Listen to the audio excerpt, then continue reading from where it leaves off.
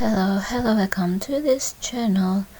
Today we're gonna discuss about my rambling about Poppy Playtime Chapter 4 while I'm rewatching the updated version on the channel The Game Archivist. Let's just get into it. I don't want to bore you because I'm gonna talk a lot about my 100 questions and my crazy theories out of the box theories. Okay. Well, okay. I was usually kind of fine when watching Jack fell off, but now I'm crying. It must be the motherly instinct. Did Jack say mommy, screaming mommy when he fell off? Well, okay. I love the way that Mob Entertainment trying their best to make that VHS. So from here we can see how they're trying their best to combine between real human and animatic cartoonish thing. So that's why we can kind of see what will happen, what will it look like in their movie later. I don't know where, I don't know when. It was so well made. I love it. Okay, and about people's rating for this chapter. I saw many comments about the way they rate the game for the bugs, and they didn't think about the lore, the way Mob Entertainment put their thoughts and hearts for their VHS design, notes, and many things, the voice acting things, the lines. They didn't, so many of them, they couldn't make a balanced rating from the whole chapter. It's only, they rate one only for the bug. So it made me sad. Yes, it could have done better for the bug. They could have patched it until the 3rd or 5th patch, and then it's okay, acceptable, maybe for me. But I'm not a gamer, but yeah. I just hope they before they release it, they would try to fix bugs first, and then for the gamers, I hope they would, the gamers and the fans, by the way, I hope they would make better judgment for this game someday, the commentary too. And I really appreciate how deep they go with the lore as a mystery novel lover like me, and a psychological novel lover like me. This game is good, and I'm mad when people just judge a game based off people's who didn't even study the lore and who didn't even play the game. They just judge things as brain rot because of people who's making the game for the money and making stupid things. The truth is, this game is very deep, and if you want to learn about sympathy, you could learn from here. And those people didn't even study this and say that this is brain rot. The game isn't brain rot, okay? We could learn how to be more sympathetic and study mystery and study psychological because of the post-traumatic stress disorder thing and psychotic behavior and narcissistic and many things we can learn from this. So yeah, in this all of this aspect in this world, if you didn't know what you're talking about, you must not say it. Okay? Don't judge based on whatever people's saying, because there's a high chance it wasn't true. You should see it for yourself, okay? By the way, how tall is Poppy's doll? Is she like an adult man leg? A little bit lower than the knee of an adult man's knee? So in here it's kinda cute. Poppy definitely couldn't reach the top of the gate, right? And she probably couldn't climb it. And she probably asked the player saying, "Hey, the player, can you help me to take me on top of this gate so that I can speak with you face to face and without you needing to kneel down to see my face, maybe." And by the way, she got like very balanced ability. I would fall if I were her. And the elevator is coming down, right? I don't know if it's fast or slow, but she got a good balance. Okay, this is one of Poppy's questioning lines. Well, in here she won't leave Kissy behind, but from the end of chapter 4 she left Kissy behind. It means that she only afraid of the prototype. If the ones who attacked Poppy wasn't the prototype, she would likely to just go there and save Kissy. But the thing is, in chapter 4 she knew that the ones attacking was the prototype, the center of her fear, so she ran away.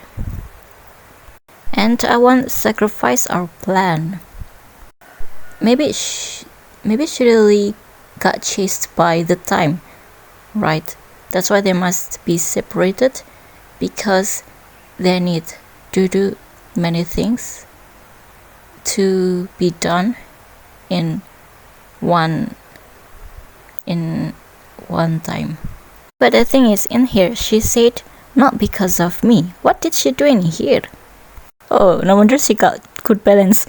Her tiny hands gripping hard to the electricity in here. The control in this elevator. She's cute. Adorable, but creepy. Love it. Don't wait for me. Yeah, I think she got chased by the time and she realized that. But if she's working with the prototype, well, probably the prototype told her that she got time limit to life, to stay alive. Maybe she could feel it that she would, in such a pain time, she would die. Maybe she could feel it. Maybe she knew she's going to die. So before she died, she wants to at least fix everything and destroy all of the samples and the files in this factory, so that there won't be any more experiment later after she died. But what does it mean by because of her? What did she do in this context, in this scene? Maybe because she told Kissy to stay at the top. Maybe. I don't really remember the room, the gas station room. There, she left Kissy there. Maybe that's why she felt, because of her, that she got attacked. But probably she got no choice, because there should be someone at the top. There should be someone at the top to observe, so that there won't be something that's gonna danger them once they're going down to the prison area. Or maybe it's just like from what I've explained at chapter 3. Maybe it's because the prison system thing that which prevent the prisoners to left to playcares so that the kids won't see them, so that the control must be at the top of the gas station. One of the things I want to complain about this Poppy's voice line and questioning. So she said, "There's still time to save the orphans, follow the red smoke, and look out for..." And then quiet. We got the same reaction, all of us. She could have said it though. And this is one of the reasons I'm kinda suspicious about her. Is it because of the editor mistake, or she's trying to hide something? I don't know. So the thing is, her voice sounds very clear and loud, but the smoke is like the smoke who cut her screen is like too quiet. Maybe it's the voice editing, sound editing, the mistake from there, or maybe it's because she wants to hide something. I don't know. Her voice is loud enough to make us can still hear her when the smoke is like cutting her, right? Or maybe this is just for a joke. Well, we all laughed and complained to Poppy because of that. We were like, "Hey, we can still hear you. What are you saying? Come on." The thing is about Poppy, her voice lines is somewhat always cutting. Well, in psychology, when people stop saying something suddenly, it means that probably that person is trying to hide something. Why? It could be because doesn't want to tell the truth. Why? Maybe because of the pain. In denial, this is like the sad side first. Maybe because of denial, they don't want people to see, or it's too hurtful for that person to say it to other person, and afraid that the other person is gonna judge them. And the second choice is they're probably evil, trying to lie or hiding the truth but more evil way. I don't know. Which one are you, Poppy? Okay, about the smiling critters cutout. I know that this first section is just a tutorial to make the gamers remember what's happening, from what's the system, what's the mechanical of this game again after chapter 3. The thing is, this smiling critter cut out. In tutorial, fine, I'm fine with it. It's like, do you remember that if you click the button multiple times, they're gonna say something different until the voice line's done. But the thing is, where's the nightmare critters? They're supposed to be the center of this game, kinda. I mean, we barely knew anything about them, like seriously. And I really hate or dislike something repetitive. We've been through these smiling critters since chapter 3. The voice lines are the same, and I dislike that they put it again in the next chapter. Why didn't they make the nightmare critters? I hope they edited, like, I don't know, for the remastered version they change it into the nightmare critters maybe, because we didn't know their characterization. And this feels like they just made for the merch. Well, Playtime Co. is a toy company, but the thing is, Mob Entertainment supposed to be start as a game company. So this feels like they're just milking their characters. But for Joey and Poppy characterization, they were so good. Love it. They're like the most shocking in this chapter for their characterization. So there's a writing about their cruel kingdom. It said their cruel kingdom. If we're talking about kingdom, who got like the disorder, something like that? Who wants to be a king in this place? It's probably the prototype and the doctor. But I think it's more the prototype because he's their leader or a tyrant among them. So,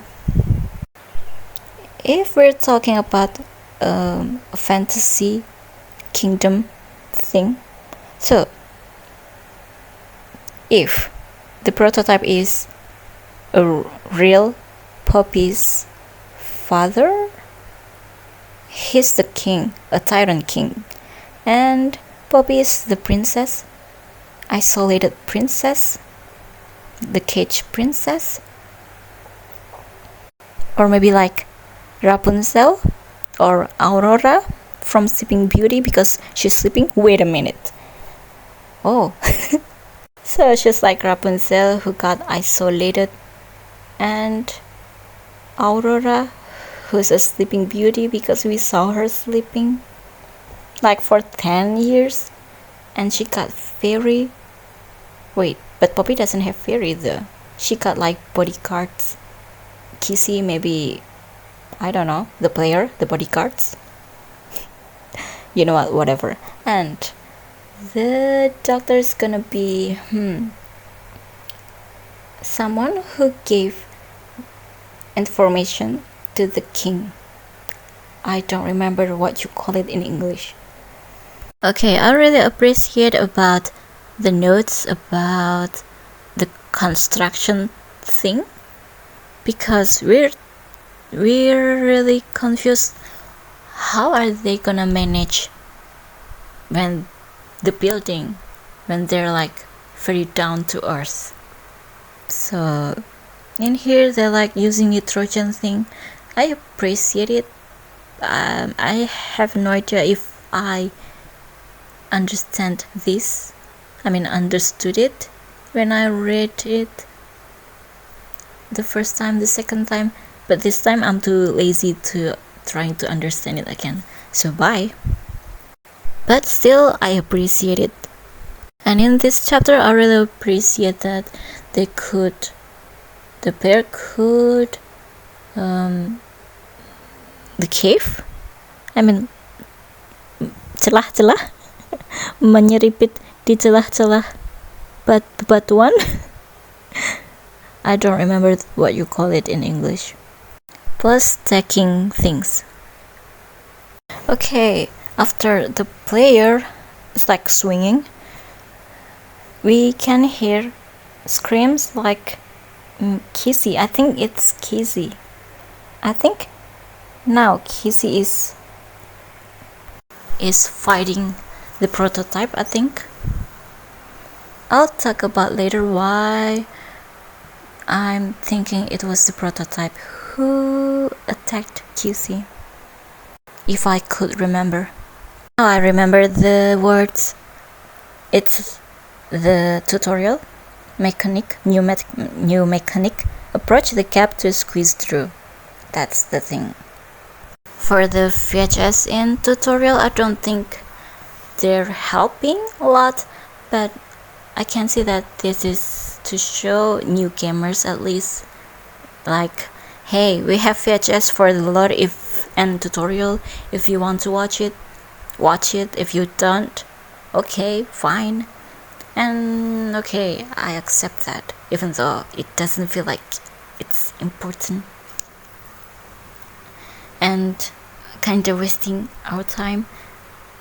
And the thing about the flare gun, so in the note you must not like using fire things because it could get sparkly in this area. But the thing is, when you use flare gun, it doesn't have the boom boom effect. It's like kind of disappointing.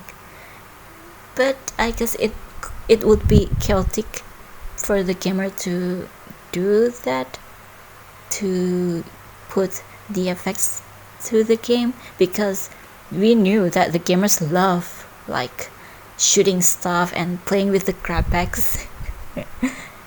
Yeah, okay, fine, that's fair. But still, I'm kinda sad.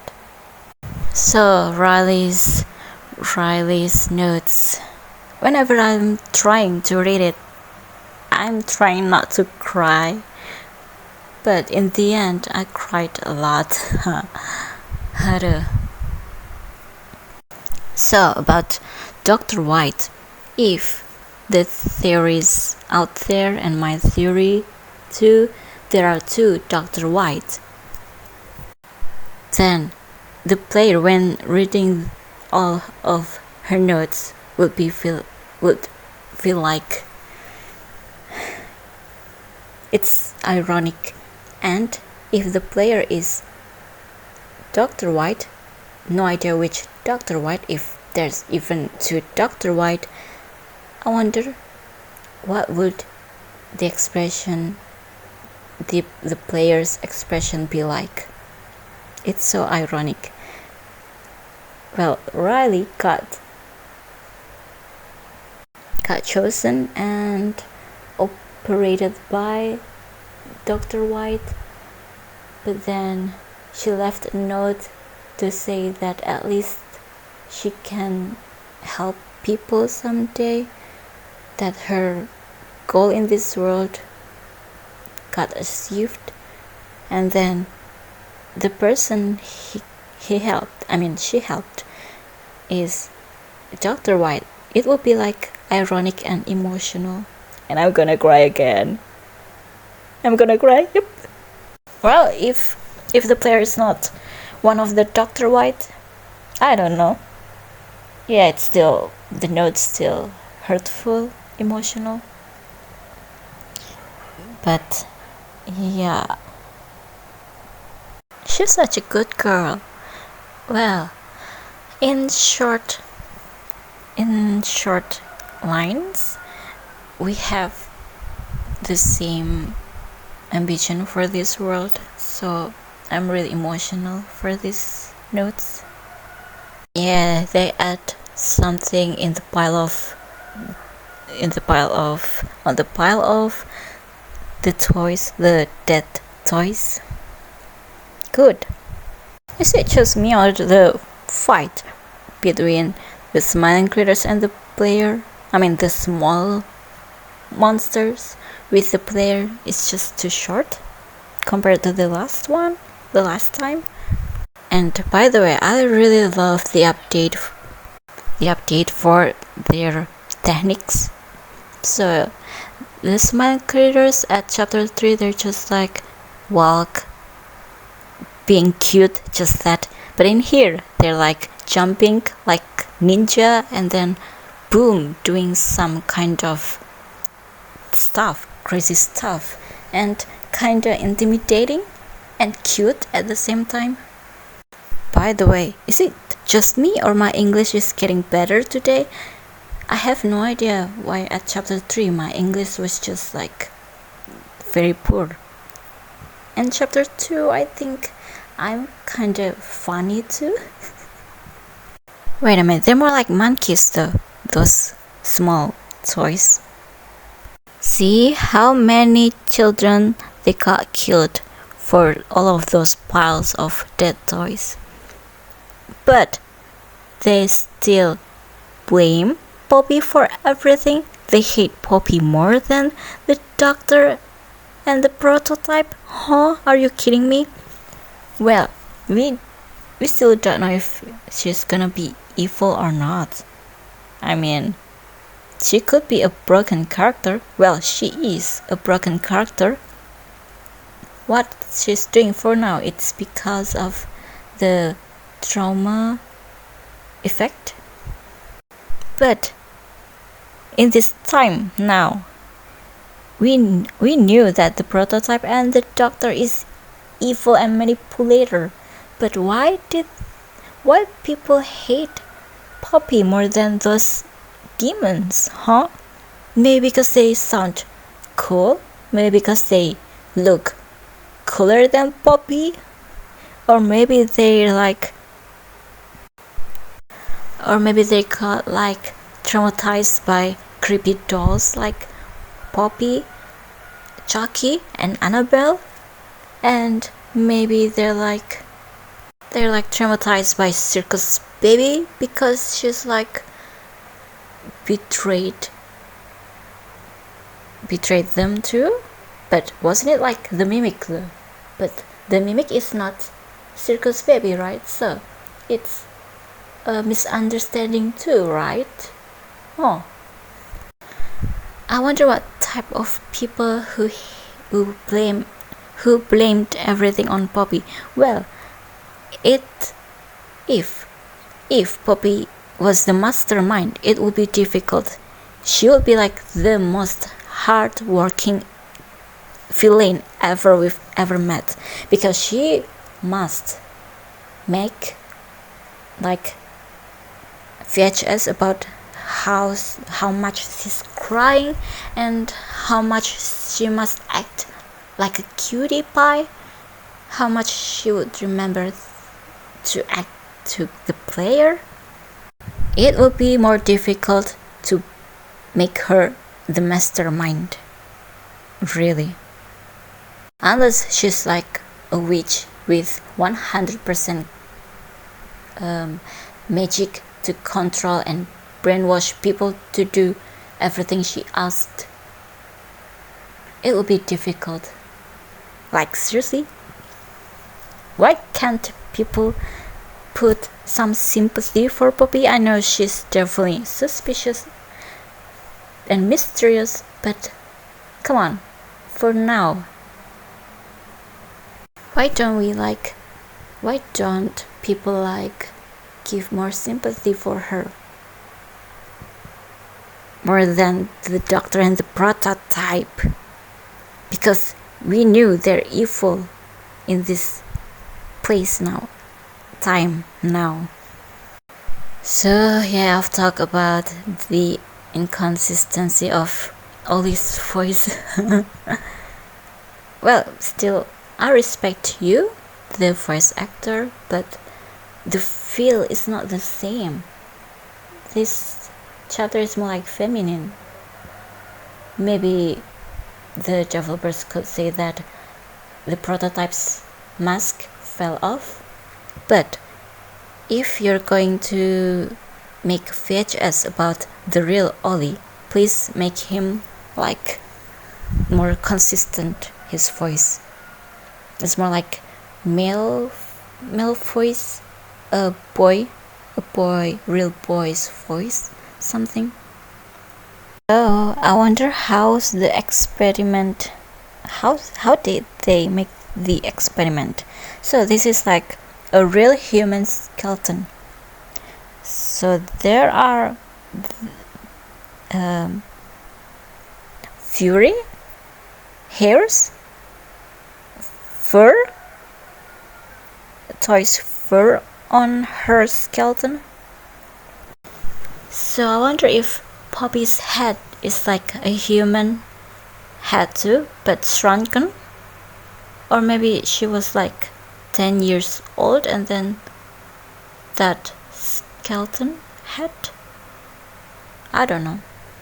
But how's the process though? So they're like skin, the human skin, and then so there's like skeleton, and then they put some glue on that and on the skeleton, and then they put some toys fur on that skeleton.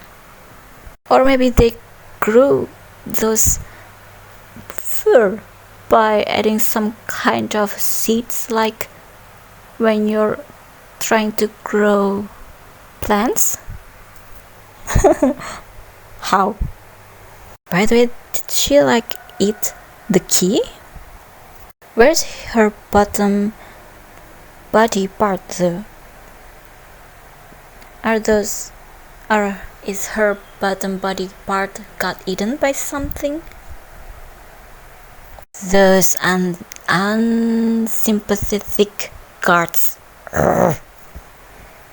Yeah. Their voice actors are good though. I felt something within my heart, and the way they're like making intonation for those parts, they're great. Love it. Good job.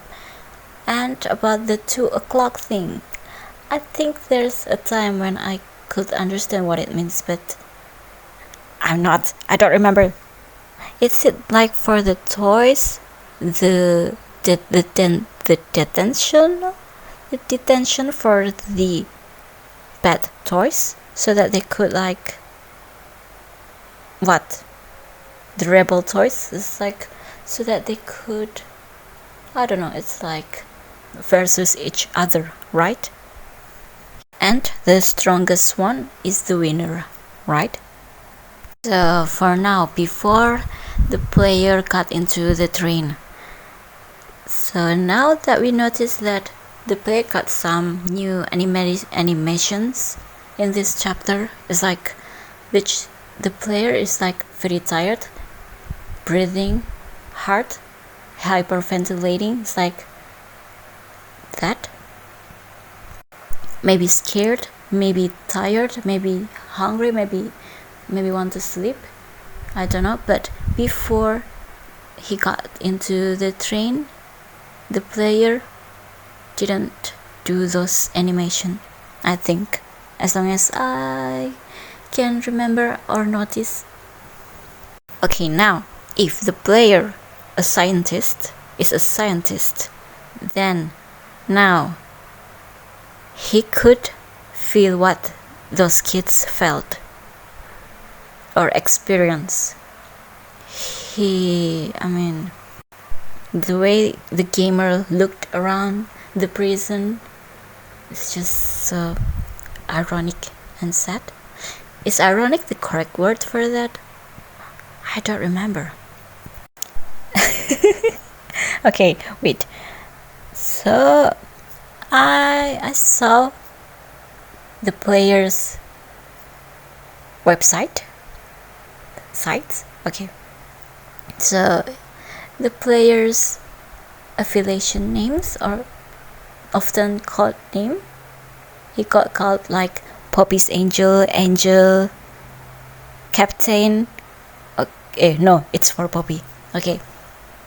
So the doctors called the player as Little Germ. I laughed so hard every time I saw that affiliation.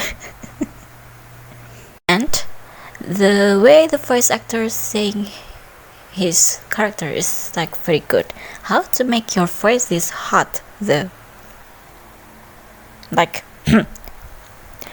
an invisible a little germ. By the way, I noticed the term.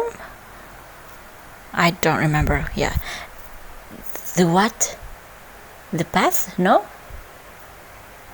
Okay, so chapter 1. The villain, the iconic villain.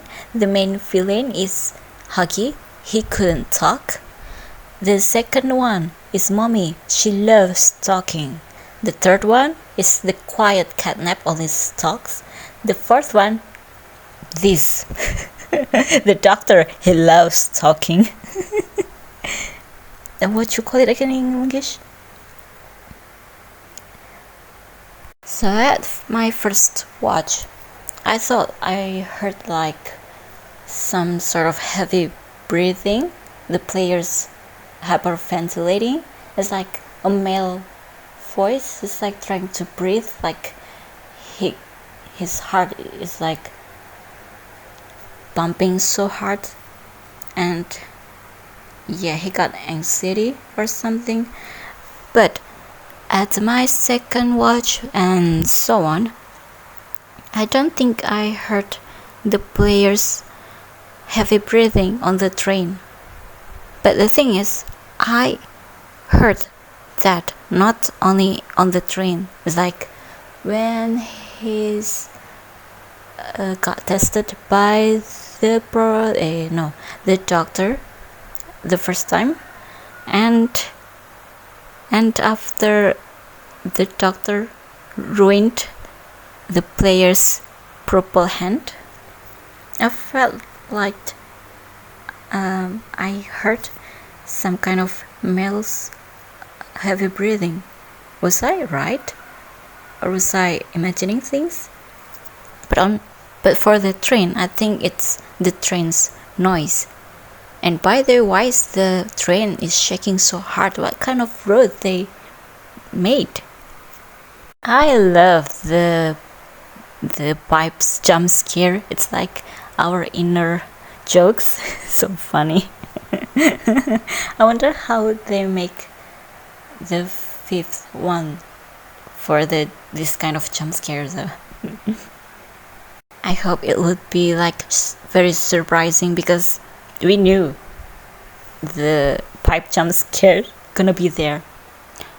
Well, if they didn't add that jump scare in the next chapters, I would be like sad.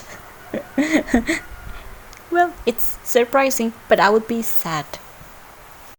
It's ironic when the doctor is a human. He was observing and testing people, kids, and then when he got turned into robot, he got observed by Dr. White, the boys, the science people, and Liz Pierre, and then the player too. If the player was a scientist and the player got observed too for the test right now. Yep, those small toys now is more intimidating than at the third chapter. Okay, one of the things that the gamers love about this chapter is the gamer didn't die for the first attack by the smiling critters. I mean, the critters. So it's like the third attack and then die. And the gamers appreciate it so much because the death scene. Honestly, the gamers I watch, they always skip the death scene in their videos. So I'm kinda sad I didn't see those death messages. It's so chaotic. I don't think I can win against them if I'm playing this game. Oh no. So yeah, this feels like there's a king. I mean, there's an emperor and there's a king in this factory for now. The emperor is the prototype and the king is the doctor. The two of them is like the power in this factory, and the prototype couldn't touch the doctor for now because of the experimentation, the secret, and the time thing. And the doctor has the omni hand, so for now the prototype couldn't touch him. And the doctor, I don't know, he amazed by the prototype, so yeah, he would gladly to make some experiment with him. They're like frenemy to gain the same results, which is the secret. But what's their secret? One of the things I love about this game is the developers could make like good lines for their jokes. It's funny. I love the dark joke too. I want to punch Lilith Pierre. Once again, I say that. But yeah, those lines are good. They're using their language skill to make some rhyme from it. Good job. It's funny when they're making the puzzles in here is like much easier than at chapter 3, because if this puzzles is too frustrating, I have no idea what would they do. They're gonna crash out. But maybe that's why when Joey starting to help us, the puzzle is more difficult than the before one. And the mechanic to tear the metals, to break the metals. Is it just me or Ollie's saying the lines? It's like blah blah blah, you hear blah blah blah, too much interview, blah blah blah, make your way to blah blah, there's something blah blah, doctor is. It's like from SpongeBob when Patrick saying something, like not the Patrick though, it's like the ticket guy or something, blah blah blah. I don't think I'm the only one thinking this, but I wonder, I mean, Ollie the ones who's acting? It's like blah blah blah, like, you know, he wants the player to know that Ollie trying to help him fakingly, but at the same time he doesn't want to help him. But maybe the doctor is the one who's interfering their connection, maybe, because maybe the experiment is done, the prototype already knew what he's gonna do for Poppy, maybe, or maybe for himself, I don't know. So he wanted to get rid of the doctor, and then the doctor knew that and trying his best to cut their connection. And maybe this is why the prototype is starting to chase after Poppy, because he already knew what he wants to do to Poppy, the time experiment thing. Maybe his test or observation for Poppy's adventure is done, and he disappointed in whatever's Poppy doing. He thought that Poppy would be with his plan. So the doctor said, yes, I can hear it. It means that at that time, before he got the Omni hand, he couldn't see through the CCTV, right? And maybe that's why he couldn't access, I mean, he couldn't remember who's the player is, because the player maybe got the job for his replacement, because at chapter 3 Lilith Pierre is searching for the doctor's Harley Sawyer's replacement, and in orientation notebook PW saw the advertisement. Okay, I've talked about that at the past video. I don't know, maybe 4 hours or 5 hours I'm yapping. Okay, wait. All of the fail-safe security measures. Yep, I think it's one of the people who got the Omni hand. So maybe 90% it was Stella, because she was the nicest one, the softy one among those 5 maybe. And So the prototype used her. And for the cancelled safety seminar, was it because of Stella too? Because every time there's a seminar about the safety, how to make this company more safe for the employees, there's always cancelled because of something like incident. Personal agendas have long been the downfall of this company. Who? Elliot Ludwig too? Because because his pathetic softy. And maybe Leith Pierre too, because I don't know, he hates the doctor. Okay, whatever. You know what? The doctor is very smart that he's like talking in high level of English. I don't understand. Is he like Shakespeare? A fan of Shakespeare's or something? Yep. Leith, Stella, Eddie. Stella is. So about the player. In chapter 4, the end, the player opened the main laboratory door.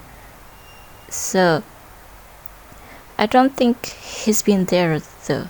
Wait, did he open it with Omni door or the red hand? Yeah. So maybe if with Omni hand, it means that the player wasn't higher up enough to go there, and the player played the VHS. It means that there's a high chance, well, if the player was working at the main lab, he would know that it was a trap. So there's a high chance the player didn't work at the main laboratory. Wait, Omni Hunter, is this how Leith, Pierre, Eddie and Stella maybe could get out of this place alive? Warden is presumably dead, I think, because he's stupid enough to trust the doctor, the psychopath. So after Stella broke the safety, was she running away from this place, or was she... Wait, is there any chance that... Wait a minute, there's no way the player is Stella, because Stella must be at work too when she failed those safety. So in chapter 3, the player got asked, why didn't you hear 8/8/1995? And he didn't know what happened. So the player must not be Stella, because Stella knew what might be going on after she failed all of the safety. Hey, since when the players grab back twitching? Since when? After the train? Or maybe... So I think it's because the mechanic, when the player is just like standing and then it's twitching, maybe it could be like symbolized as the players got scared, like tremor, you know? Is there any more than that? Man, since when? Okay, I'm trying to check this after this. I think the player is heavy breathing too. Yeah, he's heavy breathing and twitching the crackbacks.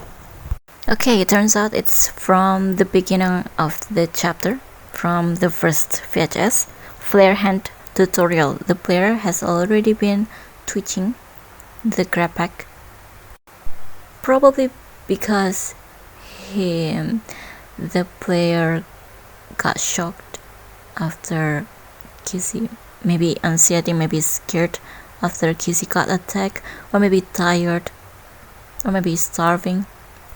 About Project Playtime, there's a name, a job called Resource Extraction Specialist. So people thought it was after or maybe when the hour of joy, but I don't think so. Wait, yeah, people thought it was after the hour of joy. Now that we have the theater incident, so it's more likely that it was because of the theater incident. So how much the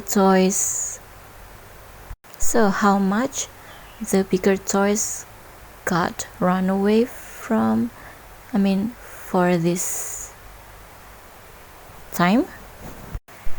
Because yeah, there is a theater incident, Project Playtime in theater too, because wait, but the thing is, it's not just at theater.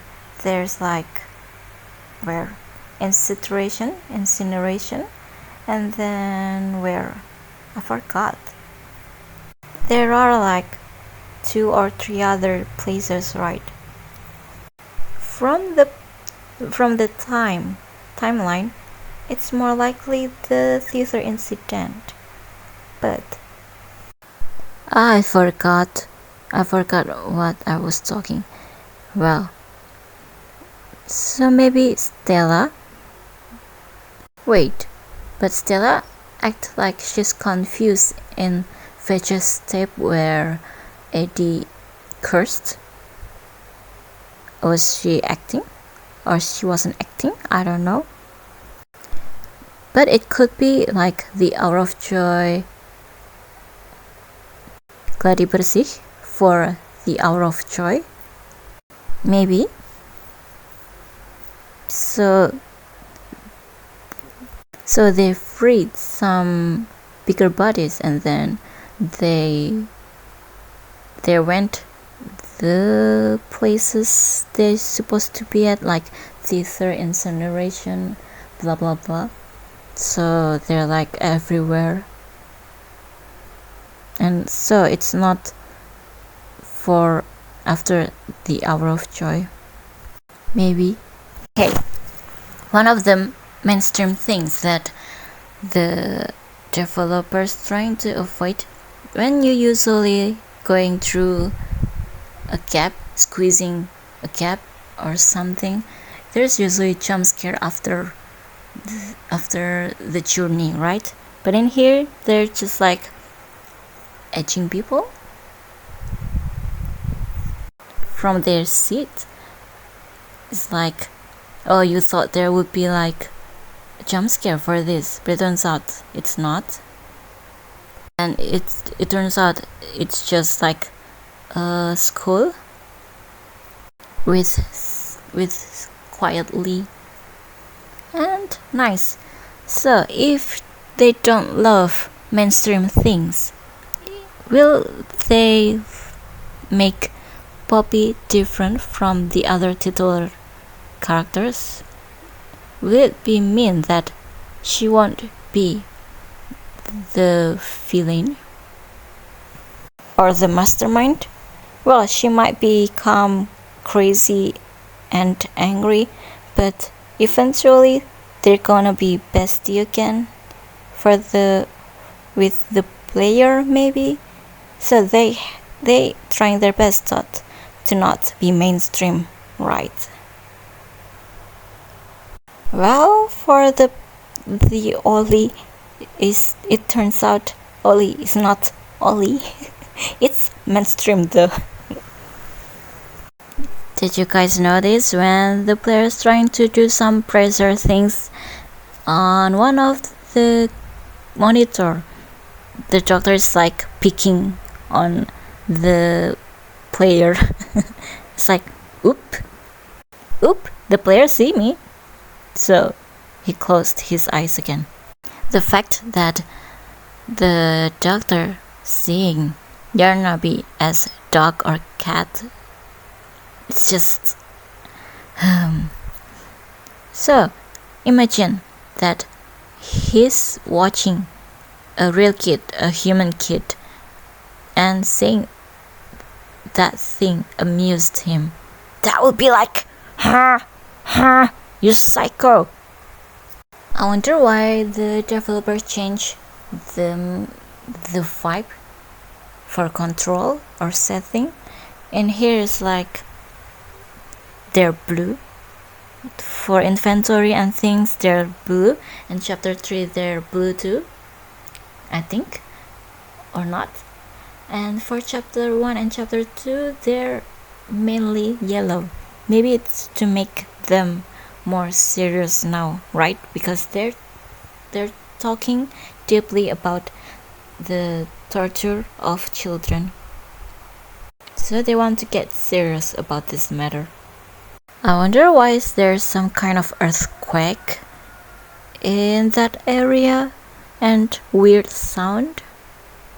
So 1163 is Pianosaurus, right? The bigger body version. It said that use 1163 for testing. If it survives, keep it here. However, I don't expect it to be. So, is that thing survived? If it survived, then chapter 5 maybe? Wait, the player must not be Stella. Because, the doctor knew Stella. Unless Stella is like having a face surgery, or maybe... Wait, the doctor is not amnesia, though he knew Dr. White and knew with Pierre, so yeah. But something makes you different. I can tell that much. What's the player's specialty? I love the way they make Yarnaby is like waiting, and then after the gamers like trying to see what's happening there, and then boom, Yarnaby is there, jump scaring them. Good. I have no idea if I should be concerned. So Yarnaby is like pushing his head on the glass. To the glass? Yeah. And it looks painful. Are you okay? I don't think so. You know what? I don't think the doctor has suffered enough though. He will. At the hell. He will. So I'm trying to figure out things. How did Doi get the fire? He's like a magician. How? So dolls. You can burn dolls, right? But where did he get the fire again? He's like pointing at the... what is langit? He's pointing at the ceiling or pipes, and then boom, fire. What? Playtime may have turned a corner financially. What does it mean? What is it? It means that they got money after they broke for, I don't know, many years, and then they got money again. But then the Dr. Bigger Body's initiative is like making them broke again. But I don't think Stella is the one with the theater incident, because she saw if she did that and caused a lot of people after that, she won't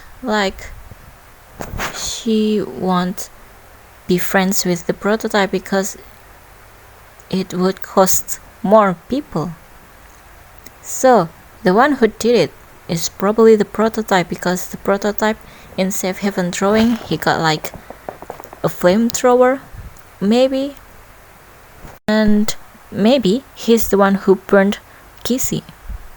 By the way, I'm still confused with Eddie's characterization. He's kind of whispering like, "Hey, we must kill him." He's like trying to manipulate with Pierre,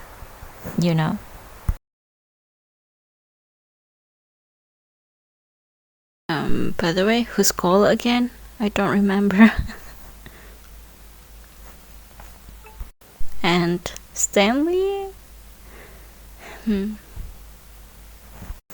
So there are some new facts. Maybe, yeah, something like that. It's like 12 feet tall. Is it Huggy? Huggy Wuggy? Maybe Catnap?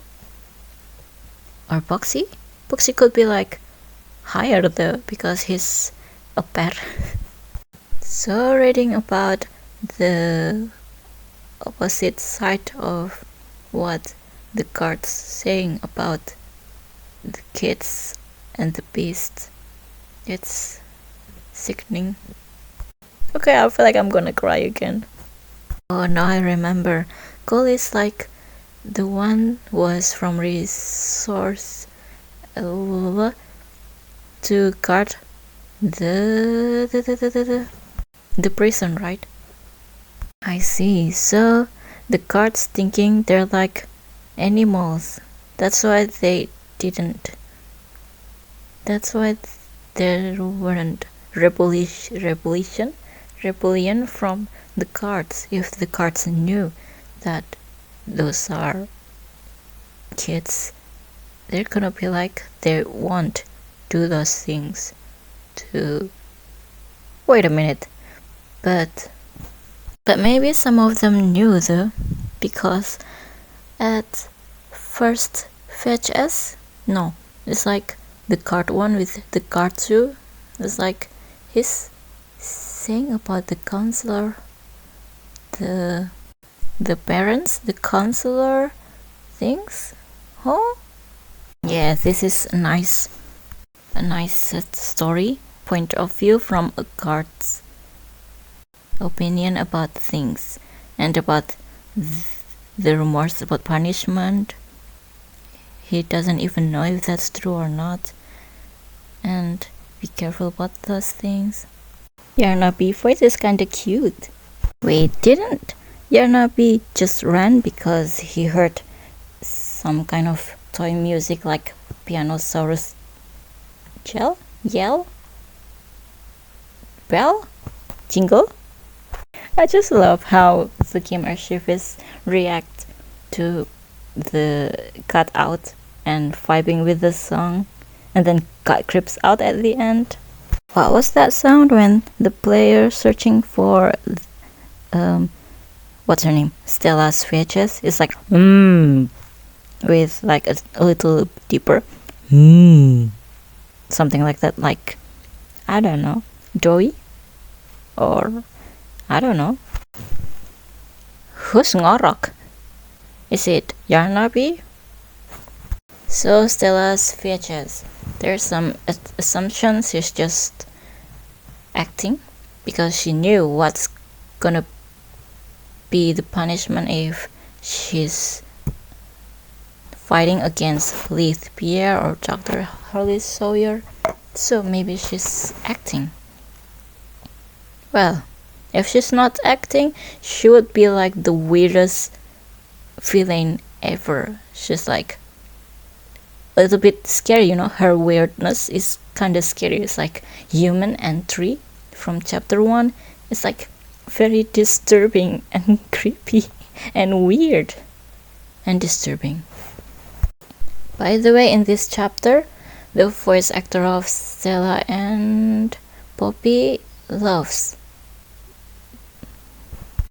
like I know. It's like sing something like that. And it's okay when you're shocked and trying to understand things and you're trying to talk it out and you don't have any confidence about it. But the thing is, the subtitle, I know making subtitle is very, very not easy. But the thing is, sometimes I got annoyed by myself. It's like when the voice actor saying it's still I, it's like 2 seconds or 3 seconds still in I'm as non-native speaker of English, I've already reading the subtitle. It's like the end of the sentence, so I got spoiled.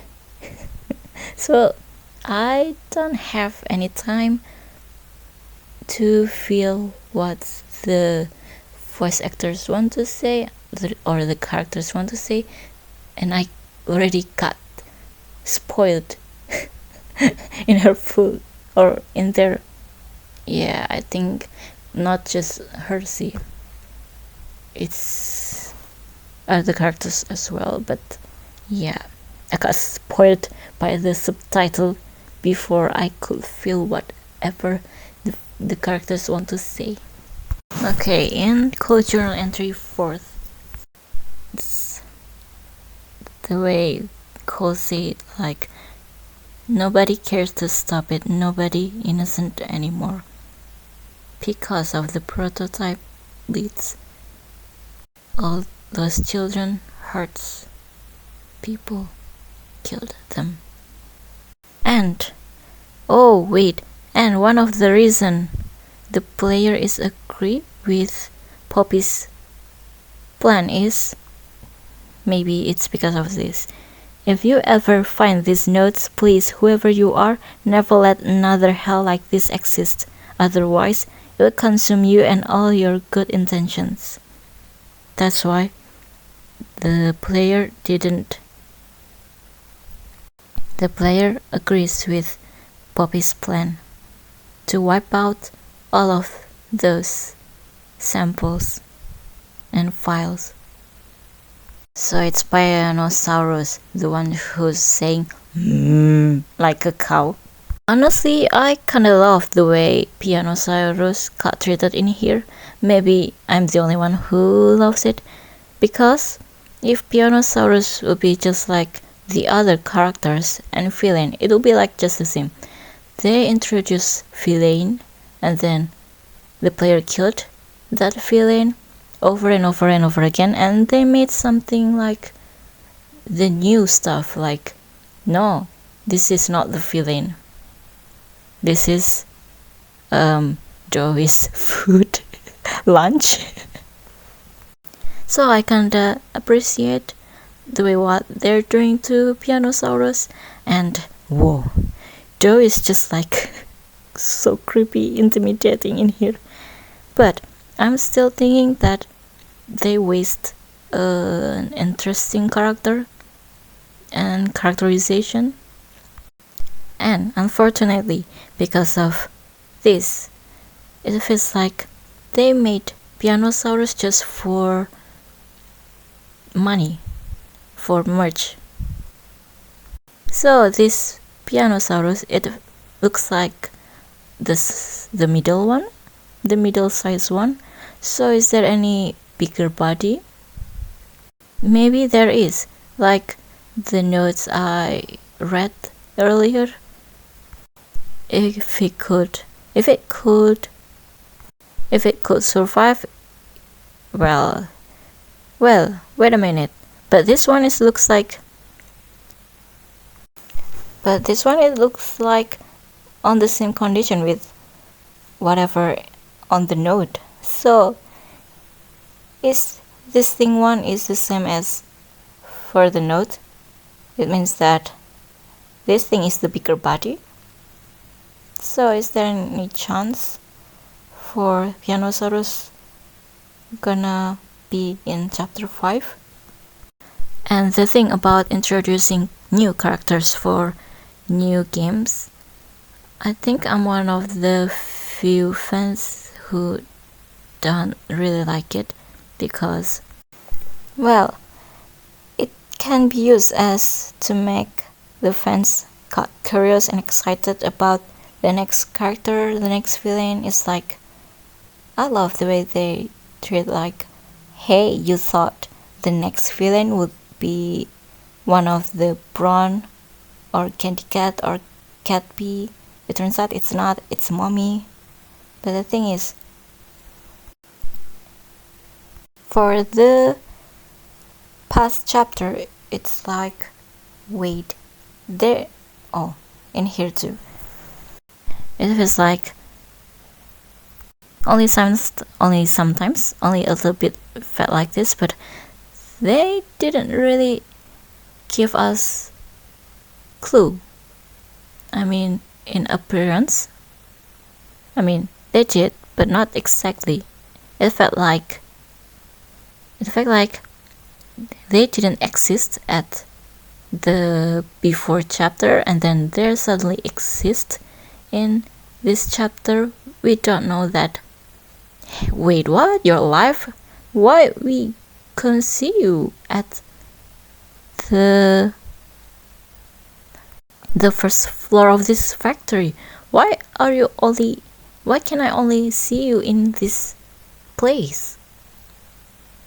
Something like that. It felt something like that. Well, probably because they made for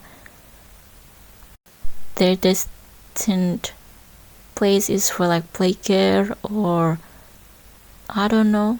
They have their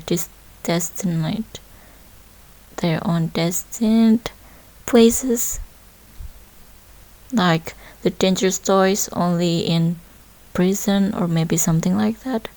That's why we can't see like the plush or the merch on first chapter or first floor for the company.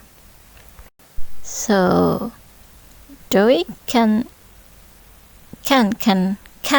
not eat in weeks. What about Poppy? Can Poppy not eat? Or can Poppy not eat in like 10 years? The other toys can eat not weeks too. Animals sometimes eat like that, right? They cannot eat like days.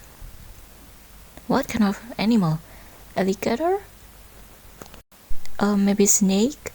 They don't have to eat every day, right? And polar bear because they need to hibernate. So for the suspicious, goofy, playful Joey, it's Jack, right? He's the one who's making those weird movement, a little bit suspicious but funny at the same time. The polite one is Matthew. The angry one, of course, Kevin. By the way, how did they make Joey again? Maybe they blend the children and then combine the blend one with a doll? Play-Doh? Oh my god. So it means that, wait a minute. It means that there are still Joey's DNA everywhere. So how to make them alive? What part of them is the center of their body? Because if they're like Joe, they can be revived with all those dolls he left, right? He's like literally walking everywhere, and then there are some of the slimes, Joe is like left out there. Does it mean that Joey can still be alive, or is there any like rules about how to stay alive? How to make him stay alive? Like which part of the body? The head? Okay, to be fair, they kinda hide the computer, the TV for yellow VHS too. Kinda. If the gamers are an attentive gamer, they could like pass that out. Yeah, how did Playtime could cover all of these things? What about the specialist who's dying? Who dead? And those visitors, they got family, of course. How could they get away with any of this? What does it mean with a plan, something big, something to put them with any of like that means stuff like this and people like him will be a thing of the past. Like what? The prototype?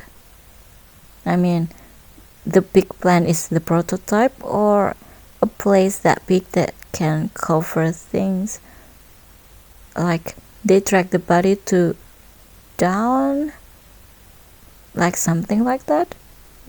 Do they have like correlation? About the door thing, oh, I was wrong. It means you must get to that door to wait. Yeah, I mean you can not watch it to whatever. I love the way they make Dory. He's like creepy and funny, goofy vibe at the same time. I think maybe if Dory a little bit smarter and braver, and the children are not his top priority, I think he could use his ability to like getting through of the prototype's body. It's like there's a gap in his body, right? Maybe he could like get into the gap and then crush it inside from the inside of the prototype. If he's a robot, kinda robot, but I don't know if he got flesh or not. But yeah, if there's a gap, Doi probably could get in and then crush it from the inside so he can be outside again. So did you guys notice the sound? So when the player's going to fell down to the next ground, the bottom ground, so there's a sound like psst. Like, do you remember the tutorial for purple grab bag in chapter 3? There is a chat, so the falls for the player and employees would be safer than before. That's why the player would probably a little bit safer in the end of this chapter. After Kissy trying to save him and then lost her hand. Okay, the way Dory's saying like, so have you seen Poppy anywhere? Ollie said she was around somewhere. He sounded like a little bit concerned, a little bit angry, and yeah, a mix of emotions there. Plus, so the fake Ollie caught Dory too, because in this part Dory haven't seen Poppy at all. The thing is, has Dory like adventuring on the first floor of Playtime Co, because Poppy was cased there, isolated in a case there, or he's just adventuring in, I don't know, anywhere except that case. So if Dory trusts Ollie, then it means that he knew that Ollie and Poppy was bestie at some time. Have they seen Ollie though? So maybe Poppy's like, hey, I have such a nice friend. He makes my heart feels peace after I got like surgery and things. He's such a good bestie. And then, the real Ollie, have anyone seen him or not? Baba Fan said, Baba Fan is always remember things, right? Whatever. So what about Bunny Bonzo? He could only remember the birthday though. So has anyone seen real Ollie in real life? Which one of the doughy who threw that dog plushie? Yeah, well, after what they've been through, they lost their humanity, unfortunately. And what is wrong with mob entertainment with a dog? As they like in Cats theme? It's like they have 5 cats, I think, in here, and the dog in here. They're just first dog day, and then this one. Why? What's wrong with the dog? So what? So these toys, what they work for, like construction thing, or what? And at night when no one important is here, they stick what? The card's gonna stick what? Like beat 'em up? Beat those kids or what?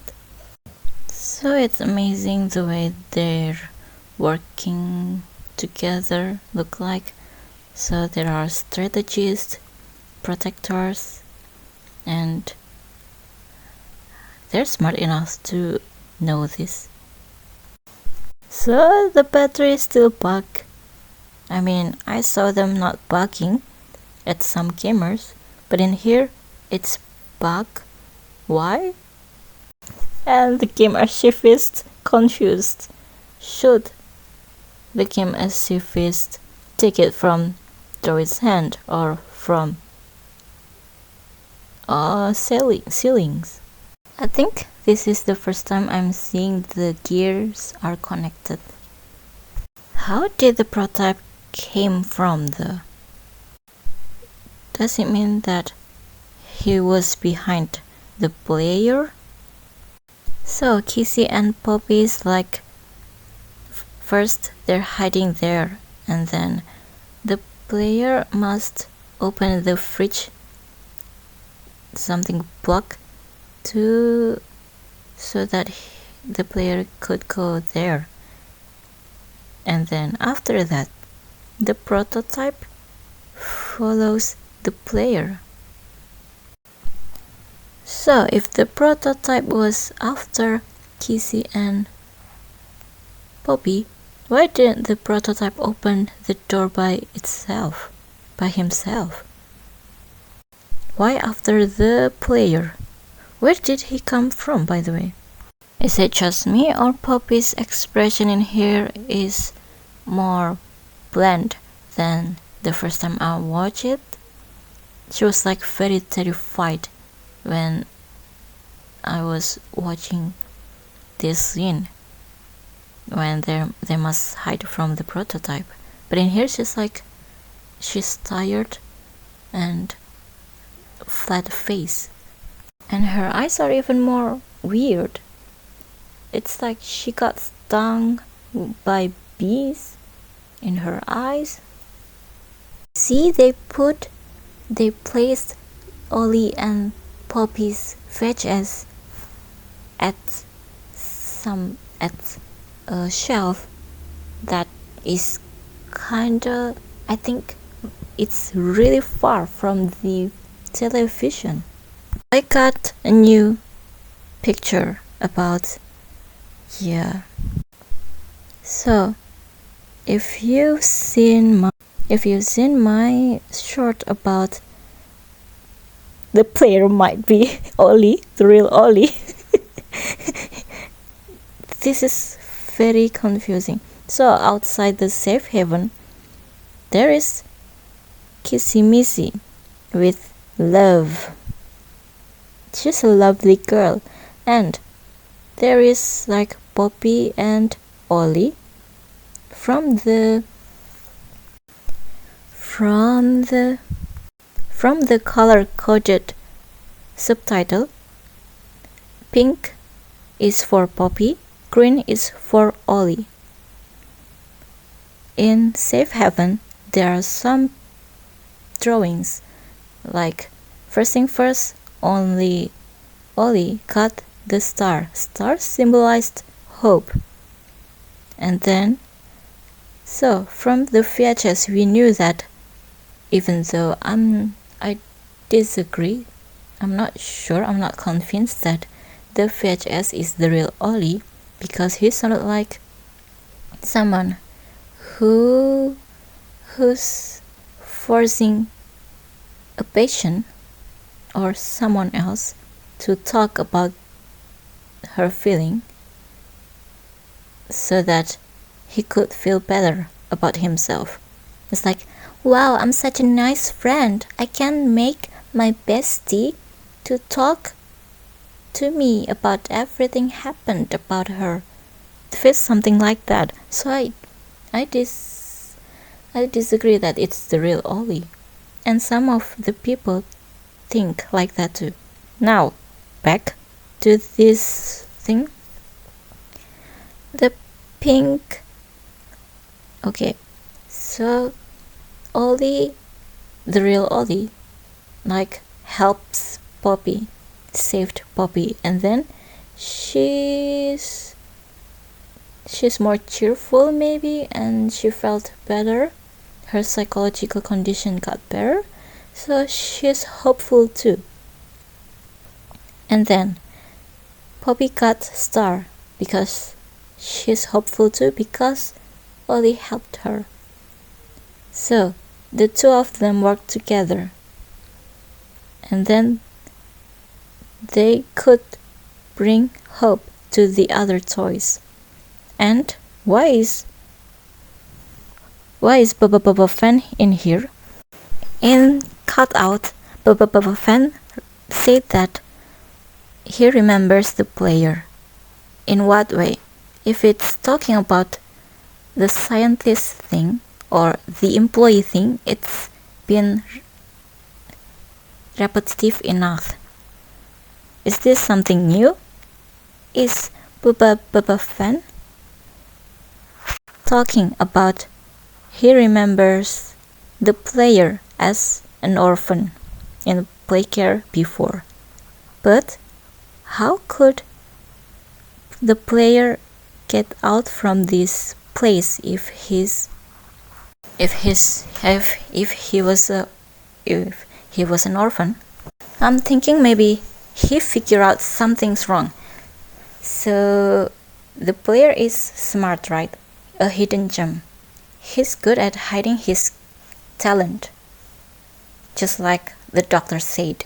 Like, how could you hide all of these talents? How could Playtime Co. couldn't find you, the rare gem, or something like that? So the player is smart. Maybe when he was young, he was faking that he was not talented enough. So he failed his test, and it means that he couldn't be one of the experiment because he's not talented enough to be one of them. But the truth is, he's faking it. Maybe Baba Fan remembered about that, about his face when he was younger. But what about Dr. White? Is Dr. White like adopting him? I'm gonna cry, I'm confused. So why am I saying that this drawing looks familiar with this entire series? You do realize that all of these chapters, like everything before Poppy and the player back reunited, all they can do is just like trying to defend themselves against the prototype, but they're losing. And after the player here in this Playtime Co. and then reunited and saved with Poppy, and then they're together, they can defeat the bigger body toys, that those are the prototype's bodyguards, and then they could be hopeful. I mean, there can be hope for them, just like Poppy said. The thing is, so Poppy said that you're here, you brought us hope. Poppy said that to the player, right? So maybe in one way or another, the way they reunited, they brought solution to stop all of this. But they have disagreement with Joey. And I'll explain later maybe. Yeah, and Kissie's here because maybe Kissie helped Poppy to draw all of this. Maybe Kissie and Poppy were like drawing all of this. Kissie's just there being adorable, drawing adorable thing. Wait. If Kissie was the one who's drawing all of this, because maybe at that time Poppy was in her case, maybe she remembered about Ollie and Poppy together when they were bestie. So it means that in her point of view, she needs them to be back reunited so that she would be happy again. She'll be saved by them. Maybe, I don't know. Okay, I've talked a lot about this. I hope you can understand. Maybe just see my short. Maybe you know better. But the thing is, so the green color coded subtitle is for Ollie, right? But whenever the prototype saying or faking as Ollie, there's a name Ollie there. Why? So when he's combining all of them, it's just like the prototype. But when Ollie is, he's mostly like, the developers mostly write it as Ollie. And I wonder if the player can talk much with Ollie's voices, because Ollie loves talking, so that the prototype got much data from him so that he could talk that yapping. But I wonder if the prototype was Ollie too, or maybe cut his DNA or body parts, and I wonder if the prototype combined all those others body parts. Are they like gonna become one? Like the prototype would get their personality as well? Maybe, I don't know. And I'm overthinking about the clone theory from game theory. That could be possible.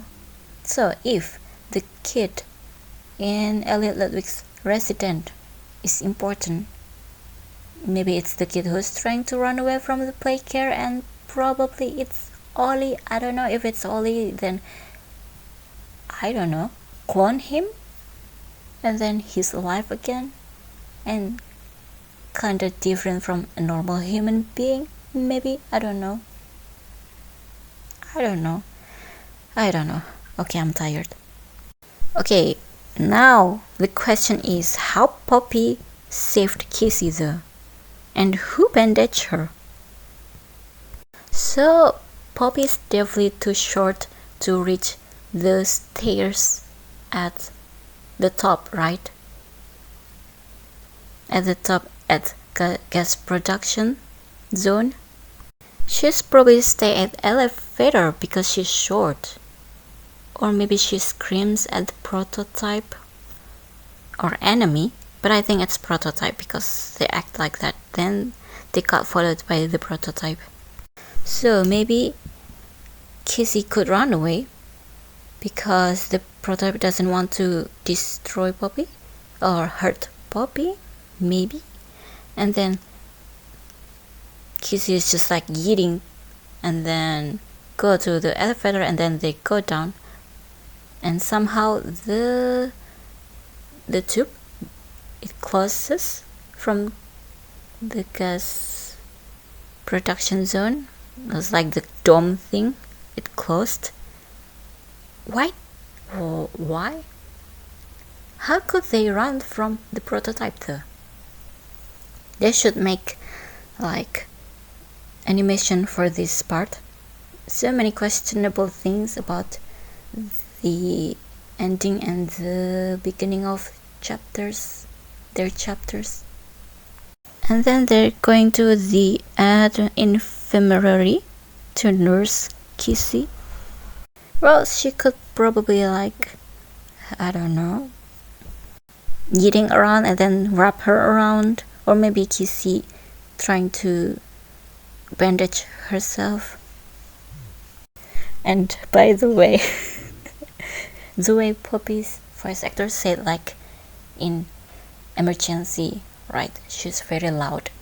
But the thing is, the scene, it's like very peaceful. It sounds like she's out of place. Okay, this is one of the things that was confusing too. Ooh, Poppy is creepy. Her eyes is like rotten. She's dying, I think. So, at first, whose name? At first, Joey was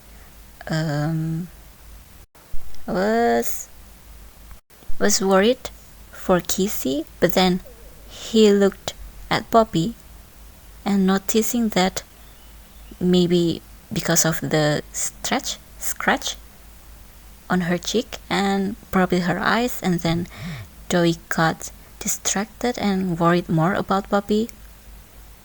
But then Poppy trying to put his focus back on Kissy because Kissy is much more in worse condition than Poppy.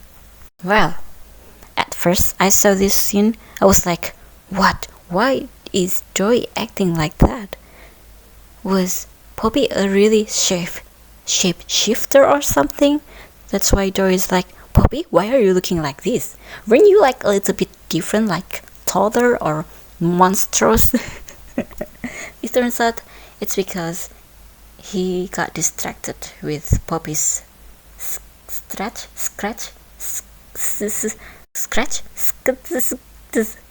scar. I'll just say that it's scar.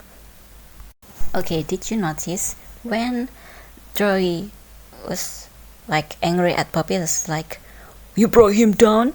Kissy's like in her position to attack Joey, kinda, is like trying to protect Poppy. Oh, such a good bestie. See? When you're too short to reach your bed, so you jumped so that you can be on top of the bed. See? She's that small. How can she like climb the stairs by her own? How did she save Poppy? I mean Kissy though. It was like, the prototype, your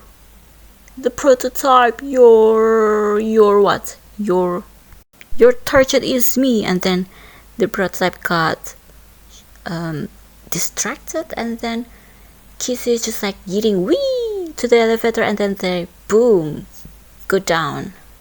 Yeah, they saved. So Poppy's hair is like kinda darker. Is this dirt, or is this like she's bleeding from inside, so her head is like bleeding? I don't know. It's like very dirty. She's dying, isn't she? Are you dying, bro? Wait a minute. The crab bag, the blue hand and the red hand bestie? It's like Poppy's hair and Poppy's dress. It looks cute like this. About the orphans, where did she know that the information about the orphans are still alive and they're sleeping? So we knew all this time her informant was fake Ollie, but can we trust it? How did the orphans How could the orphan still alive though? The gas poppy gas? How does it work? They need some sort of nutrients to stay alive. Like when you're in coma or something, the doctor gives you nutrients, right? With salang, from the salang pipes, whatever. And yeah, she's obsessed with fixing everything's right. I think once again, she felt like everything was her fault.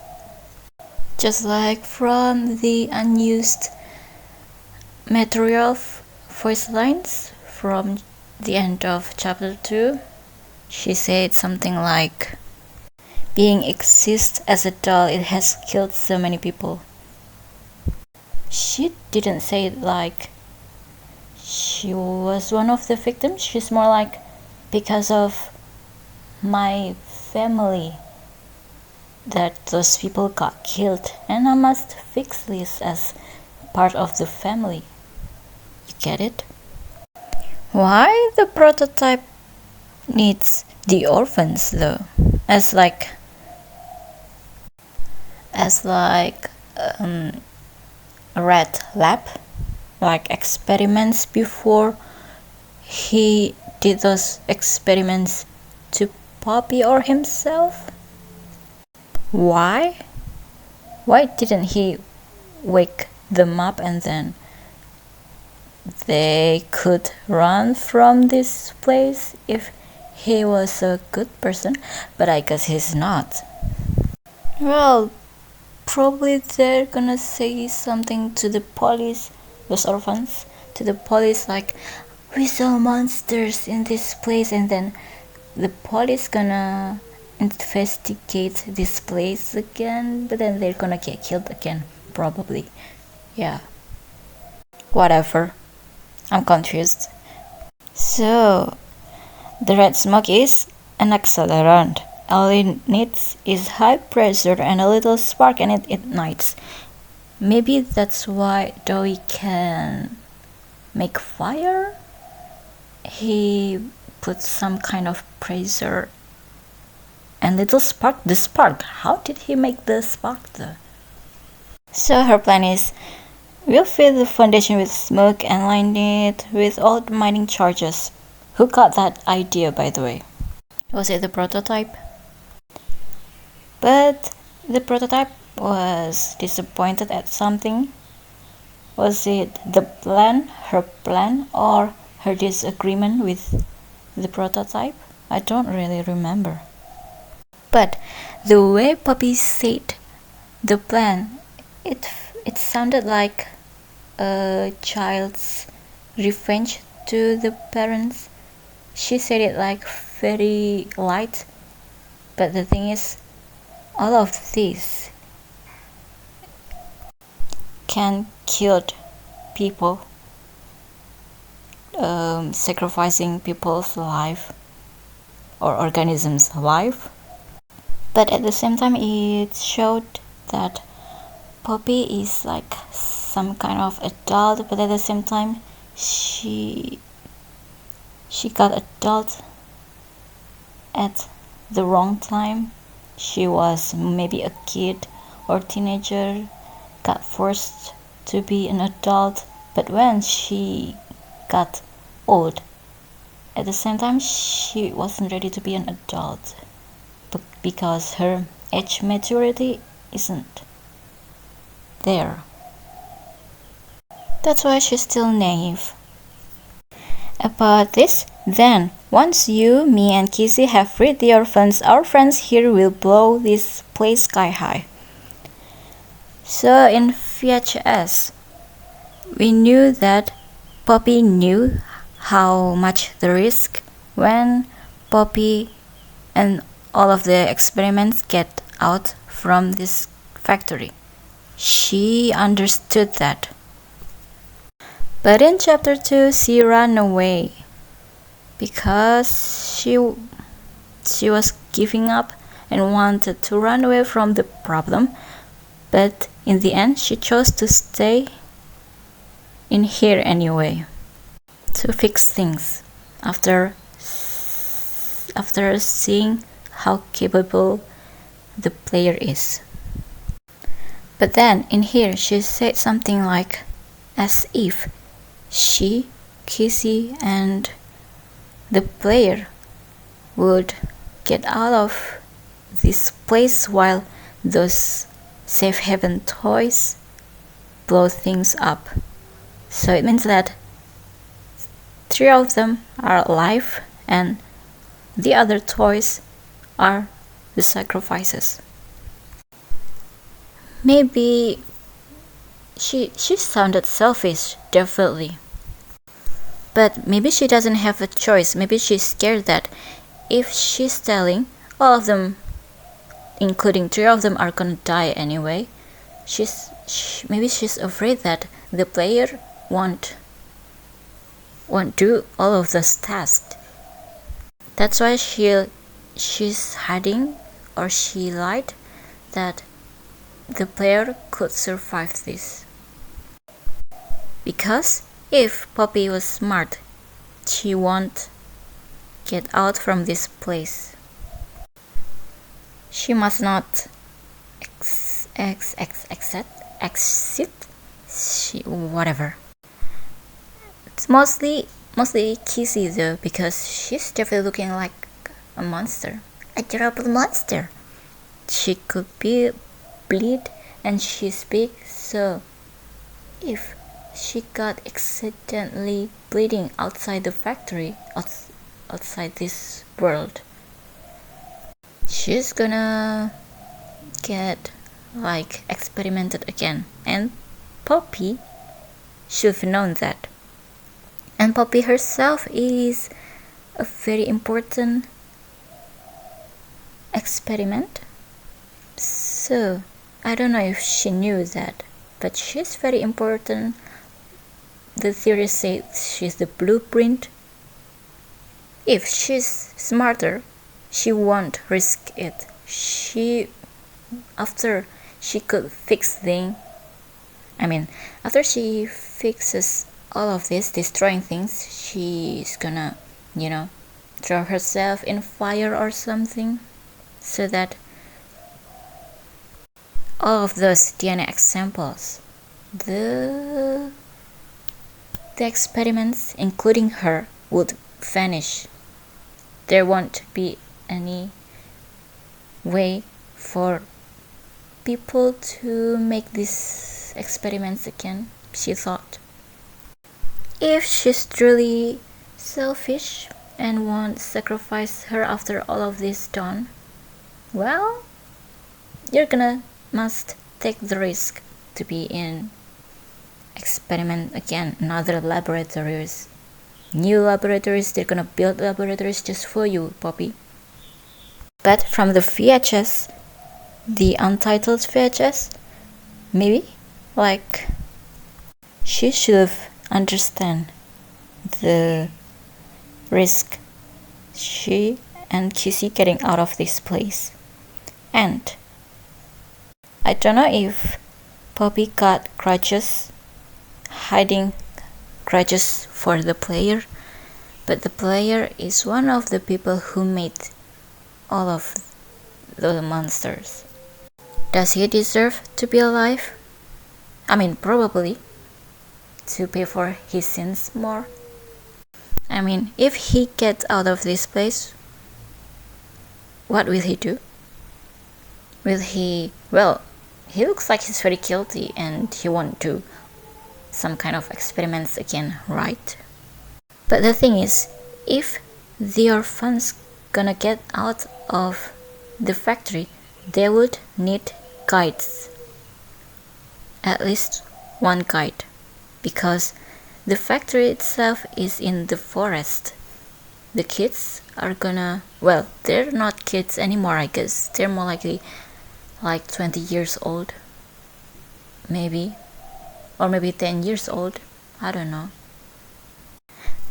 In short, they need a guide to make them get out of the factory, the forest, and then go to the police or orphanage. And who could guide them without their questioning things? Probably the player, because he's human. Probably Poppy, because the kids gonna think that she's just another doll, creepy doll, possessed by some sort of spirit. But Kissy can't guide them. I guess Kissy won't be survive. The most likely, Kissy won't be survive getting out of this factory and this game, because she's definitely got hurt. And if people saw, normal people, human people saw that, why a giant toy could walk and blink and burnt and bleeding like her be alive, so Kissy would likely not survive in here. So from the ending, from every chapters, we saw that some chaotic mystery and some sort of tragedy, an accident happened in every ending, at the every ending.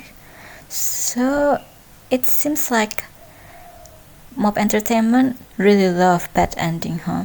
I would be surprised if there's any good ending for this series. Even though I really want the good ending, because I'm such a softie. Probably the player won't survive then. Probably the player would sacrifice himself, and if the orphans are still alive, we have no choice to place Poppy as the guide for them to get out from this place. But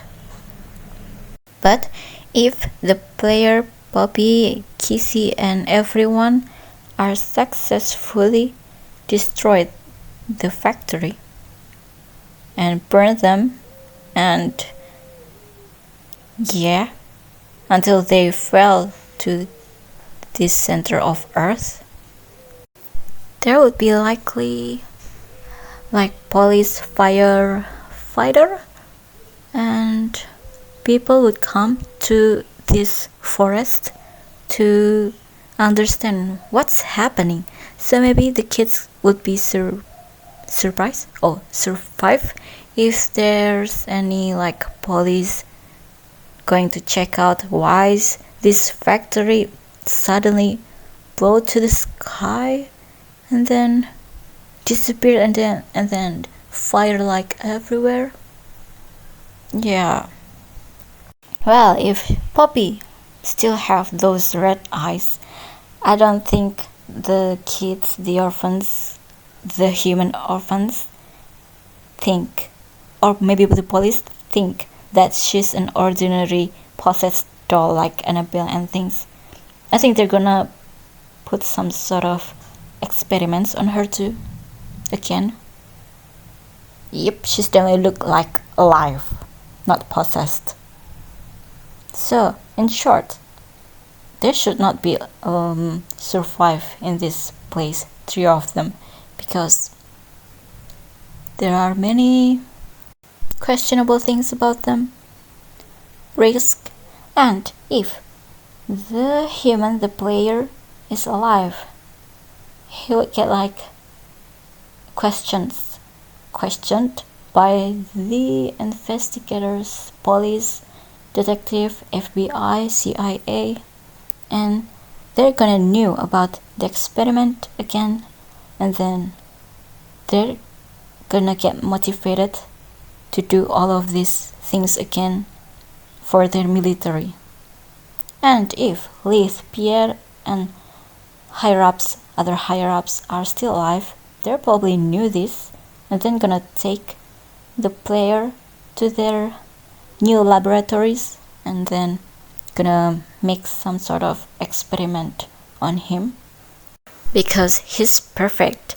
He could make this place burned in fire, so he's the perfect new experiment. That's why there 3 of them must not be survived. But I want to. Please be survived. I wanna cry. So if they're gonna make new games about them, probably Poppy would be live because she's like, I don't know, all of the game is like kinda her name, you know, Poppy Play Park. Poppy is like the Teen Tool character. And maybe Hagiwagi because he's such an iconic fella. Kissy because she's a adorable girl, the best girl. And the player, well, they could change the player into other human beings, but I think I might cry because I feel like I have this sort of connection with the player after what he's been through to pay for his sins.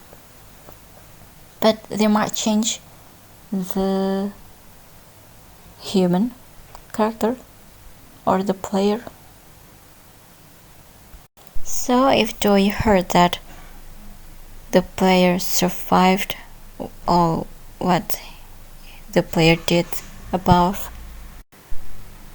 could he hear about the Poppy was in her case? There wasn't any rumor about that. He didn't travel enough to that grandma house. How could he not know that she was in case? He didn't know, right? That's why there's still some miscommunication about them. So I guess these orphan kids, this monster, these safe haven toys, somewhat smart enough to know what's happening with this electricity and mechanical stuff in here. Good job. So Joey said, I know the others might believe it's right that we should bury everything. It means that probably not just Bobby, not just the player, not just Kissy, probably there are other toys who agrees with Bobby's plan. They want all this pain just to end now in this war. And the drawings in Safe Haven, I've explained it earlier about a pink girl and green boy. First thing first, only green boy got star, and star symbolize hope, and then after that the pink girl got the star too. It means that she has hope now because of the help of the green boy. And then both of them, their hope could help other toys and gave them hope too. I think this symbolism in here is for Poppy and Ollie. If Ollie that important, he shouldn't be just die background, right? He shouldn't die behind the scene, right? If we're talking about all of those things, I've explained more in my short. So if I see 3 of them, the pink girl, the green boy, and Kissy, this almost look like this trio now, like Poppy, the player, and Kissy.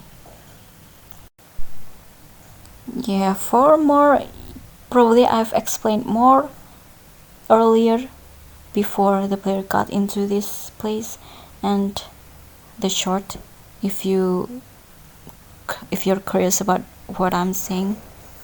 If I say that it's a stretch, but I don't really think it's a stretch, this theory. It's just, I'm curious. I wonder if at the end of the game Poppy could face her fears and be a good leader again, because she was a good and nice person. She was a great leader for the kids, and that's why they needed her. But because of the trauma, she got turned more into the prototype without her realizing it. She's more selfish. The prototype is a tyrant, and Poppy now is more selfish than the past. And don't forget that I think she knew that she got chased by the time. The clock is ticking.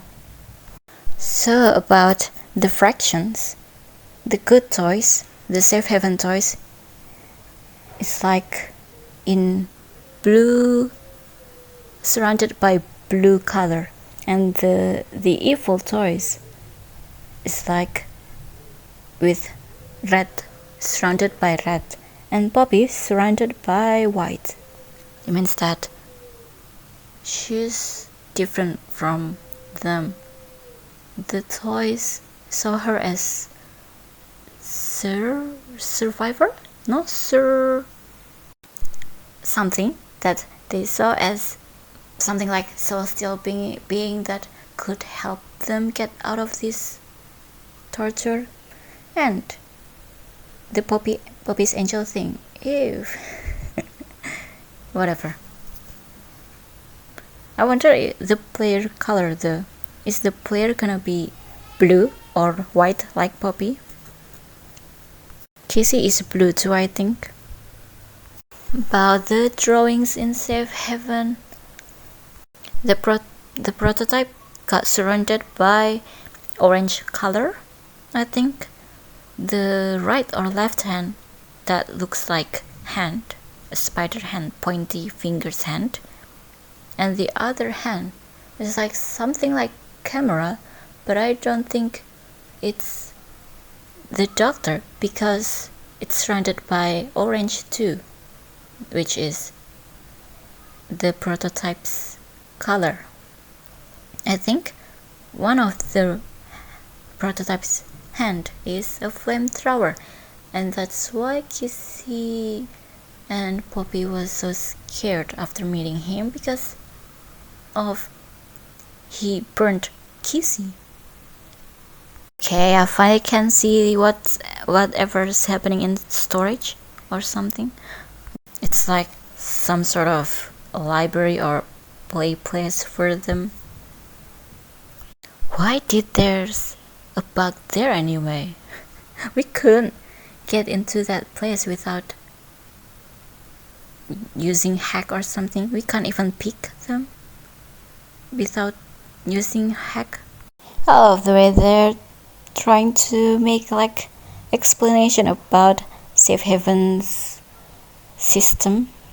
I have no idea what they're talking about. I don't want to think right now, but okay, I appreciate that.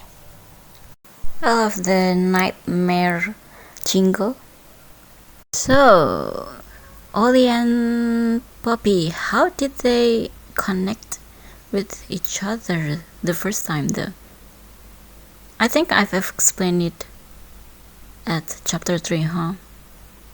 Yeah, maybe Ollie missed call number, and then he heard Poppy cries, and then he heard her complaints, and then Poppy felt better and they become friends.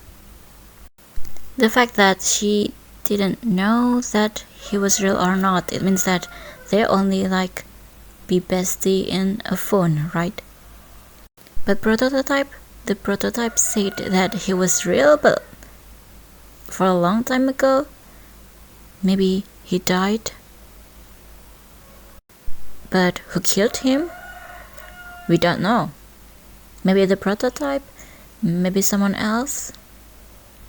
If Ollie was the kid in Elliot Ludwig's residence, why did he get killed?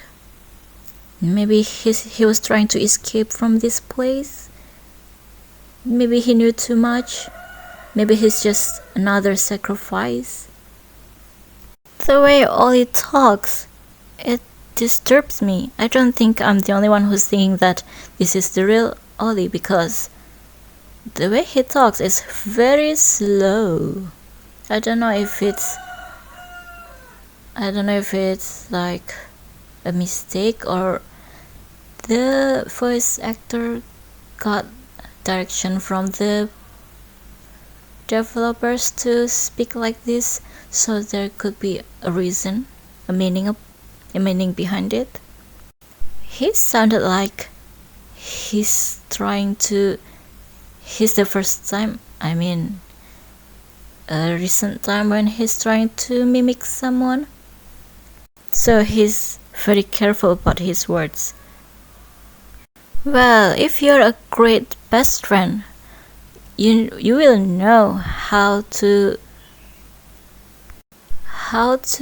make your friend, your bestie, to open up with you. But in here, Ollie sounded like he's forcing Poppy to tell him. I don't know if because he was still young, but in here and his voice lines, he's like a parent that talking like, hey, if you're not talking about that, it's like a parent saying to his child like this. It's like, I know you're lying, say it to me, like very forceful. And his line, like, don't think for a second that I believe it. What kind of friend are you? It sounded like you're threatening her. He's like pushing her. It sounded like a friend that's pushing you to talk so that it makes you feel better as a friend, because it feels like you're doing something to your friend. It's like, hey, hey, my friend is telling me everything. She trusts me. It means that I'm a good friend. It feels like that. There are 3 things Poppy said that she hates. So she hates them, the scientist.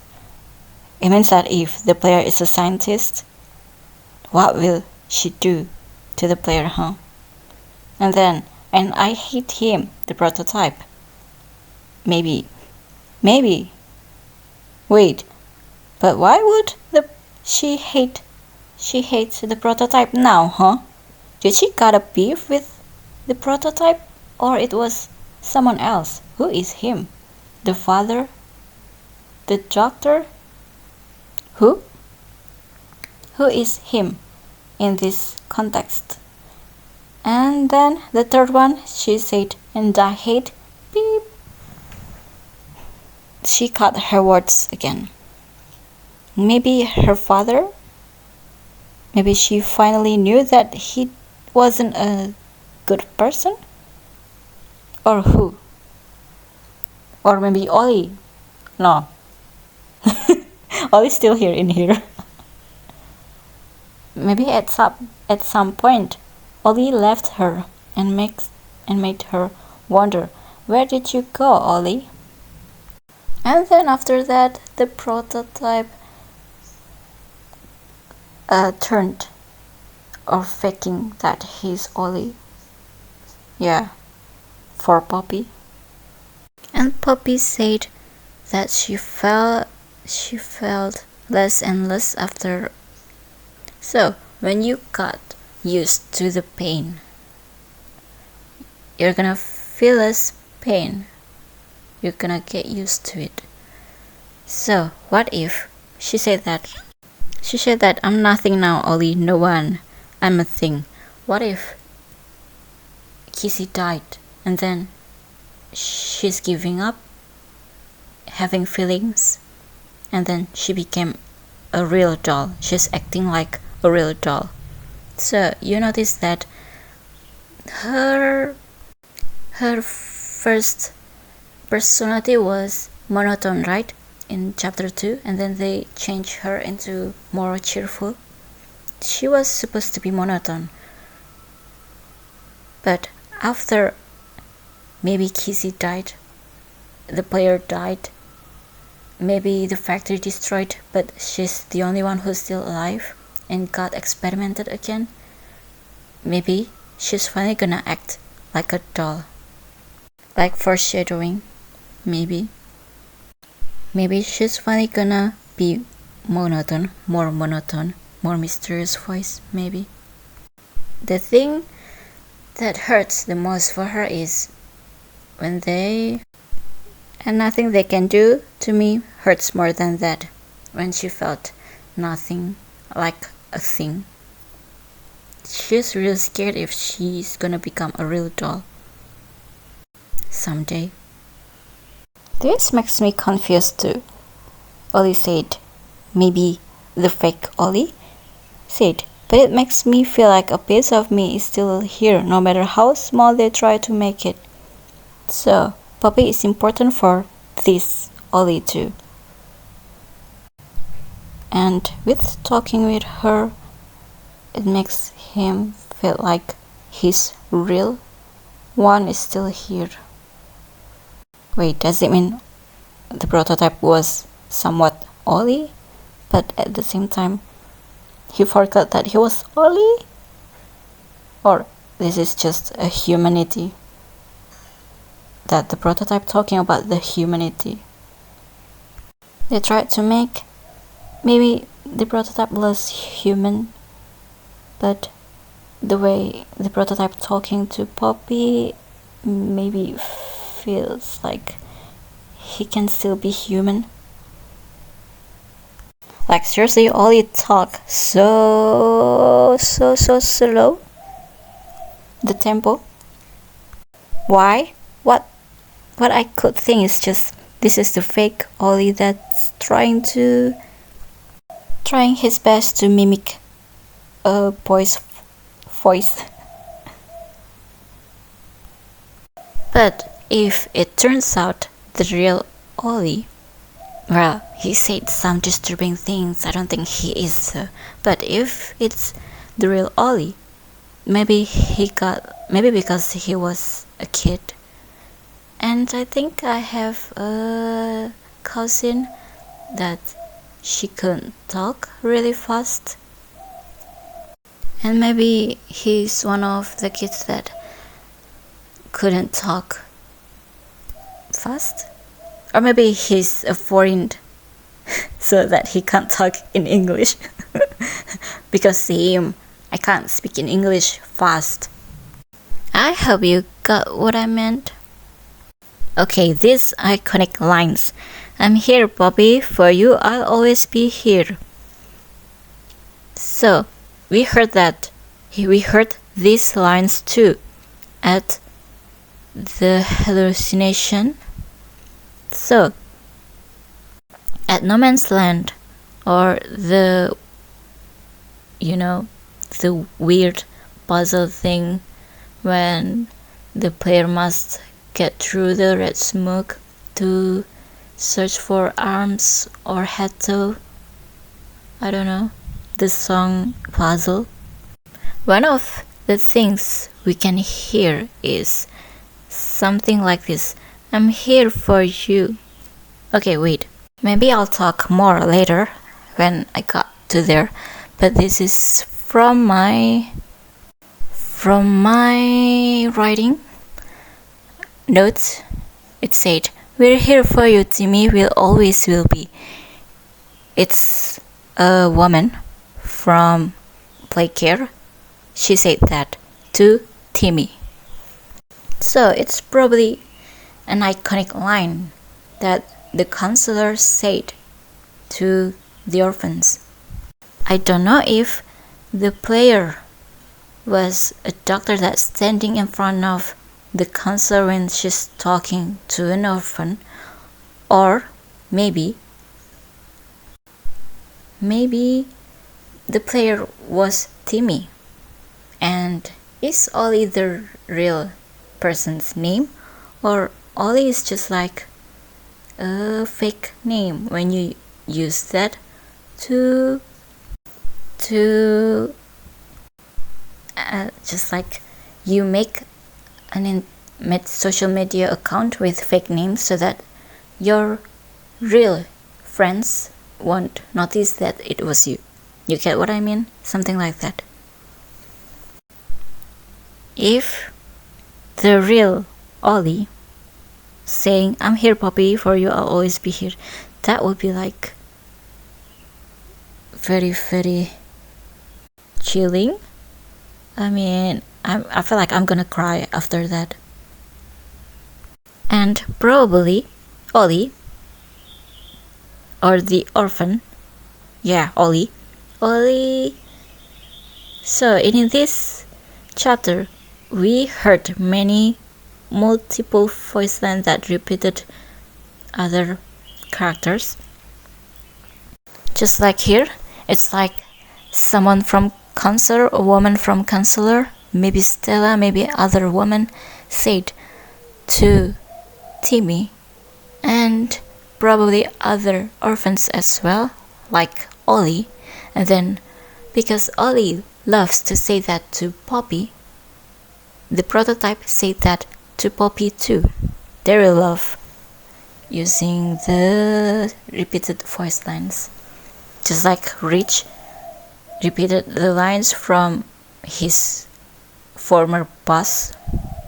And Leith Pierre, I think he was repeated the doctor's voice line, I don't know. Maybe. Man, Stella's voice actors was really great. I almost always cried when listening to her VHS. Well, I think I cried a lot too. So I love this VHS about Warren Buck talking about questioning why they're building prison and toy company. Love it. I love the perspectiveness in here because we're confused. Why would they make all of these? That's the fans' questions, right? And finally, the Warren Buck reaction, we know that now. And Warren Buck saying something about, when my people were building Playcare, all Mr. Ludwig could talk about was how much good it could do. And all you needed was a look at the man to know he believed every word of it. So, Ed Ludwig was there when Playcare was built. So, these people got kinda manipulated by Ed Ludwig, that he got manipulated by his own mind too, that overprotecting kids is a good thing, because Mr. Ludwig was very believe in his blind kindness brain. People thought that what he's saying was true. It's like, when people say something confidently, it feels like you're moved to trust that person, even though it turns out you knew better than that person. Because me too, man, me too. Am I easily getting manipulated? Yeah, there felt like there's something different with when Elliot Ludwig's as the leader, or when Liz Pierre as the leader of this company. Nice touch. So, I love the way they portrayed a duty man as a higher up who's very detailed in everything and intimidating. I love it. He's detailed and smart how to make people get scared. I love how the higher ups joking around. Eddie said that your name rests at the bottom of that document, and I remember because it was the ugliest bit of cursive I've ever seen. And the accent make it even better. So in short, it shows that the higher-ups have no sympathy. He's so savage though, like personally attacked like that? Man. I mean, taking personally like that, I have no idea the words. So why is Eddie felt like all of them are on a ledge? He sounded like he's scared too. I wonder why. Maybe because of the timeline? So maybe he's gonna be the next killed if he failed at his job. I guess every people works here kinda got manipulated by what's his name? Ludwig's words. Great things that will someday make a lot of people very happy. Very happy. But when? By sacrificing thousands of innocent people and guilty people? I have no idea how many thousands people died in here. And animals too. Okay, I love the way Eddie's voice actor delivered his lines. I'm a businessman, Mr. Silva, and I don't like to get angry. It's so cute. So, how much backup this company have? It's like you reported someone. So, for example, Warren Bach didn't do his job, and then with his clues, bukti, that this company is suspicious, and somehow the factory could win with all those suspicious movements they doing in this company. What kind of backup they have? But Joey got point too. Poppy got point too. Joey got point too. Poppy just want to end this thing all. But the thing is, Poppy, they're all organisms, even they can't see it anymore. Well, they're still organisms. And they're in war. But the thing is, if they're not ready to die, if you're just gonna sacrifice people who don't want to die in a war, it feels like you're just killing people. If they don't fight, if they don't want to die, if they don't want to give up on this life, it's just killing people. But is there any good ways to make everything's right without sacrificing people? They're gonna starve to death and then eventually die, or they're gonna die, or they want to die fast by, doing some kind of doing their job in a war, like fighting, and then died because of they got killed by evil people. Evil fraction. So those toys in Safe Haven tried to look for Poppy, but where is she? Where was she?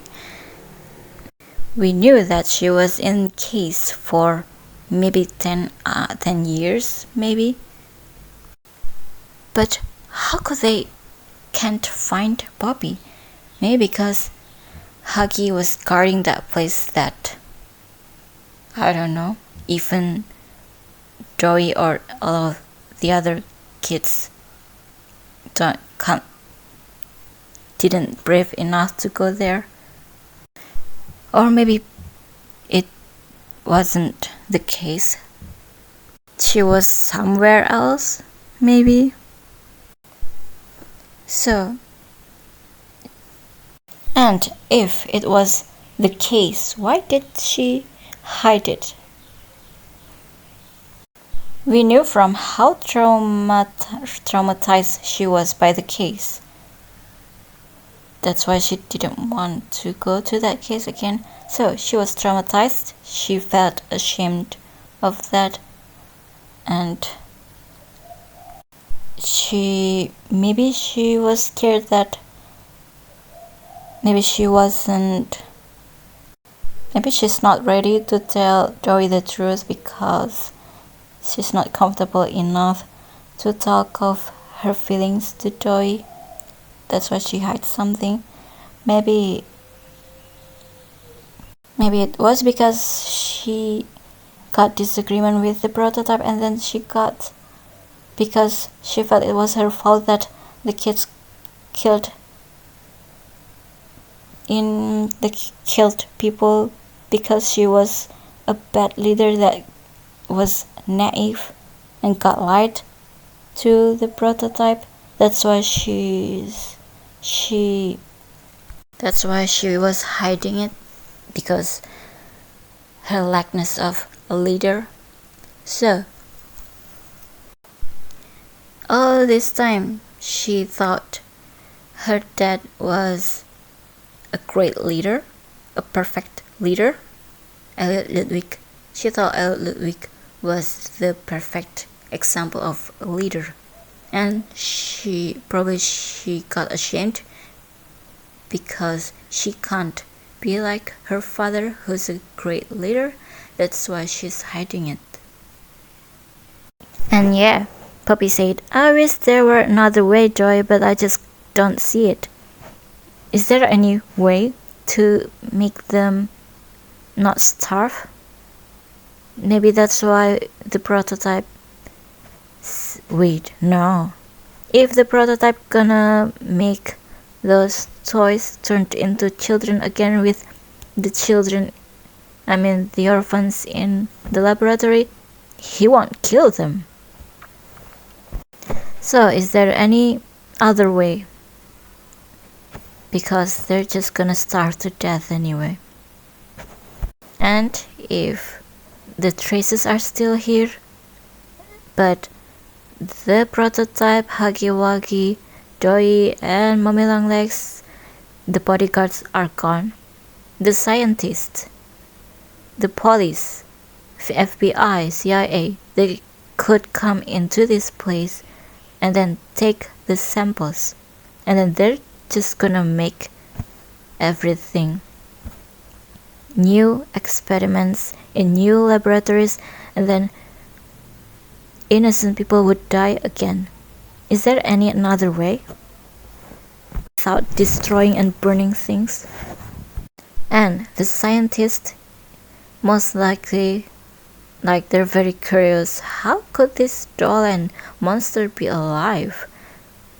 They wanted to innovate things.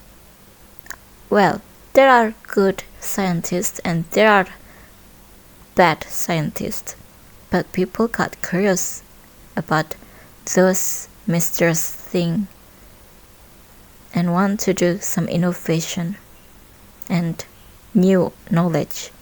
So there could be a high chance that they would build new laboratories if they knew that a toy company could do this. But the way she said it, is it just me, or she's gonna die anyway in here too? Because wiping all of the traces, no traces left, and she's one of the traces. So it means that she accepts that she will die too. Maybe? I don't know. Did I get it right or wrong? I don't know. Stella said that it's a waste if you sacrifice people like Matthew. It means that yes, she's different from other higher-ups. Maybe it's gonna click her someday, and that's why she trusts the prototype to make the hour of joy happen. And I'm crying when it says that most parents look for a child a lot younger. He understands why he's so obsessed with taking care of the safe haven as his family, because he blames himself for the family he couldn't save. One of the things, again, should he age out, I might even request bringing him onto staff. Be just like the young boy who complained to Rich, he got edged out, so he's becoming a staff. I love the way the scientist 4 crashes out about the safety and Project Joey experiment. And yeah, he said that and Kevin can turn on off even thus it trust simply because it was overwhelmed by a stray feeling. Yeah, that's what happened. And probably the scientist 4 is not PW, if PW is the one who got the job after the Sawyer's disappearance, kinda. Well, I guess scientist 4 is not PW, maybe. Or, yeah. Love this perspective of people who got a job beside the Harley Sawyer, who got a job with Harley Sawyer, so they hate him. Oh, I love the way they put different scientists in this chapter, because sometimes I'm asking myself, there's only at least only one scientist in every chapter before this, right? That's why I'm thinking, how important is this scientist from chapter 1 and chapter 2? I think he was the only one who's saying things from the perspective of a scientist. And in here there are scientists beside him. So I've tried to check the wiki fandom. The scientist is this scientist number 4. So they knew Harley Sawyer, they worked with Harley Sawyer when he's still alive. So it means that the scientist is not the player. So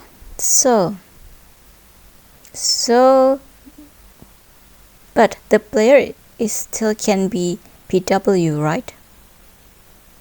What is Poppy's gonna Ollie's gonna say anyway? Hey, can you hear me? There's some when you get the Yomni hand. Hopefully it's nothing. Might not be. What? Is this supposed to be a warning?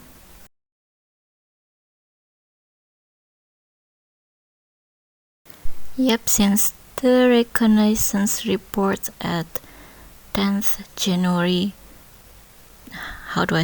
2005.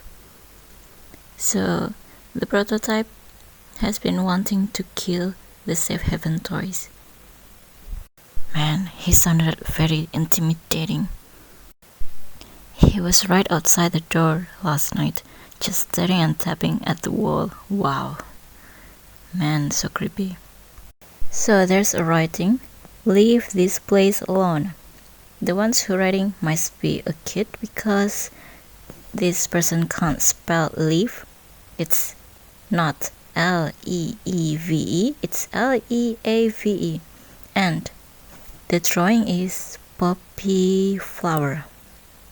So what's the secret about that flower?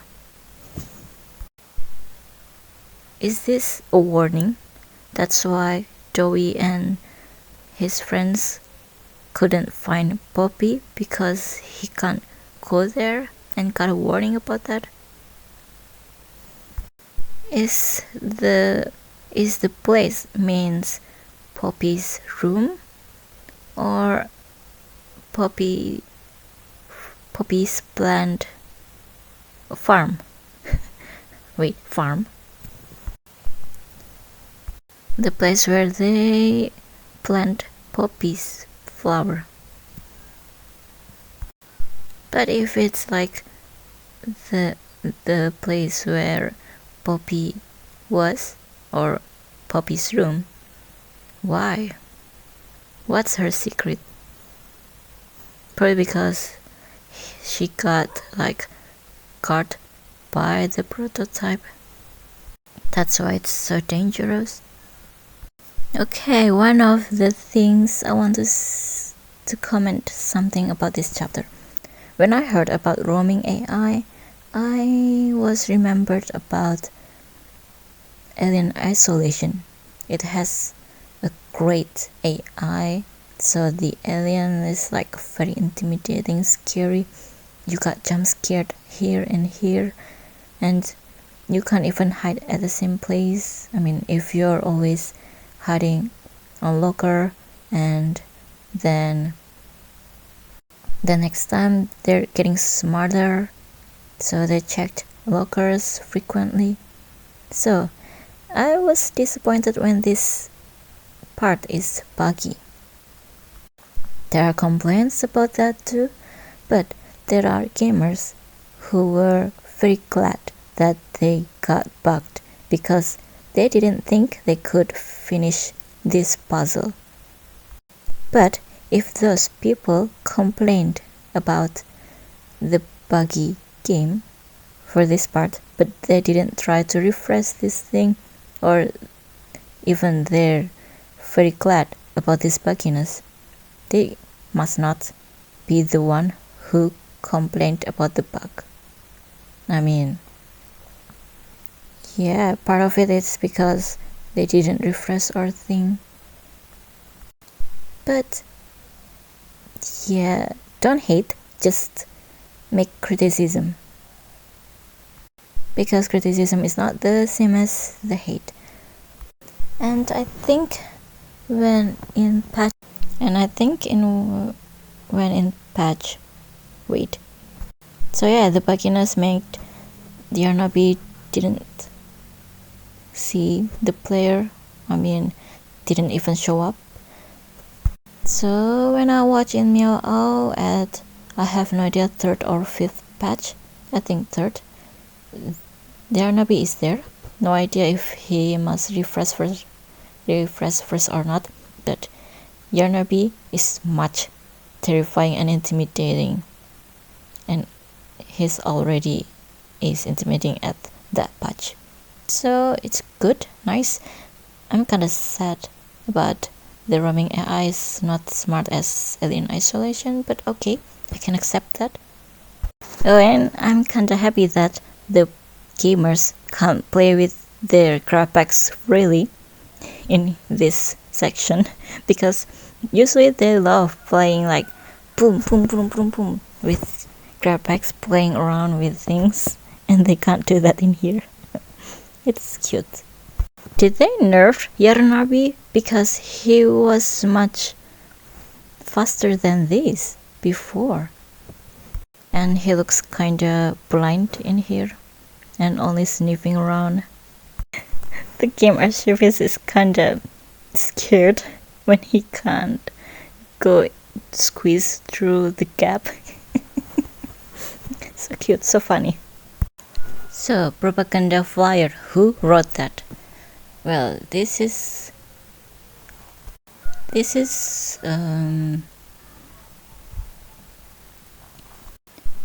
the doctor's area, right? Territorial. So it could be him, and maybe the prototype, because this person wrote it with capital, all of them, and usually if it's capital it's him, maybe, right? So after reading this, the player still loyal to Poppy. Does it mean that the player is agree what Poppy wants with Poppy's goal? Or maybe the player is smarter than Warden, because who would choose 100% mass murderers than a tiny doll with, post-traumatic disorder? So are you gonna choose the prototype and the doctor, or are you gonna choose Poppy? Who are you gonna choose between them? Probably not the mass murderers, right? Well, we still don't know if Poppy gonna turn a villain later, maybe because of her psychological condition, like that. It might be like doughy condition if she's gonna turn out bad later, because I don't think she's 100% a bad guy, just more like the broken character. In here, the player got info that in Poppy's plan he won't survive, but he will die. So he got asked to join the prototype's team or fraction. You have 24 hours, we will not make this over again. So in chapter 1 it was like 25th of January, and in the story so far videos, right, narrated by the doctor, and in chapter 2 it's like 26, chapter 3 at 27, chapter 4 28. So if we're in chapter 5, it means that it has been 24 hours. It means that the player, through his chance to stay with the prototype's fraction, right? Because at chapter 5 it's probably 30th, right? At chapter 5, it means that one day it usually took 24 hours. It means that the players chose Poppy over the prototype. Maybe because he's smart, or maybe he's just loyal. Well, I would choose the creepy doll over the mass murderer though. Who are you gonna choose? The cool team or the broken team? So I have a request. If they're gonna make a movie about this game, I hope that they would make this scene. It's like the doctor treated Yarnabi as animals, right? A pet. And to make the movie watchers to feel the pain of these children, I hope they would make like some kind of glitch or hallucination that the thing that the doctors treated as animal is a human. It's like at 1 second or 2 seconds the screen is like showing that change from Yarnabi to a human kid, so that it would make the watchers felt sad and more empathic towards the victims, and it would make a good psychological movie. So about the death screens, there isn't much time. Get up with white screens. So if it's capital, it doesn't mean it's the prototype. It's like the red or white thing. So if it's white, it's Poppy. It's red, it's the prototype. Maybe. So there isn't much time. Poppy knew she's in a pinch time. I think she knew that she's dying. So I wonder why is there a poster said Orkhiroz. It's a dog, and there's a Japanese thing in there, Japanese writing. What does it mean? Is this like collaboration, or Yarnabi is made from a dog too? That's why he loves sniffing like a dog than a cat. He's acting like that. So for some reason, Poppy isn't the green color-coded for subtitle. The other toys is like toy 1, toy 2, toy 3, they have colors too. I have no idea why Hobby in here doesn't have color. They said it's because the small bodies one, but if they're the small critters, Hobby would be called as toy 1, toy 2, toy 3 too, not Hobby. They called the bigger bodies with their names. And by the way, let's solve this from my question. I was literally asking myself all the time, so if the bigger body is called by this name, what about the small critters? So, because they're not so important as the bigger bodies, they're like, you know what, I'll just call you toy 1, toy 2, toy 3. So the magic toy. How did he learn how to be a doctor? Probably when in school they're probably like PMR. They're extracurricular. They're gonna be in Palang Merah Remaja, maybe. So yeah, they're still young, probably, but they don't have a choice to be their fraction medic, because no one else can be a medic in here. Only this person who got a little bit knowledge about how to heal people, Betty Gaga or something. And toys could get infected too, nice to know. Oh, Matthew is such a great leader. Good job, baby. So the doctor is the one who controls the nitrogen thing, the blue thing, to Joey, right? It means that the doctor showed the player about how to kill Joey. The Joey's weakness. It means that it's the prototype and the doctor's plan all along how to make the player kill Joey.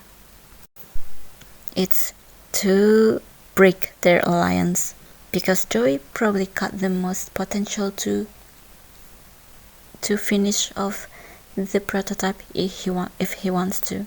Maybe. Well, I don't know how the prototypes look for now, but Joey could reach gaps, squeeze through all of small gaps, so maybe he could win against a doctor with that kind of body parts that have many gaps in there on there.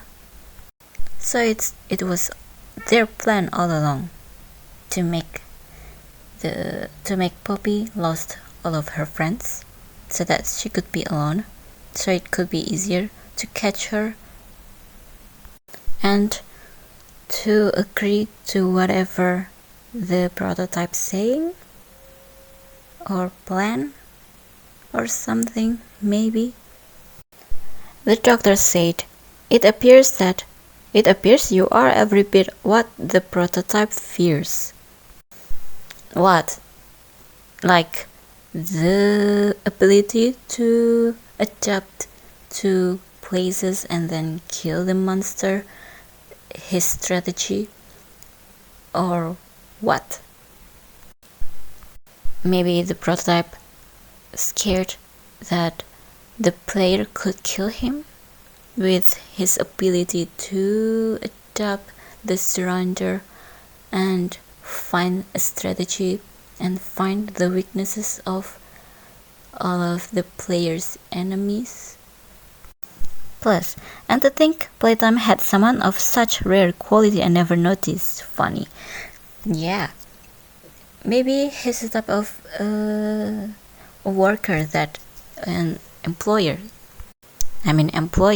who worked just as they told, without showing ambition or showing prestasi, all of the potential, and just be like a shadow, an invincible worker. That I wonder why the player did that. Maybe his personality. Maybe he knew something, that if he's invincible, he won't get targeted. Or maybe he doesn't want to have more work. If people knew he's perfect, his friends are gonna give more works for him. The doctor said, "I can't say I remember seeing your face before. So, if the player Dr. White, Dr. Bruno White, it's impossible, because in VHS, after the doctor woke up as a robot, he knew immediately it's Dr. White, right? It means that it's at least different Dr. White, or maybe not a Dr. White at all. And why he didn't recognize the player? Probably he got the job after the doctor turned into robot. And he didn't have an ability to see through CCTV before, because he didn't have Omni-Hand before, right? Yeah, why come back? The doctor said it can't be that a vague letter was your only reason.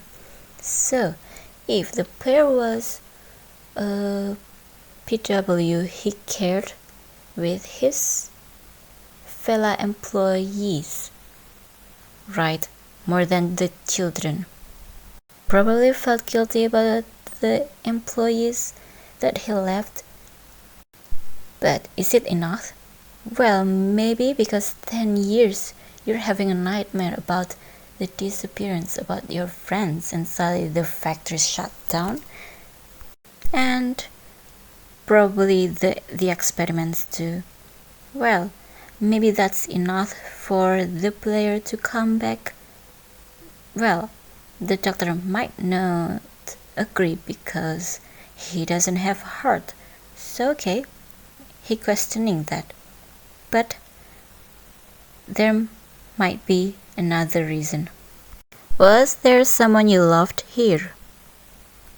Let's see, maybe Dr. White? Because somehow the player got like connection with Dr. White. So if Dr. White is a family member of the player, who is he? Grandpa, father, uncle, brother, cousin? Wait, what you call it again? Nephew? No? Yeah, that. Well, the thing is this the way that the developers trying to give answers to the gamers, to us, like not directly but more like indirectly. So the doctor is smart, so his guesses might be true. So the developers use that as giving answer to us, so that maybe this is 100% true. Maybe this is the other reasons that the player come back in here. I actually like the way this chapter is like make the players, the gamers, the lore searchers, the gamers, yeah, the developers put the voice lines, important voice lines, where the gamers are in dangerous situation, or like secret spy, like we heard Poppy and Joy discuss something at the cave. I mean, they're in safe haven. And in here, the doctor's blabbering while the gamers trying to not die. I love how they combine that, so that the real lore searchers gonna just sacrifice this life and listened carefully about the doctor's rambling. I think the doctor has got a beef with Poppy, huh? Maybe he hated that Ludwig called him. Maybe because he thought that Elliot Ludwig understood him. Wait, I'm curious about something. I wonder if Poppy was a great kid for Elliot Ludwig. So Harley Sawyer was looked up to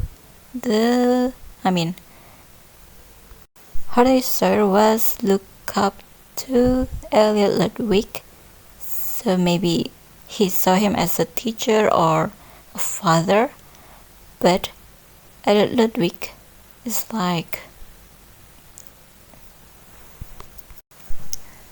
betrayed Harley Sawyer in Harley Sawyer's POV, and Harley Sawyer's is like seeing that Elliot Ludwig sacrificed everything for Poppy, or built everything for Poppy. I wonder if there's any jealousy in that. It's like Harley Sawyer maybe thought that he's clearly more perfect than Poppy, but why Elliot Ludwig still thinks that she's the perfect one, perfect child for him. I wonder one of the reasons the doctor got a beef with Poppy is because of the jealousy. From the point of view of a genius kid. And by the way, he said that Poppy is like our dear old Poppy. It's like literally meaning she's old. Well, she is old. Wait, if she is old, I wonder if she's at the same age as the doctor though. Because she's like, I don't know. She died at 1960s, but then died, and then maybe she's in her 40s or 50s now. And the doctor, I don't know, he sounded like, I don't know, maybe, well, he's an adult. What if they're at the same age though? It's like two kids fighting over the dead. And by the way, the way the voice actor says, oh, in innocent is bliss, and she's, wow, so innocent. That scared me. Well, she's definitely look innocent. She's kinda cute. Creepy and cute, of course. But well, the thing is, the gamers and the people are already got traumatized by Circus Baby, Annabelle and Chucky, so no, she doesn't look innocent at all. At this part, she hasn't told her role about in the Hour of Joy, but after we heard the the untitled VHS, we knew that it's not her fault. Not entirely her fault. It's maybe 10% of her fault because she's naive and she couldn't understand that the prototype is a liar that's hiding something and using violence to gain free, but it turns out he broke his promises that it's not that kind of freedom they want. So it's maybe her 10% fault of her role in the Hour of Joy based on that tape, right? So this makes me think that, let's be real, we're maybe the villain in someone else's story. in those children's, have you remembered that in Safe Haven there are two toys talked in front of the player and the player could hear them? They're definitely thinking that the player is the villain of their story, one of the villain of their story. So the point of view of everything is important. Just like I have talked about this before, the betrayal thing. The doctor thought Elliot Ludwig betrayed him because he didn't know how much it is the process. I mean, you get what I meant. Elliot Ludwig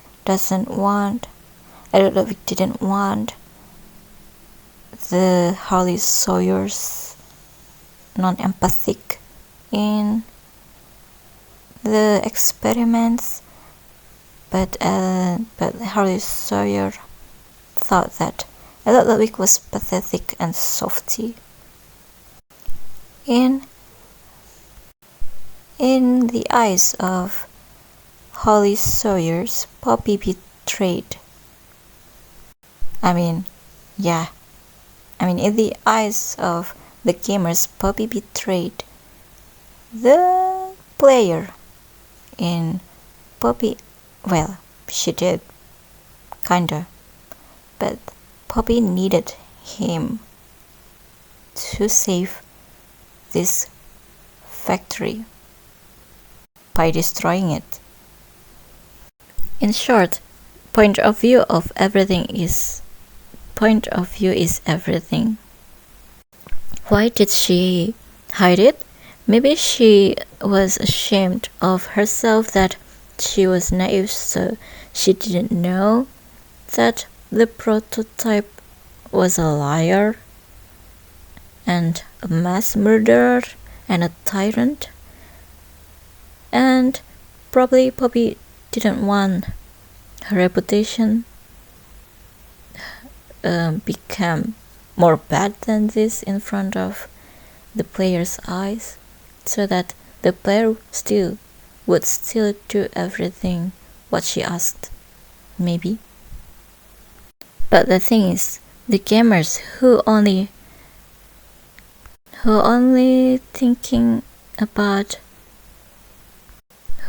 agreeing whatever the doctor said, well, they didn't know that the doctor is trying to manipulate them. He's trying to break the alliance too. Well, as a watcher, let's just trying our best to stay objective, that we won't be blinded in one side, because of course Poppy is still suspicious of things, hiding things, but it could be just the reaction of her PTSD. High likely. It's kind of funny when the doctor said once they had choice, once they were free, this was their creation. They've made hell real and trapped us both there. Hello, you're the one who's making the hell, who made hell for those children. And you said he didn't get to trap. He didn't deserve to get trapped?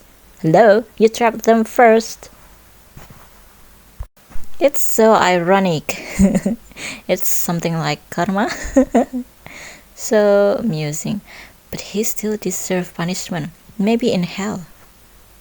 Can the doctor not saying something like symbolizes thing, metaphors or thing? I'm not smart to... I don't think I'm smart enough to understand what you're saying, bro. My English is bad, sir. Is it just me, or they add the numbers to the anatomy posters beside the dispense? I only remember that there were only one anatomy poster, and it's it wasn't that easy to understand. And no numbers in there. Okay, I've tried to recheck the transcript from the maze in around No Man's Land or something like that. So there are voices, audio loops. I've told you before, the player got to wear the dead body's mask, gas mask, and it's a little bit wrecked, broken. So the hallucination from red gas should be there. So maybe the player got hallucination for the conversation from his past. And the first thing I heard, should I probably read all of the transcript from above? There are like audio loops based on the things they found. It's like Fend, Panza, Pacabiller, Green MiawAug, Brown. Okay, first, Scientist 1 saying, subject appears stable, operation clean, not getting much response here, no eye movement, standby. Wait, or should I just read it based on what I heard first? Okay, you know what?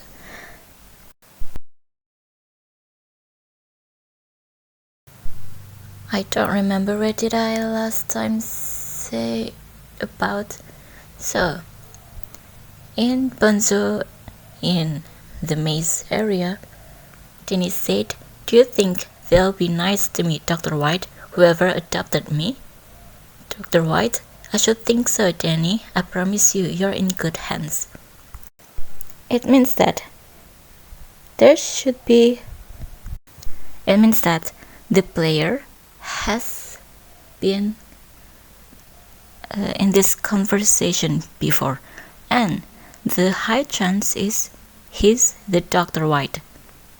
If there were two Dr. White, is there any chance that there's another scientist standing or around Danny and Dr. White at that time? Maybe yes, but for now I think the player is Dr. White in this conversation. So in Brown area, in Wiki fandom said that it was the scientist, but I feel like the person who said that it's a woman, she sounded like Stella. Plus, she said this is play care, so this is the words, the lines, the voice lines. So the woman said, we're here for you, Timmy. We always will be. I know you're scared, you're hurt, but this is play care, your new home. You're safe here. Timmy said, oh, okay. So the player is most likely a male, maybe. And the fact that the player could remember this hallucination about these voice lines, it means that the player was there. So it's either that the player was one of the scientists or a worker that's standing around this woman and Timmy, or maybe he's Timmy. So let's talk about the chance if it turns out the player was an orphan. Well, there are some questions like, how could the player not know about the experiments and he go back here and being a scientist or a worker? Well, I don't know. maybe at that time he could run away from this place because he fakingly failed his test. So he didn't went through all of the experiments before run away from this place. Or maybe there was an experiment about hypnotism or some sort of in this game there's so much high technology, high scientific things happened in here. They could change children into toys, living organism toys. So there should be a chance that they could possibly lock people's memories. Maybe an experiment about how to wipe someone's memories about the past, maybe. And I said this before, I think if the player turns out to be Ollie, well, there could be those two reasons could apply with him too, maybe. But if he's the bestie of Poppy and Poppy saying much things about her being tortured by the scientist, well, the high chance is if the player was Ollie, his memories was wiped out, maybe. Or maybe the young boy who died at the Ludwig residence was Ollie, and when he got cloned, like the clone theory by game theorists, so he got cloned, but he forgot the things has been true with the past him. I don't know. And you see the repeated lines "We're here for you, Timmy, we always will be." Maybe this woman said that a lot to children around Playcare. And Ollie said that to Poppy because Ollie loves repeating those lines. The prototype repeating those lines to Poppy too.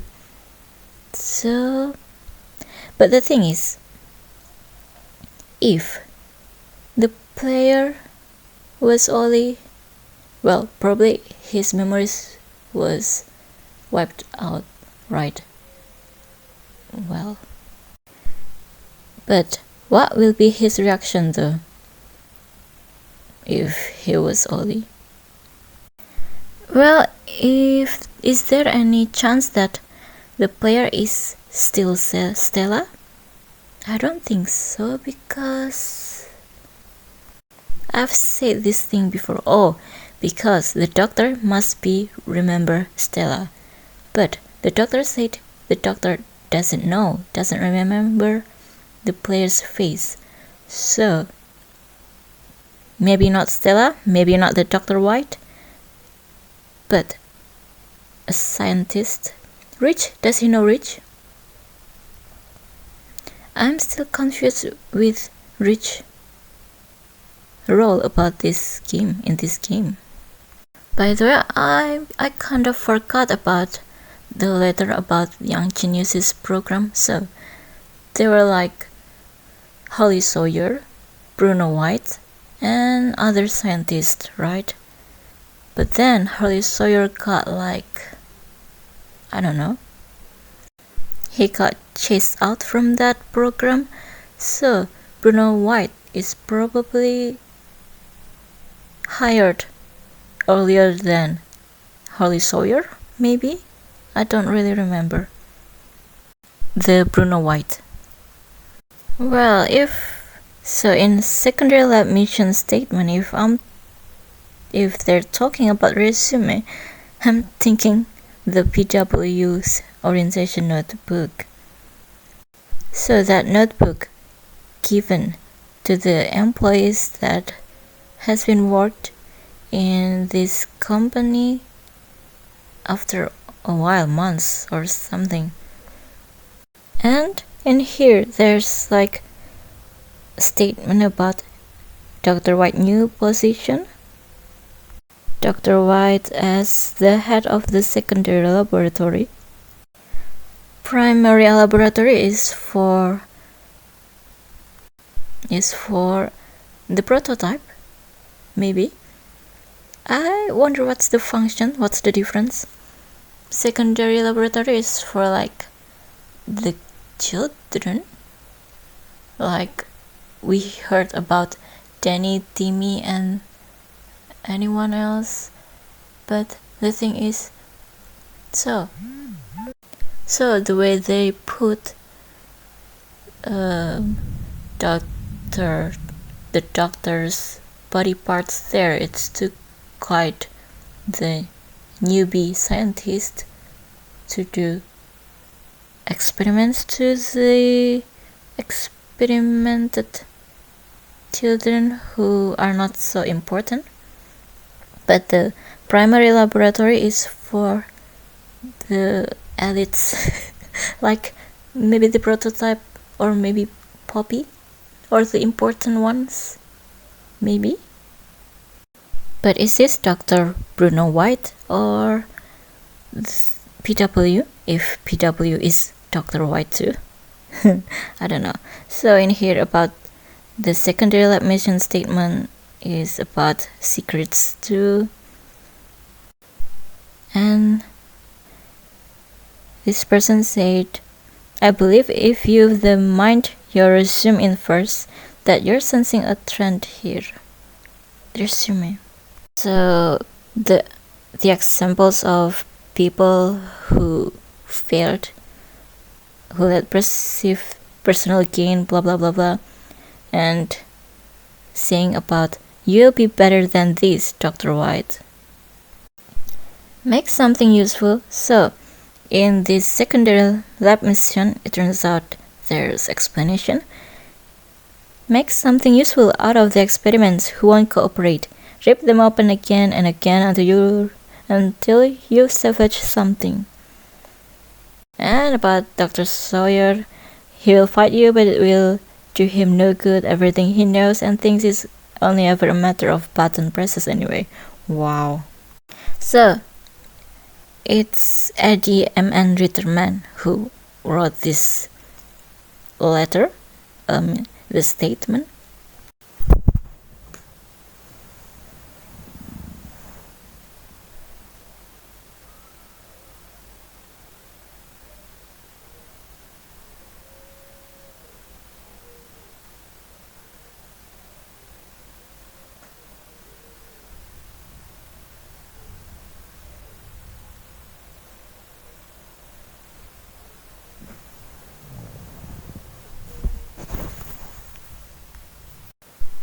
He's the head of research?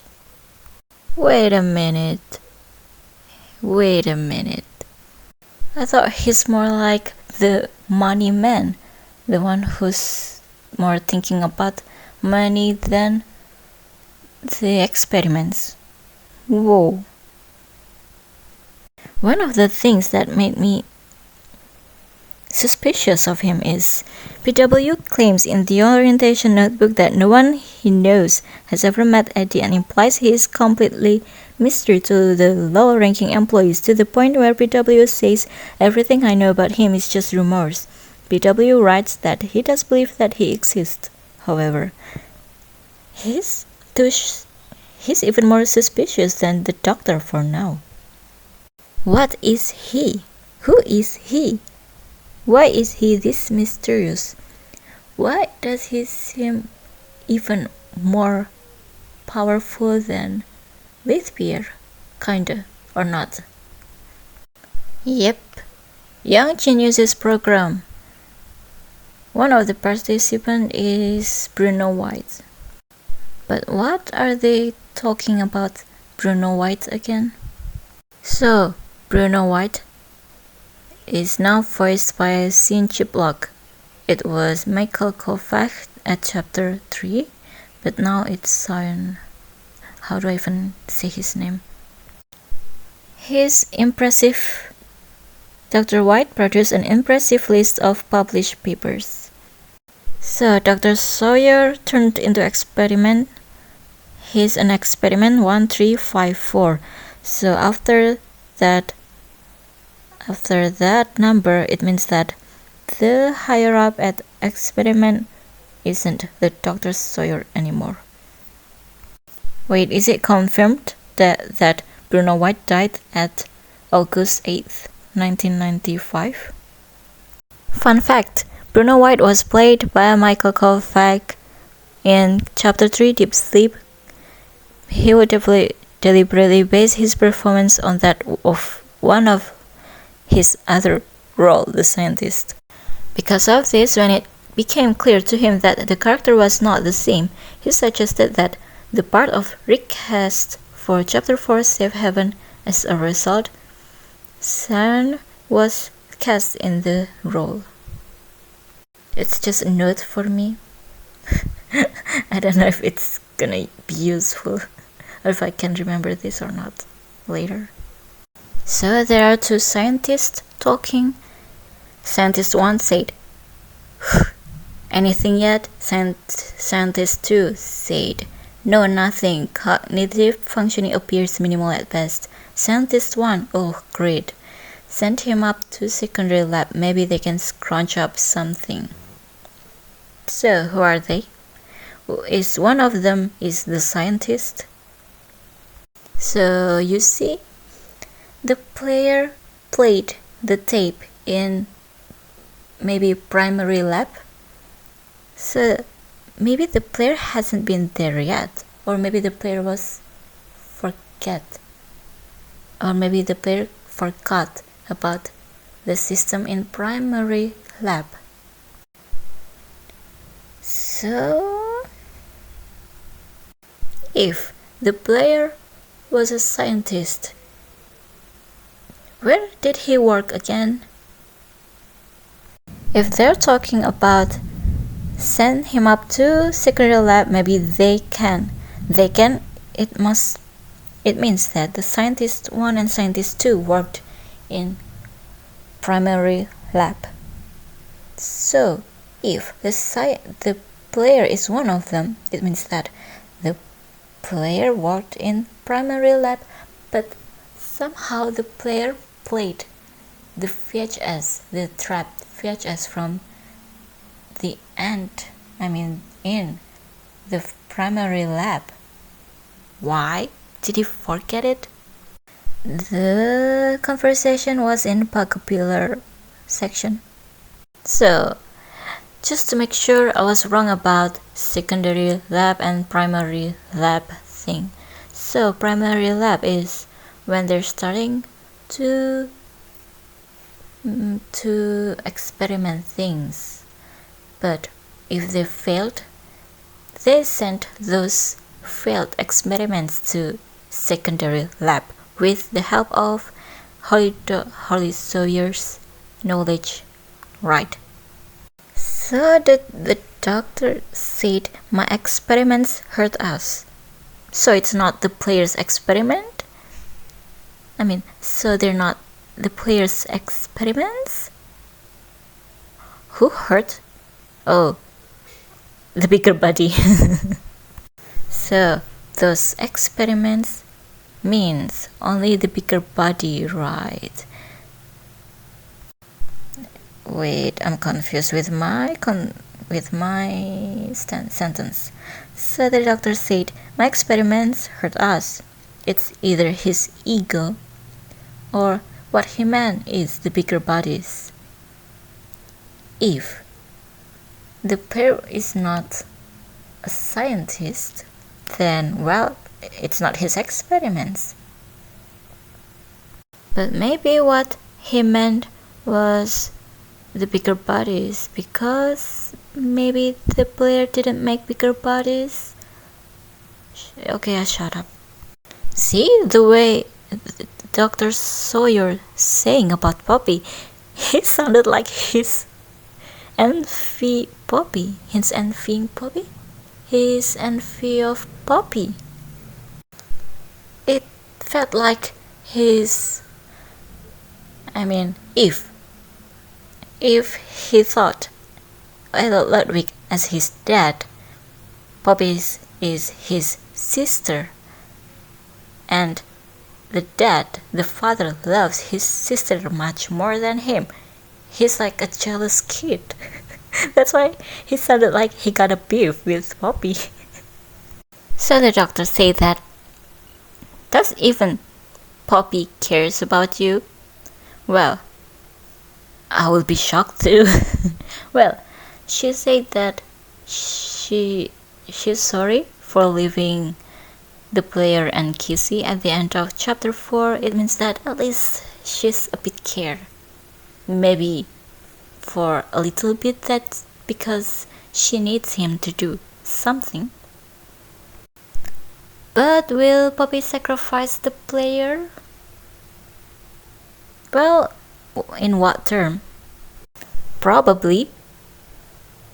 But will she? Because she needs him to do everything to gain her goal. But maybe after she knew that she's losing, probably she'll sacrifice the player. But will the player work with the prototype though? Is the 24 hours propaganda still work? Still here? Can the player still join the prototype? I guess not. Yep, the betrayal POV is amusing. In the doctor's perspective, he thought, well, not just the doctor, the higher-ups, the other scientists, they thought that they could. Well, he thought that he fight for actually gains humanity something. But in the victim's perspective, they're just like demons, feelings. But in those scientists, higher-ups, employees, they thought that they're the protagonists, but no, they're the antagonists. They're evil, they're feelings. They're not heroes for this humanity. Well, Poppy fights to stop these things all forever. At least what she said for now. Otherwise, what was any of this worth? No. By sacrificing thousands of people? Thousands of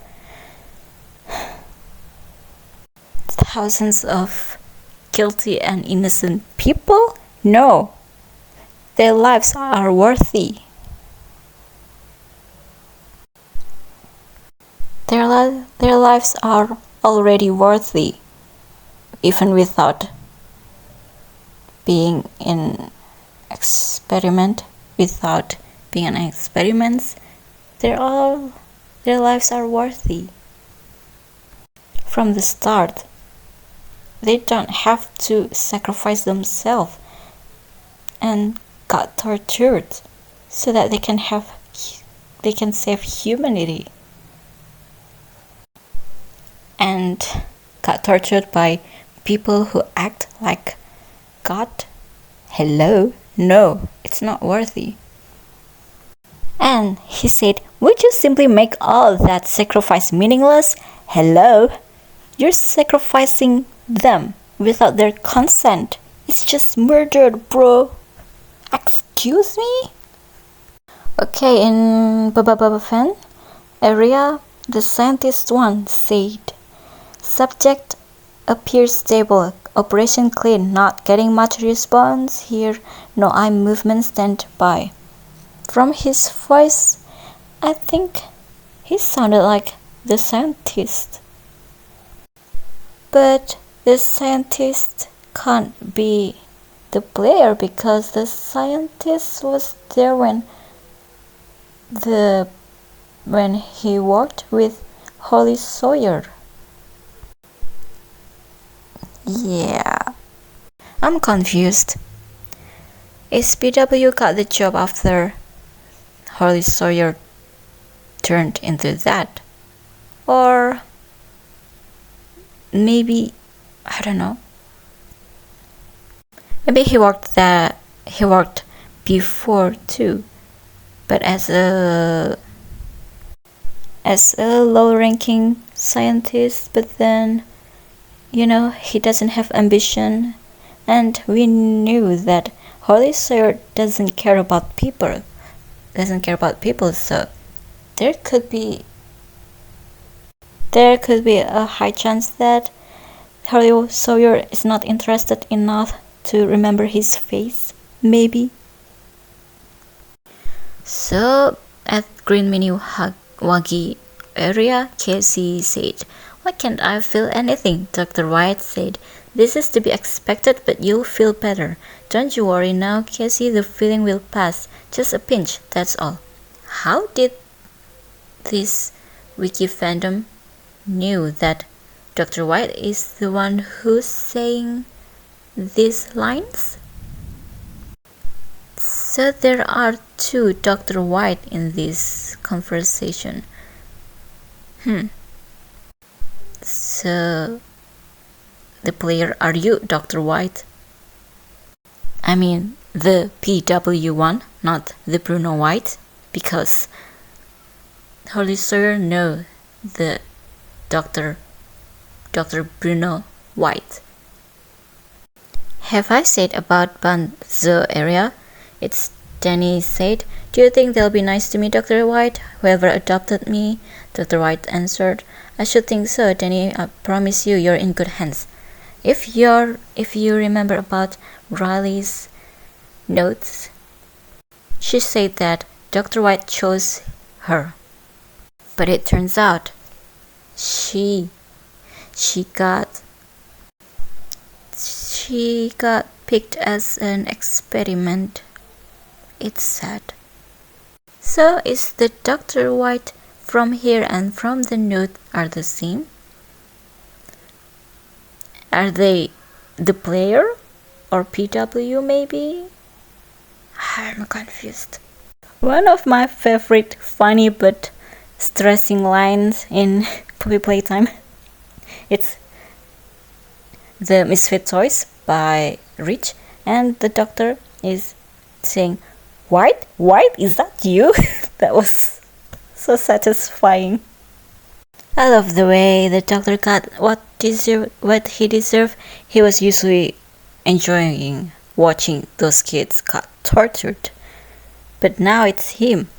But the thing is, if they're gonna make a movie or TV series or cartoon about it, I hope they'll draw him with very satisfying. It felt like his ego fell down to the earth. I want him to felt what he did to those kids so he could understand that what he did wasn't good. It was evil. About Dr. White, why is he has like brown or orange color coded for subtitle? The other humans, like Lilith, Pierre, Stella, and even Hoppy, they're like white. They don't have color-coded subtitle. But Dr. White is orange. Or what color are you? Brown? Are you brown or orange? So yeah, Dr. White somehow got like that color in his subtitle, for his subtitle. I wonder if it means that he's one of the important character. Maybe yes, maybe no, but the thing is, Toy 1, Toy 2, Toy 3, they have color coded too. Maybe because Dr. White is a toy or maybe an experiment too. That's why he got that color. Maybe yes, but the thing is, Hoppy is an experiment too, and he doesn't have color coded for his subtitle. So there's someone trying to analyze that probably because Dr. White is now Dog Day, because they share the same, I don't know, color. But if that's the logic, then Catnap and the doctor might be the same person, so I guess that's not true. I guess. Or maybe they have different shade of purple. I don't know. Maybe. I don't know. So is Dr. White and Dog Day has the same color range? I don't know. And maybe that's why Dog Day said that the player is Poppy's angel and angel. A father is usually saying like his son or his daughter is like an angel. Does it mean that Dr. White or Dog Day is the player's father? And if Dr. White is if Dr. White is Dog Day and is the player's father, it means that we could trust Poppy even though, she's suspicious. Even though she's suspicious, she's probably 90% better than trusting the doctor and the prototype. Well, I've told you before, if Poppy is so, people are blaming, the haters, Poppy slander or something, they love blaming Poppy for everything. But the thing is, if you're gonna blame Poppy for everything and saying that she's the mastermind, she must be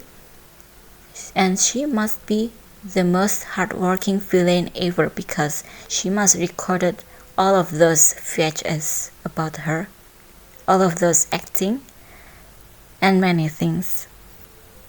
And she must have an ability to control 100% of people's negative feelings and turn them into demons like the prototype and the doctor and scientist and like Liz, Pierre and Eddie and everyone. Not 100%, but yeah, she could brainwash them. Then she's a witch then. Well, let's see then. But for real? What is Dr. White? What kind of a toy or an experiment is he? Okay, it's fixed. My favorite female voice actor for this game is Poppy. Her voice is cute and she made me cry a lot. And for the male voice is Liz Pierre, because the non-empathic his voice, and then the delivery of the jokes, the dark jokes, his humor. But I want to punch him and laugh at the same time. I'm not laughing because I'm punching him, I'm laughing because he's funny.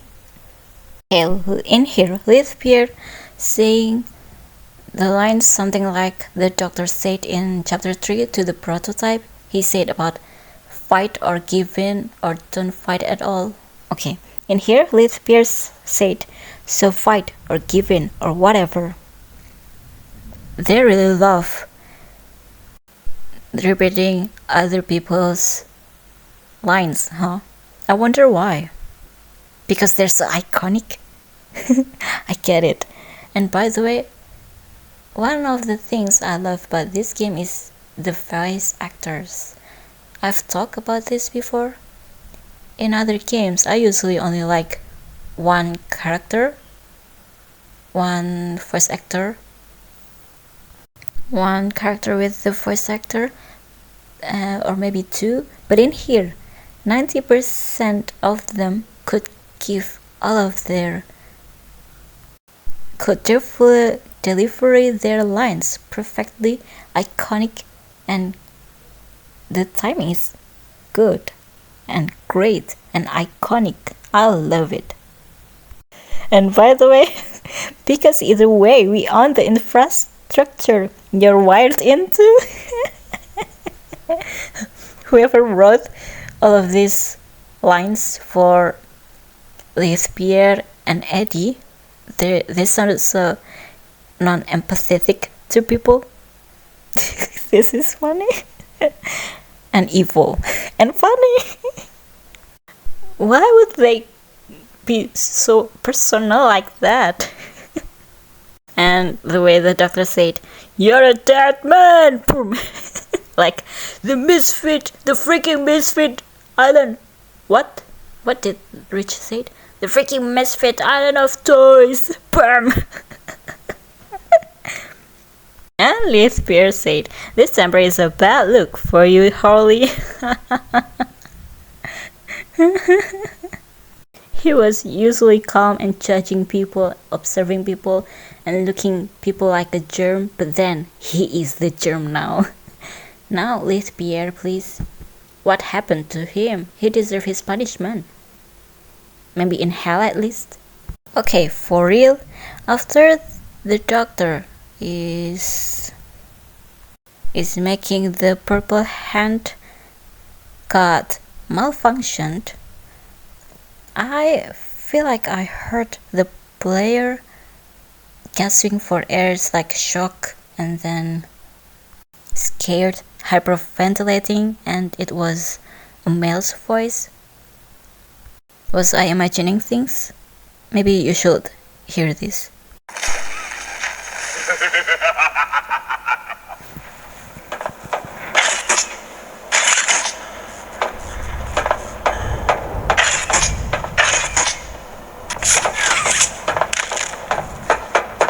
Or was it a pipe? Or a cave sound? Or what? Am I hallucinating? And I heard some kind of monsters down there. Maybe Baba Chops? Wait, that's not her name. It's Baba Chops, not Baba Fend. So the player got electrocuted. I wonder how the player looked like right now, because the player got into train crashed and then, you know, hallucinated here and then got trying to get killed by the monsters and then now electrified. How about his hair? Is he gonna be okay? Okay, maybe that was Baba Chops hyperventilating, taking a breath or something. Maybe it was Baba Chops and not the player. So, didn't they introduce Baba Chops as a female? I wonder what the doctor gonna use the player as when the player died. What kind of experiment he would be? Did he just call Joey that British club of clay? Well, Joey, I don't think your Joey would cost a little kid's life just to save himself. If Bobby, she would probably. If she sacrificed one person's life to save 100% people's life, I think Bobby is the one who's gonna choose it.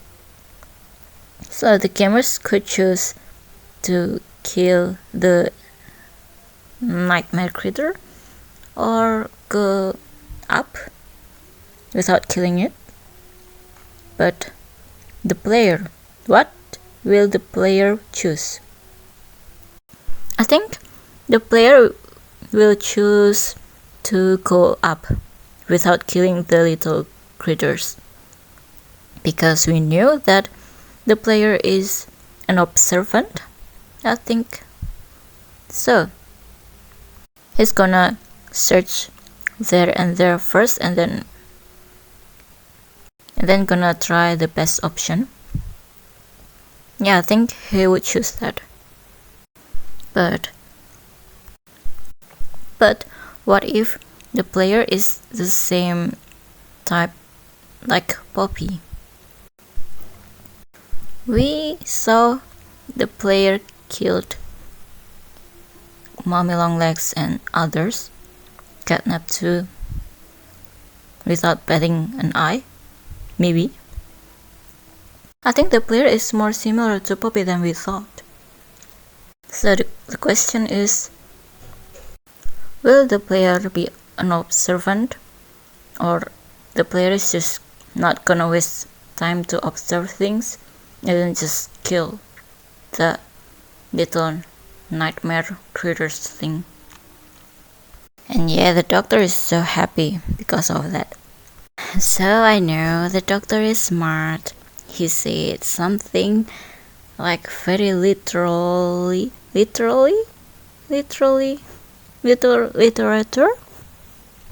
and I think game theory said that whatever's the doctor's saying here is from a book or maybe a movie about a French war, I think.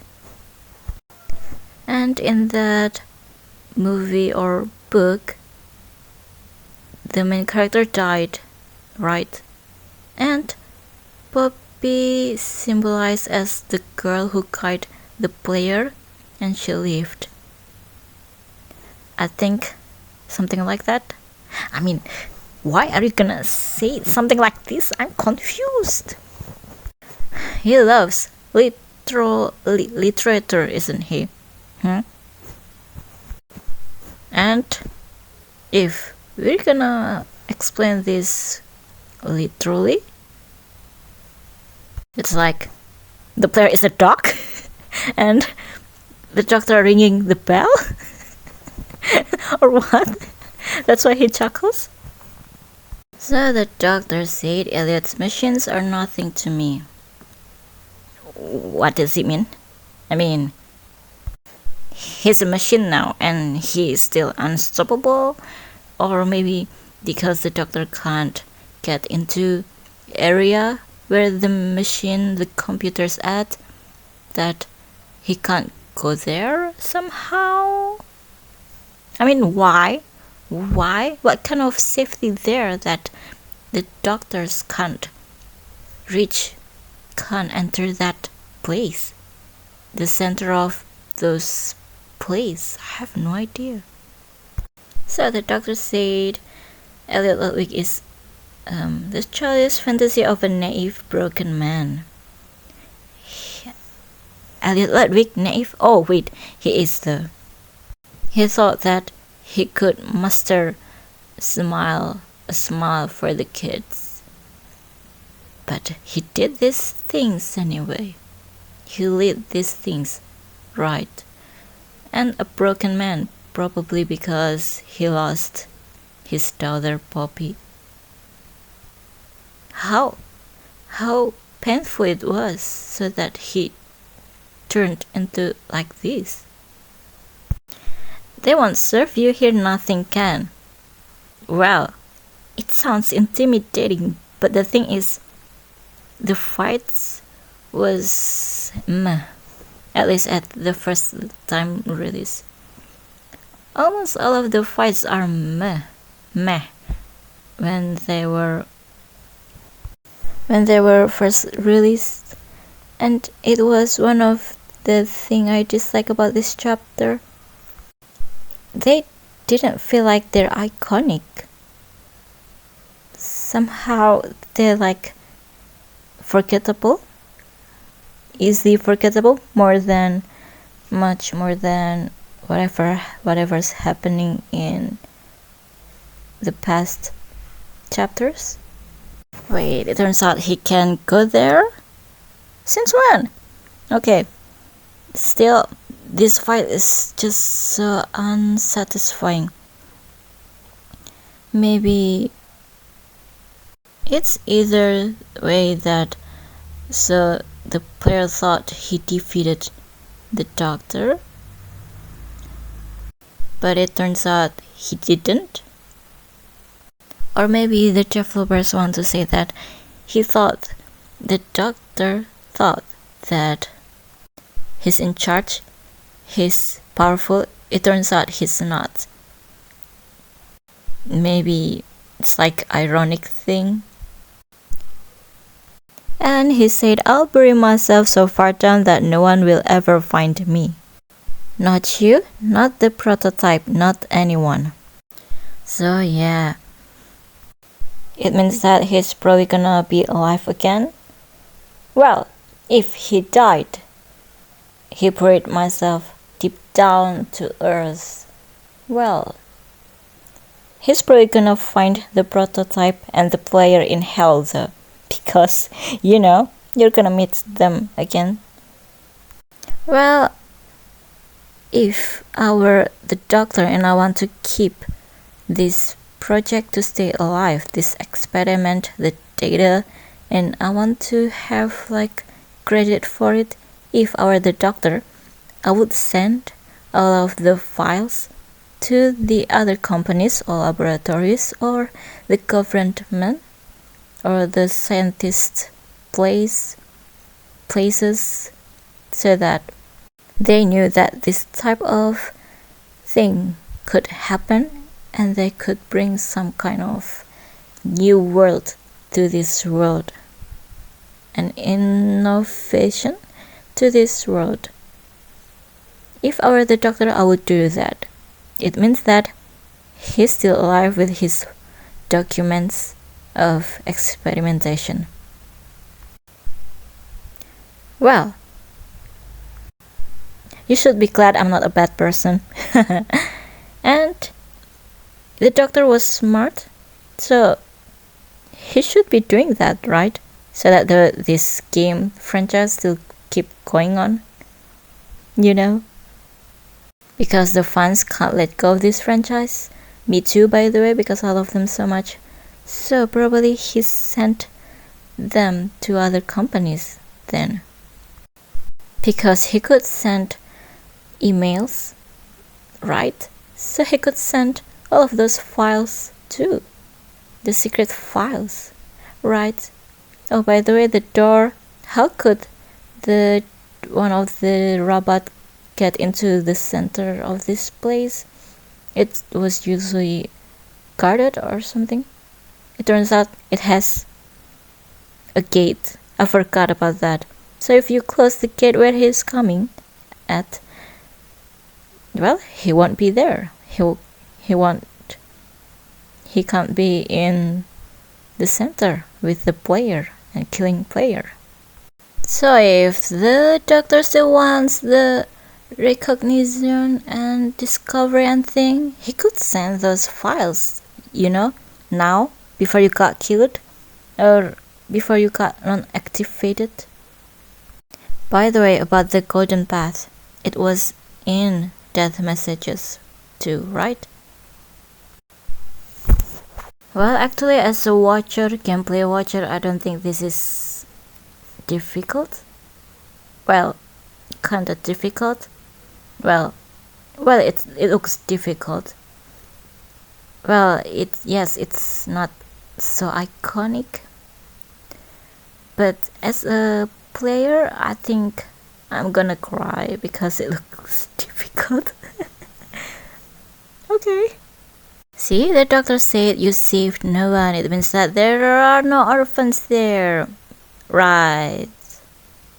But well, if the player could destroy these things, this factory to the Earth core, he probably could save people. Or maybe destroy the Earth. Well, he could probably save people from the future, you know, from the next experiments. Okay, I think I was kinda wrong about only Poppy's VHS are the one who's hard to find. It turns out, now I remember, the time VHS is hard to find too.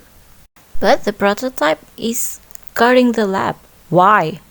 It means that the orphan's probably there, or maybe he's scared of something about him, the weaknesses of him, or what? Man, the prototype is extra intimidating in this VHS. And he said, provide me more options, I will try again. So it's the experimentation about himself. For what? Oh, and the radio. I wonder how the player would react. Will the player get angry about whatever's the doctor thinking about? It's okay sacrificing thousands of children to save people? Or will he get angry or understand it as a scientist perspective? So why did the developers change the doctor's appearance, the main doctor's appearance? Maybe so that the people won't troll over him, because people are already trolling over him, even though he's a psychopath. I wonder why it's only the right hand who got cool grab packs. Why not the left one? By the way, well, the blue one is our loyal friend from chapter 1. So okay, you're special. Even though you're not as cool as others, you're still special to us. Yep, I guess Oli couldn't yapping because the doctor did something with the signal. I guess it's so hard for the prototype to kill the doctor because he must go through those chaotic robots. I guess that's why the player is better than the prototype. I guess. By the way, why the way the prototype sounds like Poppy. I'm going insane. So does it mean that they found the secret and how to do those secret whatever they like? So Rich worked in shipment, right? So I think we saw his works everywhere, every time he works at something, right? His position. So in chapter 1 he works there, and chapter 2 he works at Misfit Toys, chapter 3 at the cave, chapter 4 in shipment thing. So we saw all of his office, right? And we didn't see an office like the players hallucinated at chapter 3 at Home Sweet Home. It means that there's a high chance that the player is PW. More chance, right? Because PW is like maybe a biologist. He is a biologist, so he got like a whiteboard and things, a little bit white room for himself. So maybe the player is PW. And don't forget the birthday. It's not coincidence that Bonzo said the same day as the player. I mean, right? I wonder what kind of experiment when they were still Elliot Ludwig though. When Elliot Ludwig died, this appeared in charge of everything. People getting killed a lot. What about when Elliot Ludwig was still in here? Did they already killing children, torturing them, and killing the parents too, if it needed, or what? Or they did still using animal only? I guess not. I don't know.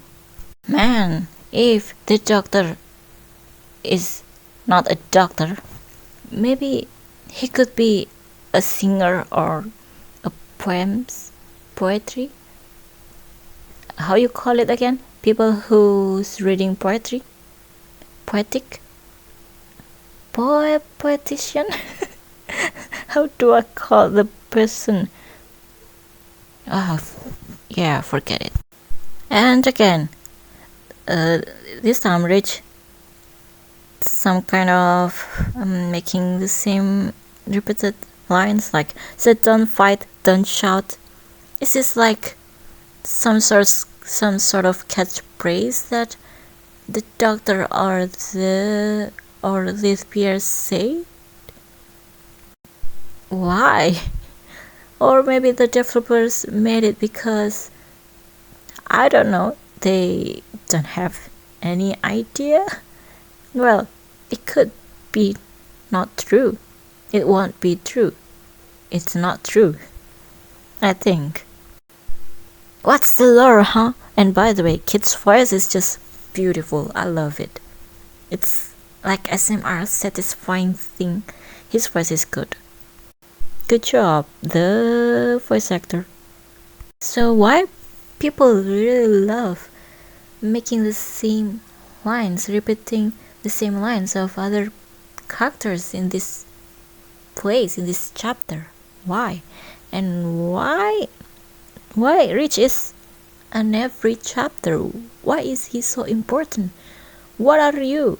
Are you like PW, I don't know, sibling? Twin brother? Or maybe a father figure? Like what? Someone you respected? So, well, Rich must be know the company's secret by now, right? Or not?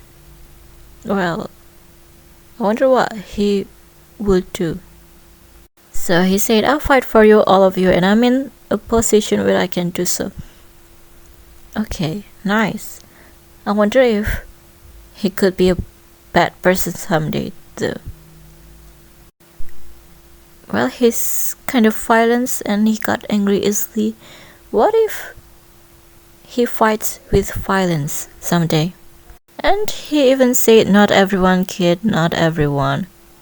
This time he's repeating, what's his name? Stewart's line. Not everyone, kid, not everyone. Why? Are you the prototype? Because the prototype loves repeating people too. Or everyone is the prototype? Because maybe the prototype combine mommy's long legs, body part, and then her personality and her voice become one two with him. I don't know. I'm just delusional at this point. See? So Poppy said, you've done what none of us ever could, given us hope. So after the player saved Poppy, just like when Ollie saved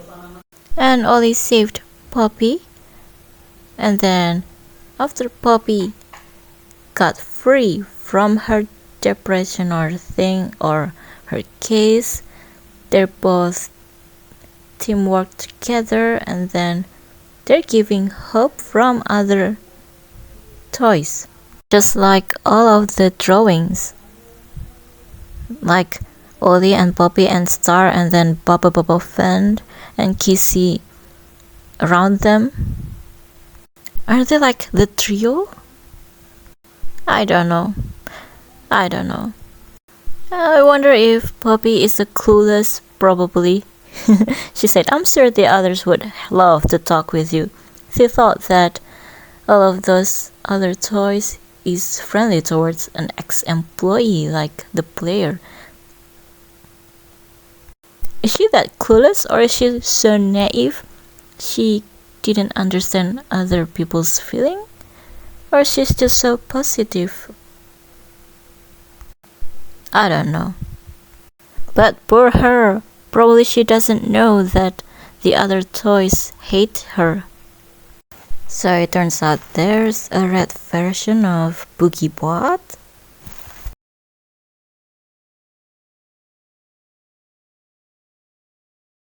By the way, I read a comment about Poppy's voice box, and now I'm really thinking hard.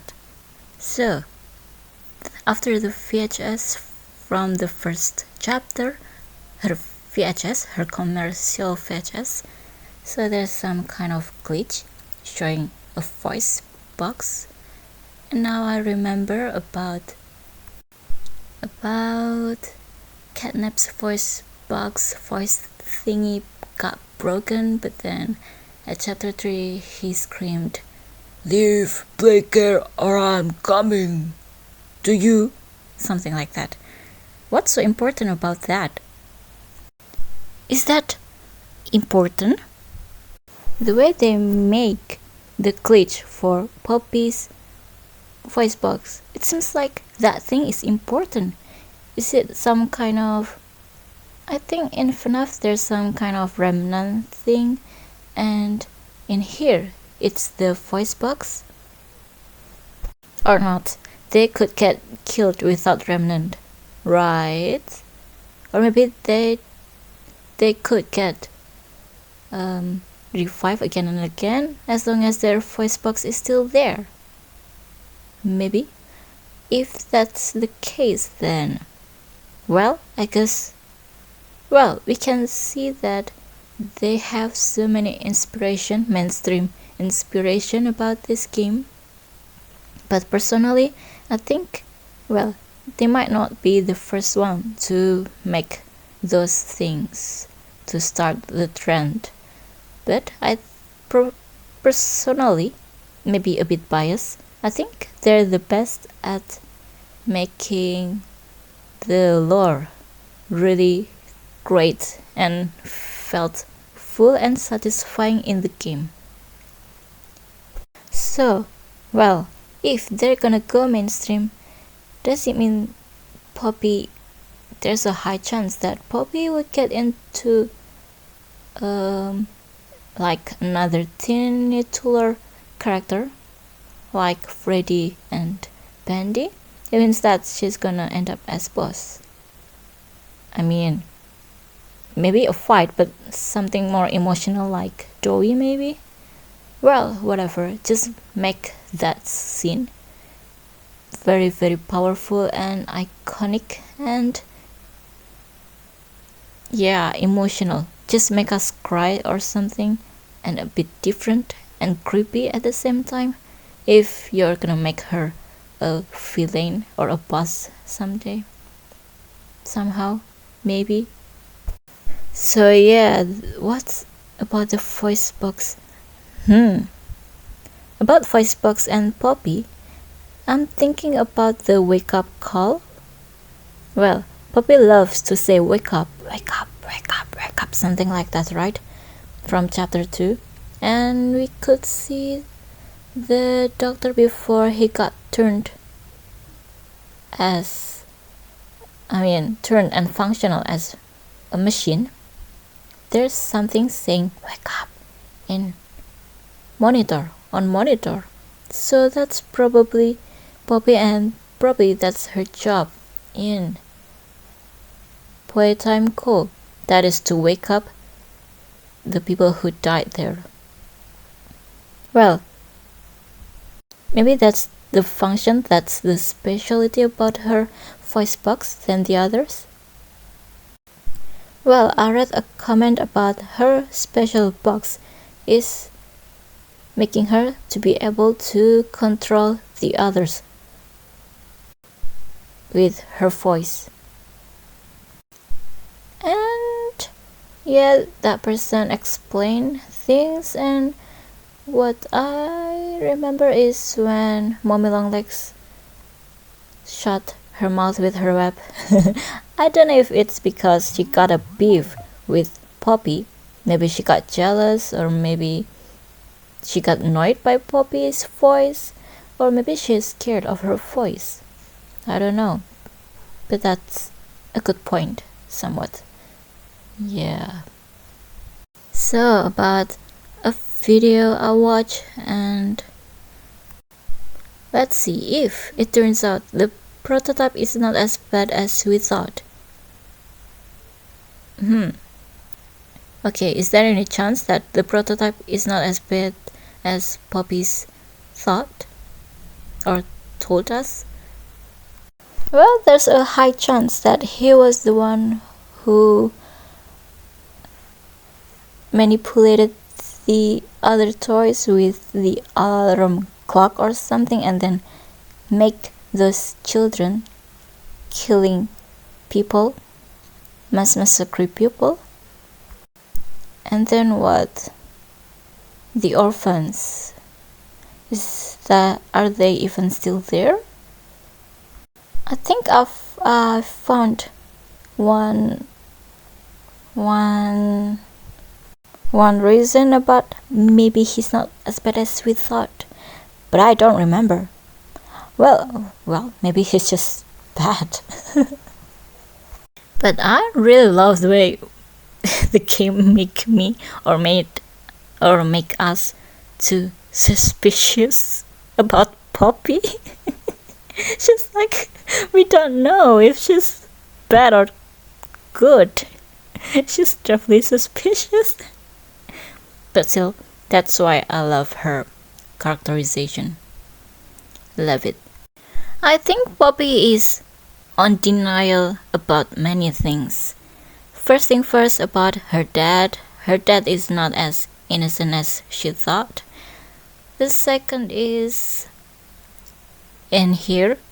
She said, "Who's outside?" Well, your enemy, your nemesis. And at the last when she was about, before she ran away, she said again, "Who are you?" And then the prototype said, "The obvious question has the obvious..." Can you shut up, Shopee? "Has the obvious answer," or something like that. She's definitely on denial, huh? And by the way, if she got like a superpower to revive people, why didn't she revive her friends if she needed them to do her job to kill the prototype? Well, maybe she just want to let them go, because if she woke them up again, revived them again and again, maybe she felt sad about them. They should go to heaven and not coming back to this place, this hell again. Maybe. Or maybe she could only revive the player again and again and again. Only the player. I don't know. If that's so, what's so special about the player? Well. Or maybe she could revive the player. She got the motivation to revive the player again and again and again. It's because she needs the player to pay for the player's sins. until his job's done. So she told Joey to distract the prototype. Well, the result is Joey failed at their job, because they're three. Okay. Do you think Poppy is the better distraction for the prototype at this time? Well, probably not, because the prototype's main goal in this chapter is to destroy Safe Haven so that he could destroy and cute.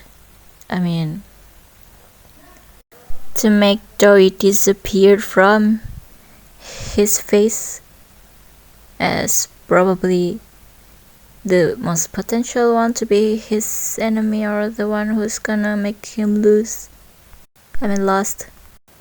But at this time, will Poppy be the best bait for the prototype? Because after she lost her friends, her allies, at the end of chapter 4, the prototype is finally stalking Poppy and didn't come for Kissy and the player. By the way, I got confused and overthinking too. So after Poppy gone, the player's goal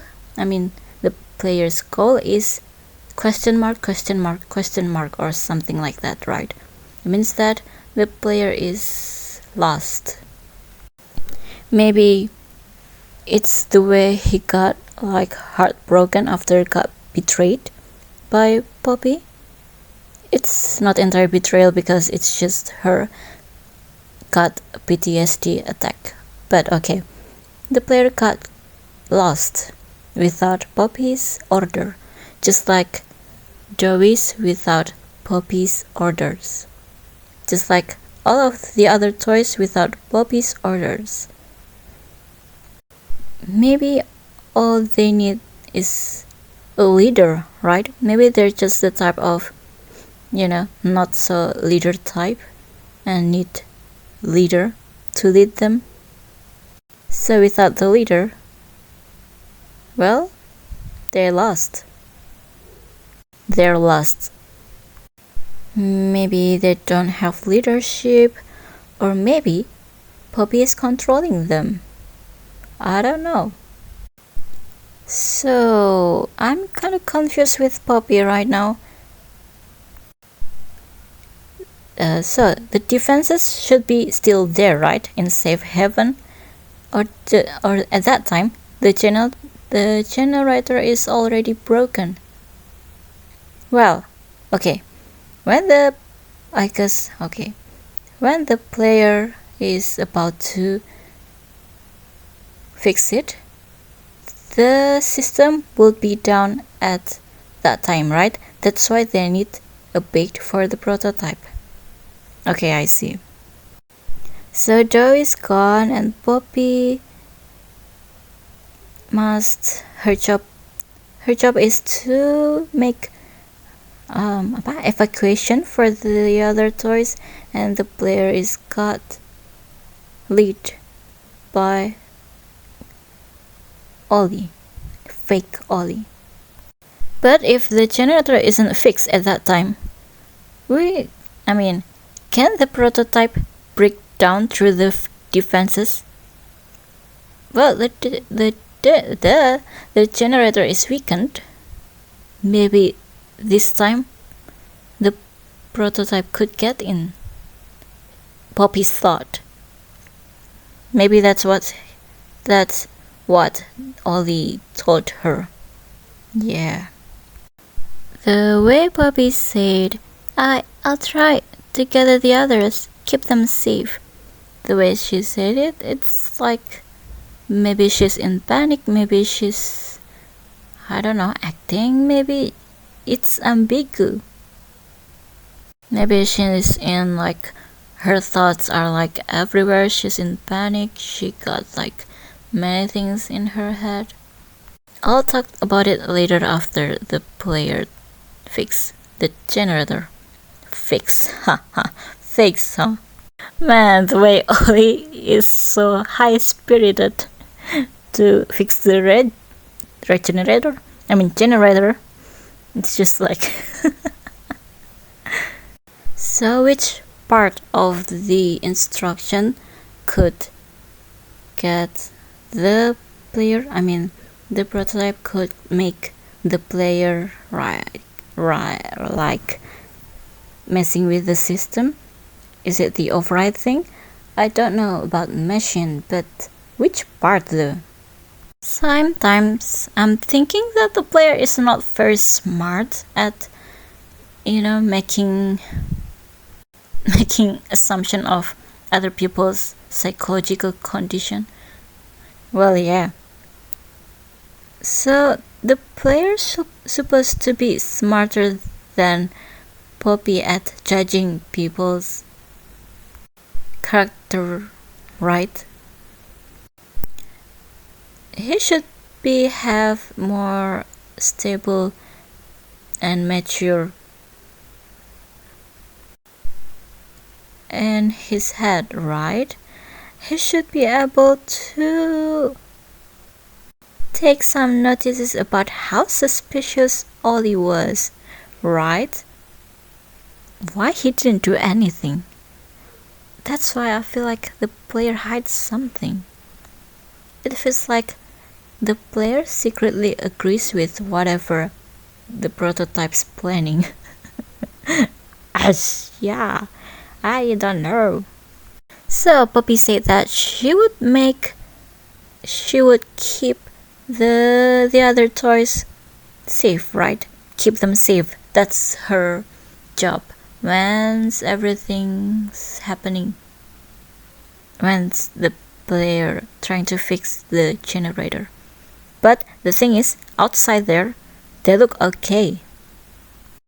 And it feels like when the player is fixing things up, Poppy is just like standing right outside the gate into the generator room. It feels like she's observing the player. Why? Is this like a plot hole? Because the developers didn't think that it's important enough to make the chaos outside the generator room when that section is just like 1 minute. Or Poppy was lying, or Poppy was with the prototype all along. Or maybe she's the prototype. You know what? At this point, I'm thinking she's him, and then him is she, and then the player is him, and then it turns out he's a what, and then whatever. Or maybe, I don't know, maybe they're just like skipping things up, speeding things up. Maybe it's like when the player fixing the generator, it's like, I don't know, 30 minutes, but then everything's fine after that, but then Joey doesn't come back, so Poppy worried about him. Or maybe this is a plot hole, or maybe this is a trap. But seriously, the player, aren't you like supposed to be perfect? Aren't you like supposed to be mature in mind, better than Poppy? Oh, there's another reason. There's another, guess about. So, Poppy said maybe she was running away for herself, just like foreshadowing for the end of chapter 4. Maybe she didn't warn the others and then just eating by herself because she's a coward. I don't know. Just like maybe that's what happened when she and Kissy could slide down to the, I don't know, where was that again? And the others died because of that. I'll talk more about that later, if I could remember. See, the others look chill when they should be running away when Joey ran like that, and they would run too in chaotic way if Poppy warned them that there's the prototype outside. Huh. And by the way, since when Mini Kissy clapping her hands like that happily? Is it like from the past too? Was she always like this? Or maybe she's happy that the prototype couldn't get in? I don't know. Joey's VHS. What a very well made VHS. The love of a mother who she's blaming herself for everything and wanted her son to be back, and the love make it something unlogically. Well, even though how unstable Kevin is, I wonder if he could be stable. In what way? I saw people blaming Kevin for everything if he wasn't there. Joey would still be alive and still be allies with the player. But the thing is, Kevin is a victim too. But yes, he's unstable. But I wonder if he has mother or not. And by the way, so there are like 4 unnamed scientists in here, I think. Is the player one of them? Or the player caught by Dr. White, just like, I don't know, one of the whispers, one of the hallucination in the maze at No Man's Land? Well, because after the red smoke gone, the hallucination gone, the whispers gone, it means that all of those things are in the player's mind. It means that the player heard it. The player was there when those conversations there. He was there when the conversation happened. So with all of those red smoke and the explosives, can they really destroy the factory from the bottom? I have no idea how many floors they have to the top. From chapter 1, can the explosive and the red smoke can do that?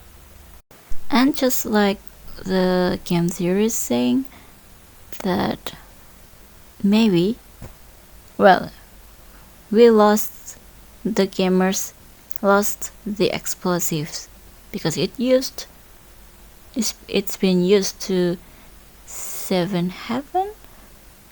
heaven and the cave, whatever that cave. So will the player's flare finally could burn something, make chaotic and explode everything finally, just like what it could do, just like what's supposed to be the gamers do, and they're just like playing around with flare hand because it's supposed to be that dangerous. So where is Thanos? Joey lost The prototype at tunnels. Where is it again? I don't remember. And I was imagining that the prototype's calling the player as Ollie while got chased by Joey. That would be funny. And by the way, in this area outside, I have no idea where this thing is, but there's the prototypes destroy the light puzzle near the safe haven. I mean, why? Why would you destroy it? Oh, wait. Well, it's dead for now. I mean, it's off for now. Maybe it's a defense system, one of the defense system. It's off now, so I might as well just destroy it before it destroys me. Okay. Is the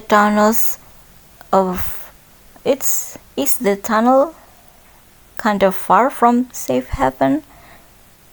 Where's the tunnels? Tunnels is far from the safe haven?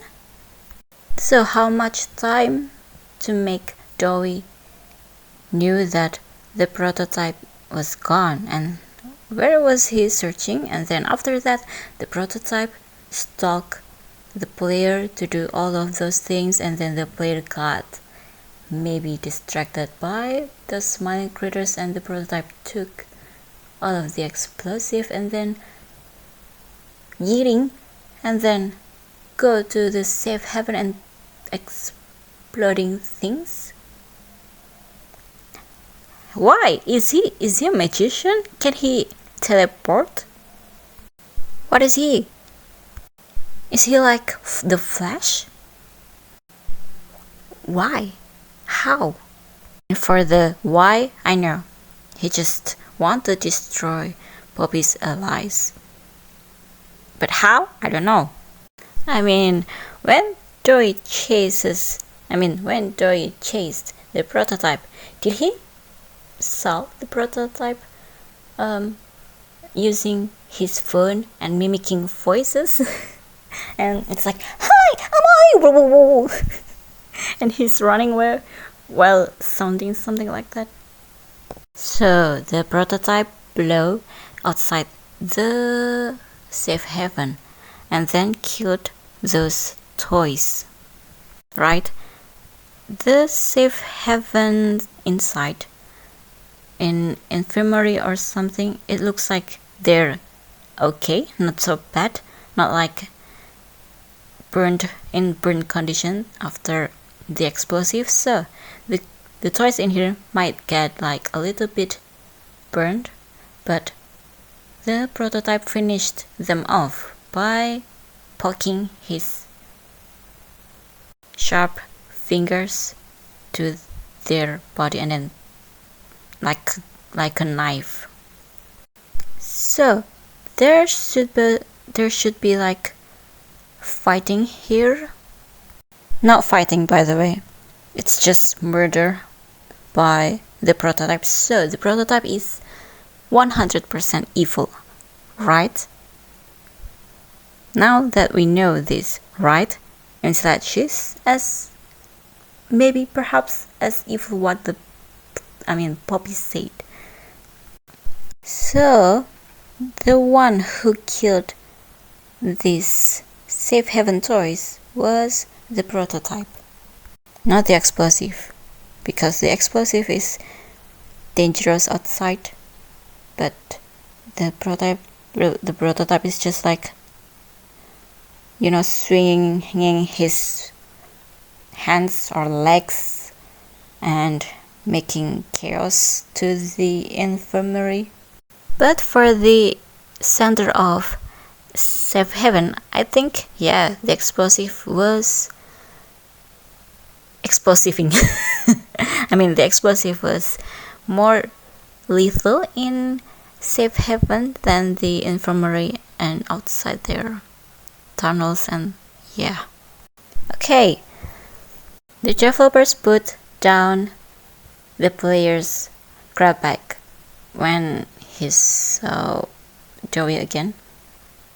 First things first, it's an emotional scene, so we don't need the gamers is like playing around with grab bag, distracting themselves with a grab bag when you're supposed to feel something about the pain of the Joey's feeling right now. And it could be a way of the developers telling that the player is in emotional condition too.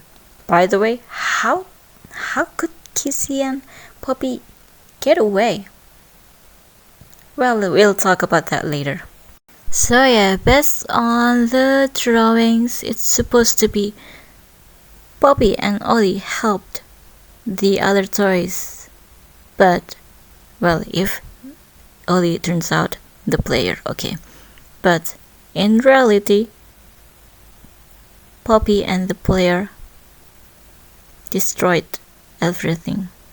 But maybe it's better for them to get away from this hell, this real life hell, and go to real heaven after they died. Well, but it's murder anyway. Yeah, okay. Sad for them. Why would you do that, huh? The prototype. So what does it mean by they jumpstart the generator? What does it mean? So it's jump-started and overriding?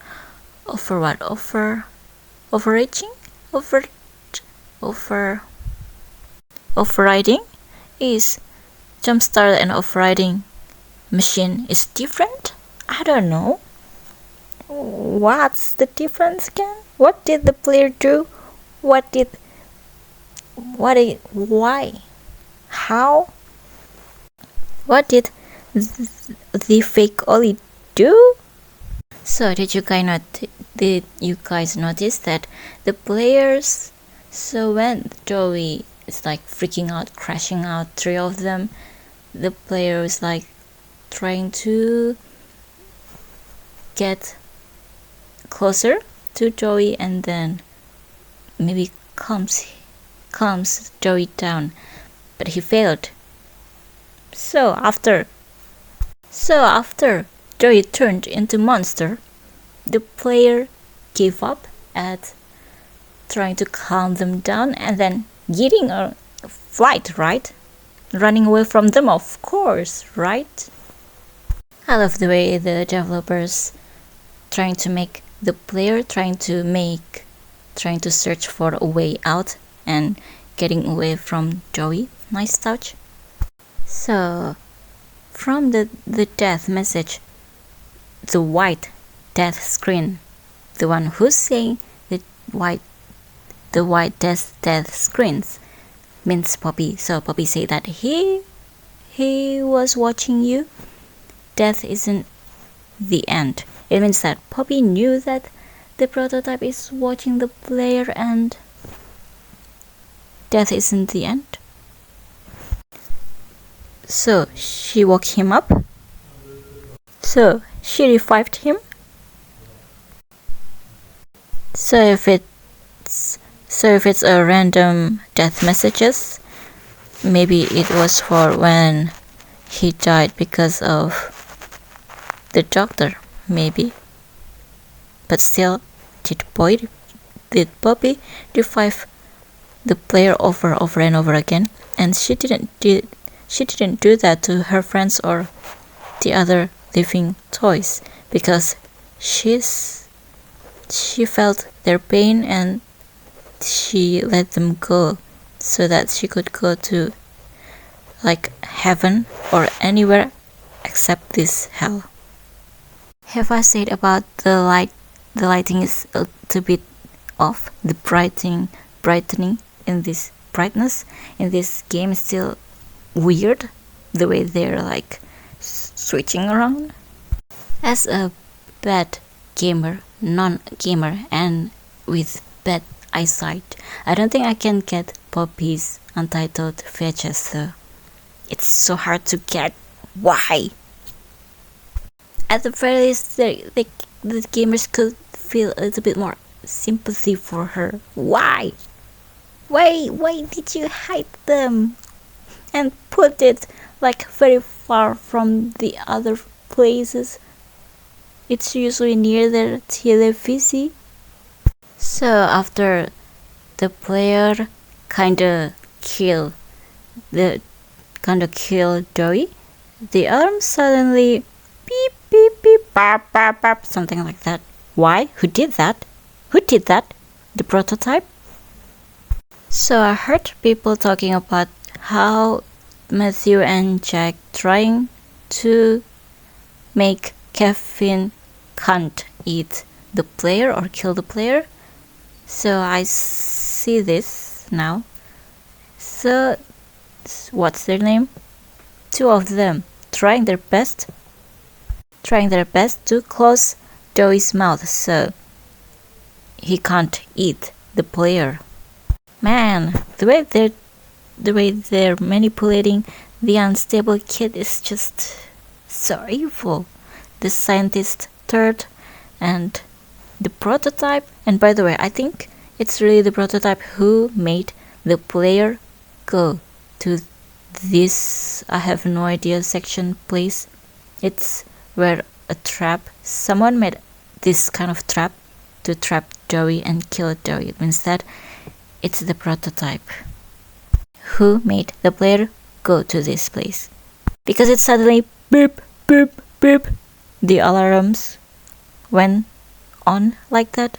Okay, the way the voice actor like changed from the sniffy cries I'm sorry for Jack, what's his name again, and to calm voice and like a bit more mature voice for Matthew's voice is like I'm sorry, like that. Good job, good voice actor, nice.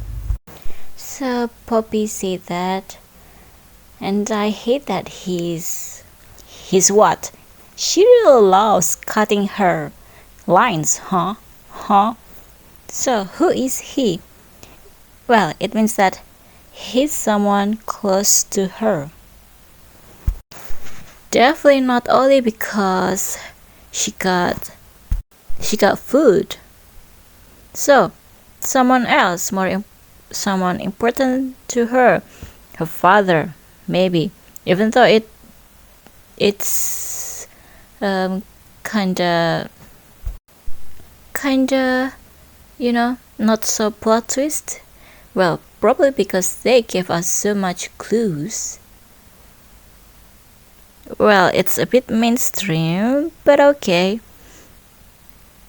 Well, the way she knew his identity, and she's denial about that. Who could he be?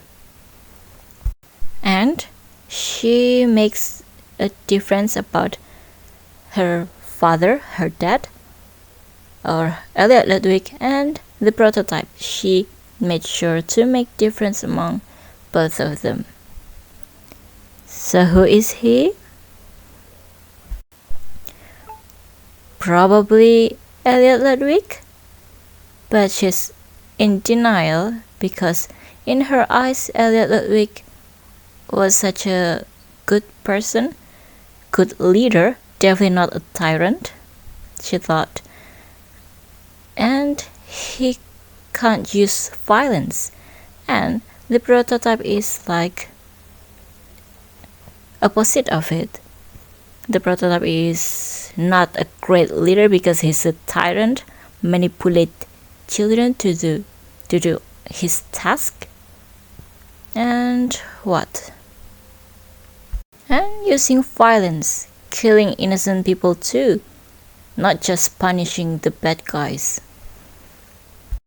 And Poppy disagrees with that. She will always disagree with that, and that's why the prototype was disappointed in her at the end of this chapter. He thought that Poppy could see that it's okay to kill anybody, maybe, that the prototypes. What am I saying? You know what, let's talk about that later if I could remember. And in here, she understands that they can't leave. It's too risky, and she doesn't want what they did to them would be done again to other children in the world outside this factory and at new laboratories. So yeah, they have different opinion about this matter. She agrees about the risk, but she still hate about the sacrifices, like the way he made them killing people and the bodies, and what is he even saying about the bodies? So she hates the way the prototype talking about their bodies. It means that what? Like the prototype like mocking their bodies, their dead bodies that he could use as food or supply food or what? Oh, it's food. So maybe he said something like this: we need them to be I don't think I can be a bad person. I don't know what he wants to say. So probably the prototype said that we must use their body as food or something like that. So Poppy said that the toys will starve, otherwise they'll die. It means that Poppy doesn't need food, and we knew that the prototype doesn't need food too from the trailer from chapter 1. I wonder if Poppy got like pressure about being a next great leader after Elliot Ludwig, because people saw Elliot Ludwig as a great, perfect leader. He could motivate people or manipulate people into agreeing whatever he wants. Well, he thought that his ambition was nice. Maybe he got even manipulated by his own minds and other people, because he said it so confidently and believe whatever he's saying. So everyone else, his employees, started to believing too. So maybe Poppy got a pressure about how to be a good leader like him too. And the toys, yes, they saw her as leader too at some point, but then she made mistake by trusting the prototype, and then her friends, her beloved friends killed people, and then she blamed herself because she can't be a good leader for those toys. And then she hides maybe, and yeah, fighting the prototype, arguing with him, and then yeah, she got locked out in case. I think I've said many times about this, I'm sorry. So Poppy definitely makes a clear difference about the prototype and Elliot Ludwig. So I think I've said many things and just the same thing in the past. Yeah, I hope you guys know what I'm talking about. I wonder if the player feels sympathetic about whatever's happening with Poppy. Was there even a doubt to trust Poppy? So they're like allies, and then betrayal, allies, betrayal again. It feels so hard to trust Poppy, and if the player is the type of person to get manipulated easily, like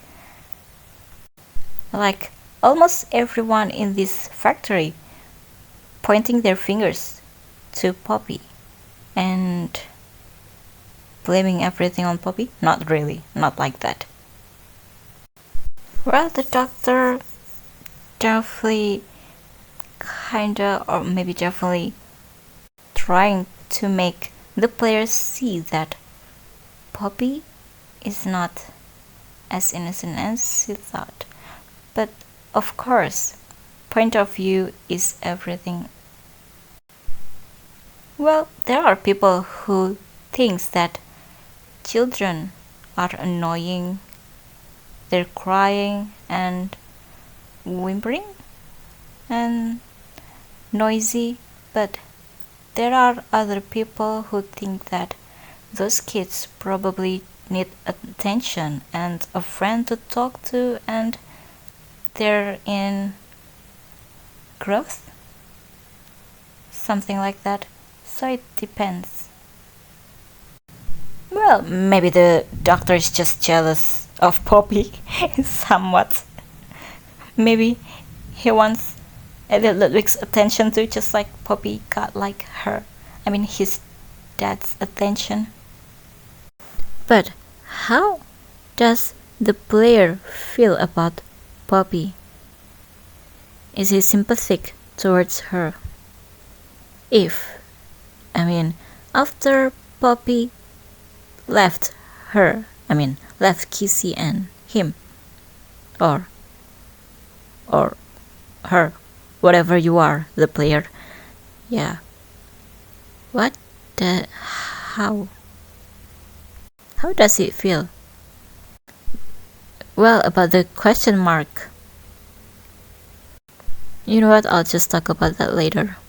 So, the Cutouts. Huggy and Kissy could talk at that. Maybe they could talk at some point, but they can't talk now. Why? Where is their voice box? So Joey said that. Oh, by the way, his voice actor is really sweet for this role. Joey looks like Joey sounds something like that. And by the way, Poppy was their leader. She said, go here, go there, do this, and it all made sense too. Poppy was nice. So she was a great leader, right? Not just bossy, right? She was a great leader because she was nice. So, I've said it again. I've said it before and I'll say it again. She was running out of time, that's why she can't be a great leader because, wait, she couldn't choose her lines probably because she's running out of time, and maybe she turned like a tyrant king, like the prototype. Well, a tyrant king versus a bossy girl. Who's gonna win? A bossy princess. Who's gonna win? So he said, it's scary here without her. It means that she has a great impact on them. She's like their mother figure or older sibling figure for them. By the way, he searched for Poppy everywhere. They, because there are three of them. Okay, Joey searched everywhere for Poppy, and we knew that they can go everywhere, like every small places. But how could he not find Poppy though? He couldn't go upstairs. He couldn't go past through Huggy Wuggy's observation. He can't. Why? How can you not find Poppy? Matthew, he's such a good baby. Well, he's not baby, he's a teenager. But my baby, our baby. Okay, I wonder what is the player's thinking right now. Does he feel guilty about it? About killing Joey? About failed to make him figure out things to calm him down. One of the things I love about Playtime is the lore, man, the lore. If I don't have to fight the bosses, I will definitely play this game. But I can't, I'm not a gamer. I think this is like the best one. Personally, I think this is the best one from other mascot horror games at explaining and their characterization, the way they make the story like this, and they don't really hide things to their, I don't know, ARG and other games. They were like bunch of bonus things when you're playing IRG and others, but in this game itself, I think they're already good at explaining the lore. Nice, good job. Okay, how could Poppy and Kissy get into that what you call it, ventilation? Where did they come from? The same slide as the player? I don't think there's any other place than that slide. It means that someone closed the ventilation with blocks and blocks things.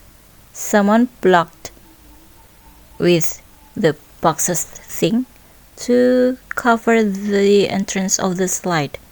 If Poppy and Kissy was coming from there, well, maybe before they slide down, Kissy is like, I don't know, grab the boxes to cover it up. It seems impossible. So, how could it be only two of them? Well, maybe they were like, I don't know, they saw the prototype there in Safe Haven, but Kissy only got one hand, so she can't grab the other toys.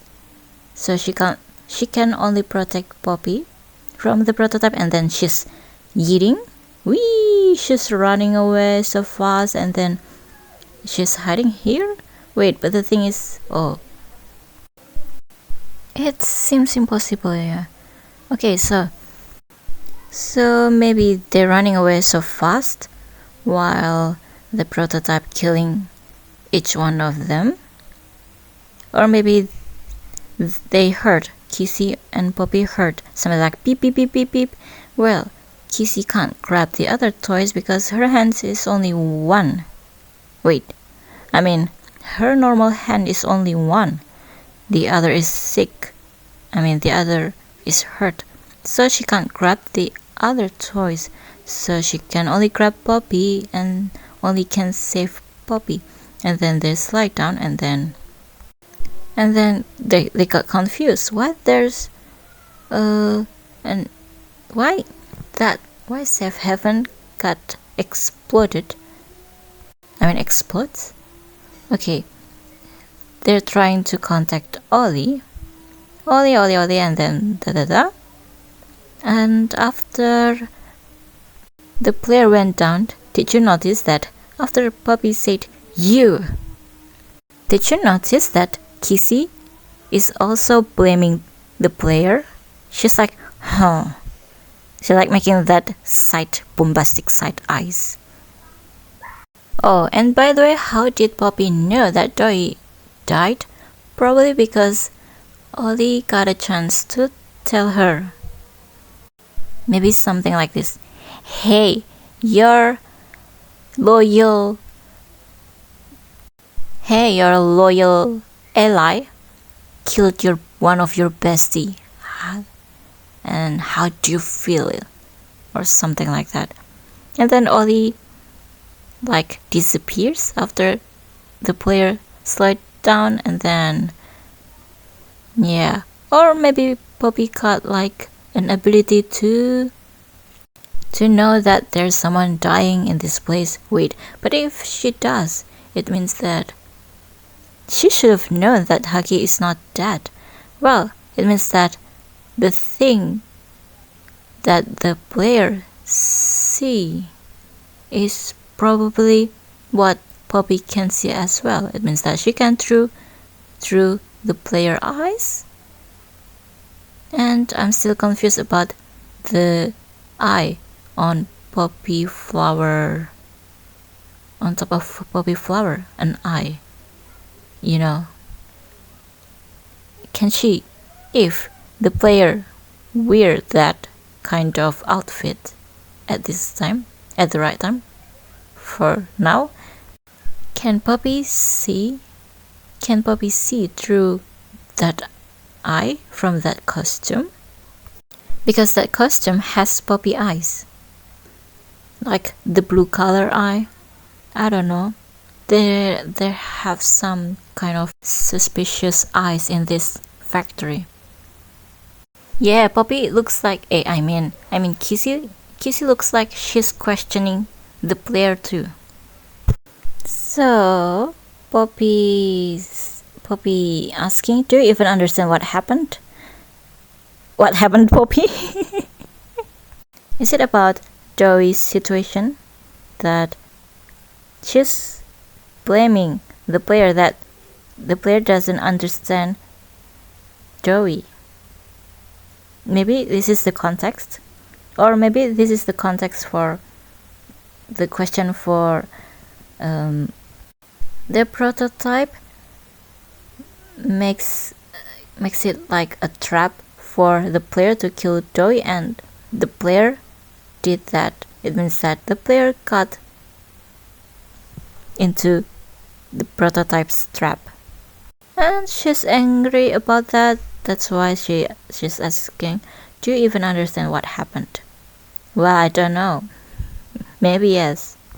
This girl needs to sleep. Or maybe sleep. Yeah, you need sleep.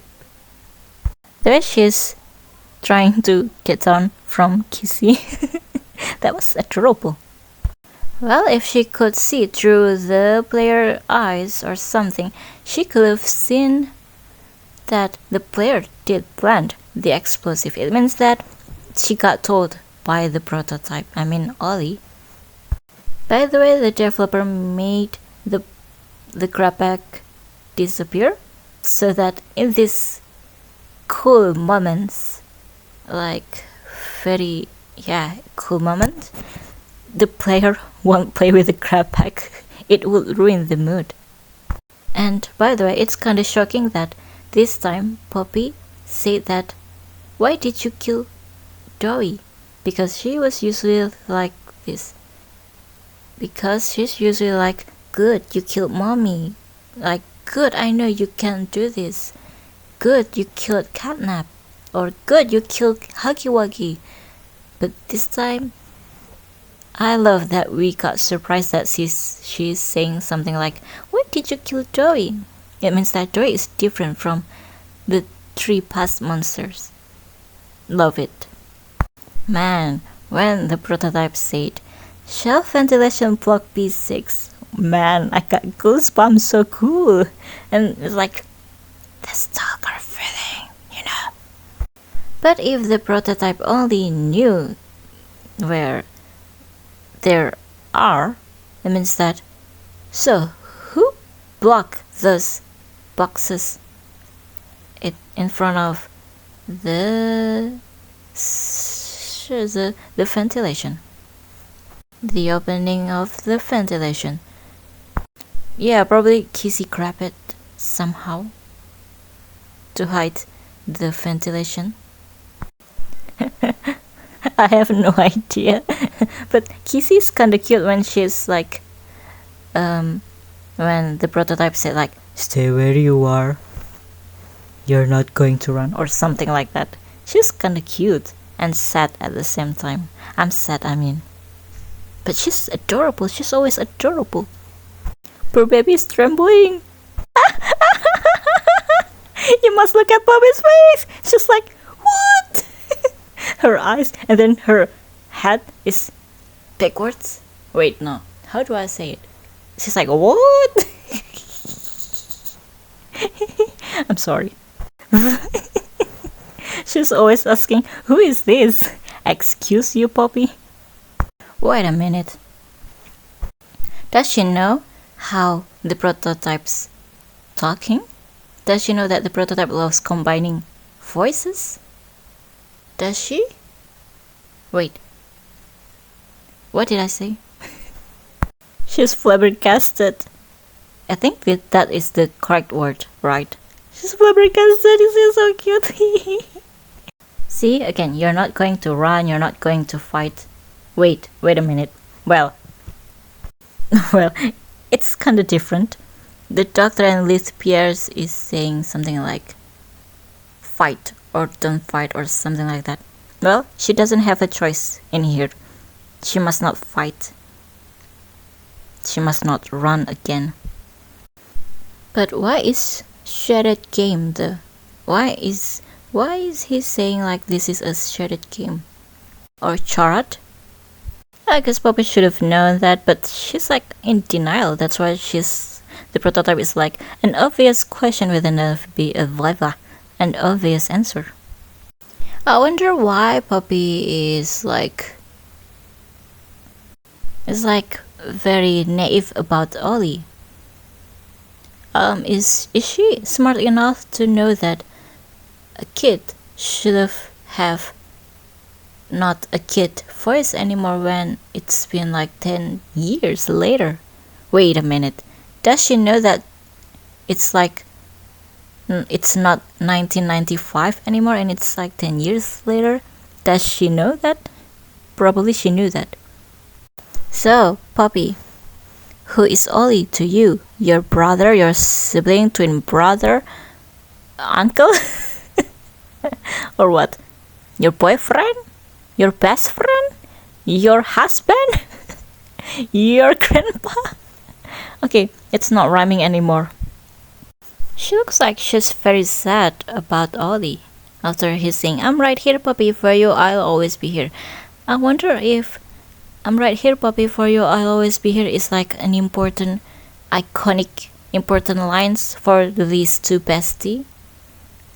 When communicating, it's like when Poppy said, Ollie always saying something like, I'm right here, Poppy, for you, I'll always be here.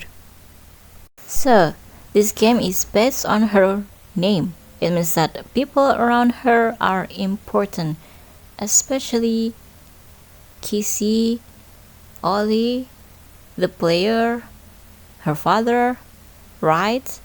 So who is Ollie? Who is Ollie? Who is Ollie? And she still looks so sad when she understands that Ollie is not here anymore for her. She looks sad, but then a second later she tried her best to stay calm and she acts like powerful. She acts more strong than she is. I wonder who. Oh, I think the doctor healed or not. Huggy. Who healed Huggy? And by the way, I have kinda mixed feelings about this. She's like saying some fierce stuff, and then she sounded very cute. She's like, and soon you have less than that. That reminds me with like the doctor's line is like, and she's whoa so innocent. That scared me. And the way Poppy's looking at the player and looks like she needs and she wants to say something to the player, but then got distracted again by the prototype. She looks so cute. I mean, Poppy and Kissy is like cute combination. They're so cute. So the way the prototype is saying something about Poppy, so he said, you don't need to play at being stronger than you are. You can come home. He treated Poppy like a rebel teenager. Like, you know, do you know Rapunzel? She's like locked in a tower for like whole of her life, and then wait a minute. She got saved by a man, and then they're adventuring together, and then they're like, I don't know, fighting evil bad guys, going after the Finn. What's his name again? The handsome man there in Rapunzel, entangled. And then the parent telling the child to come home. Oh wait, now that you think about it, so the mother is like portraying the fake mother. Wait a minute. Is this like another story about Tangled?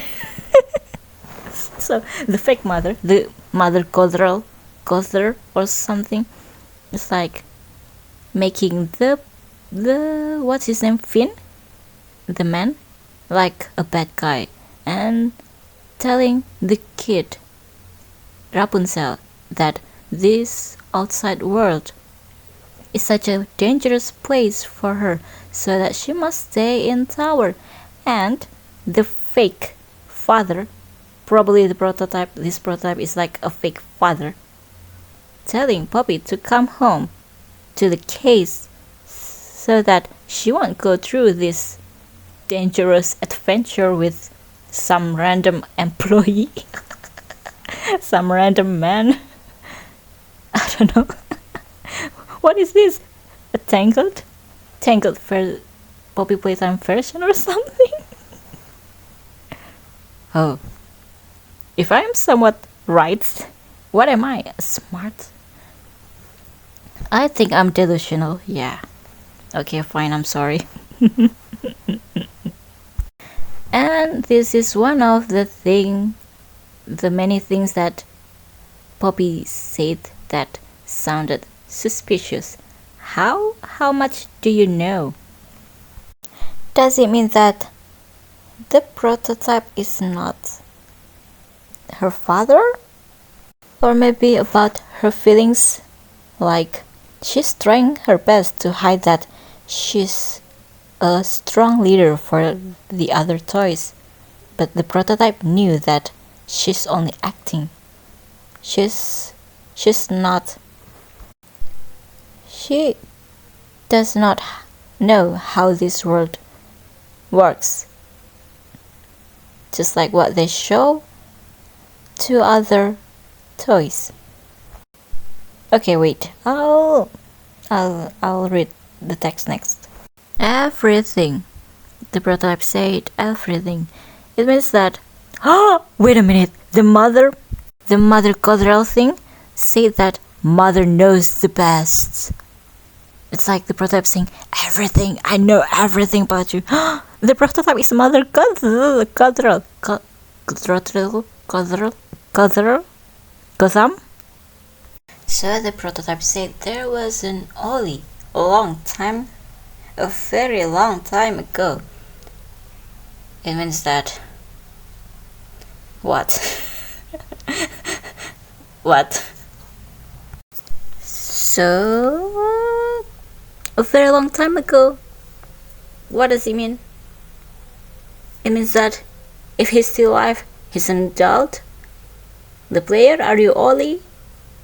What in the romance story is this? Tragedy? I'm sorry. Okay.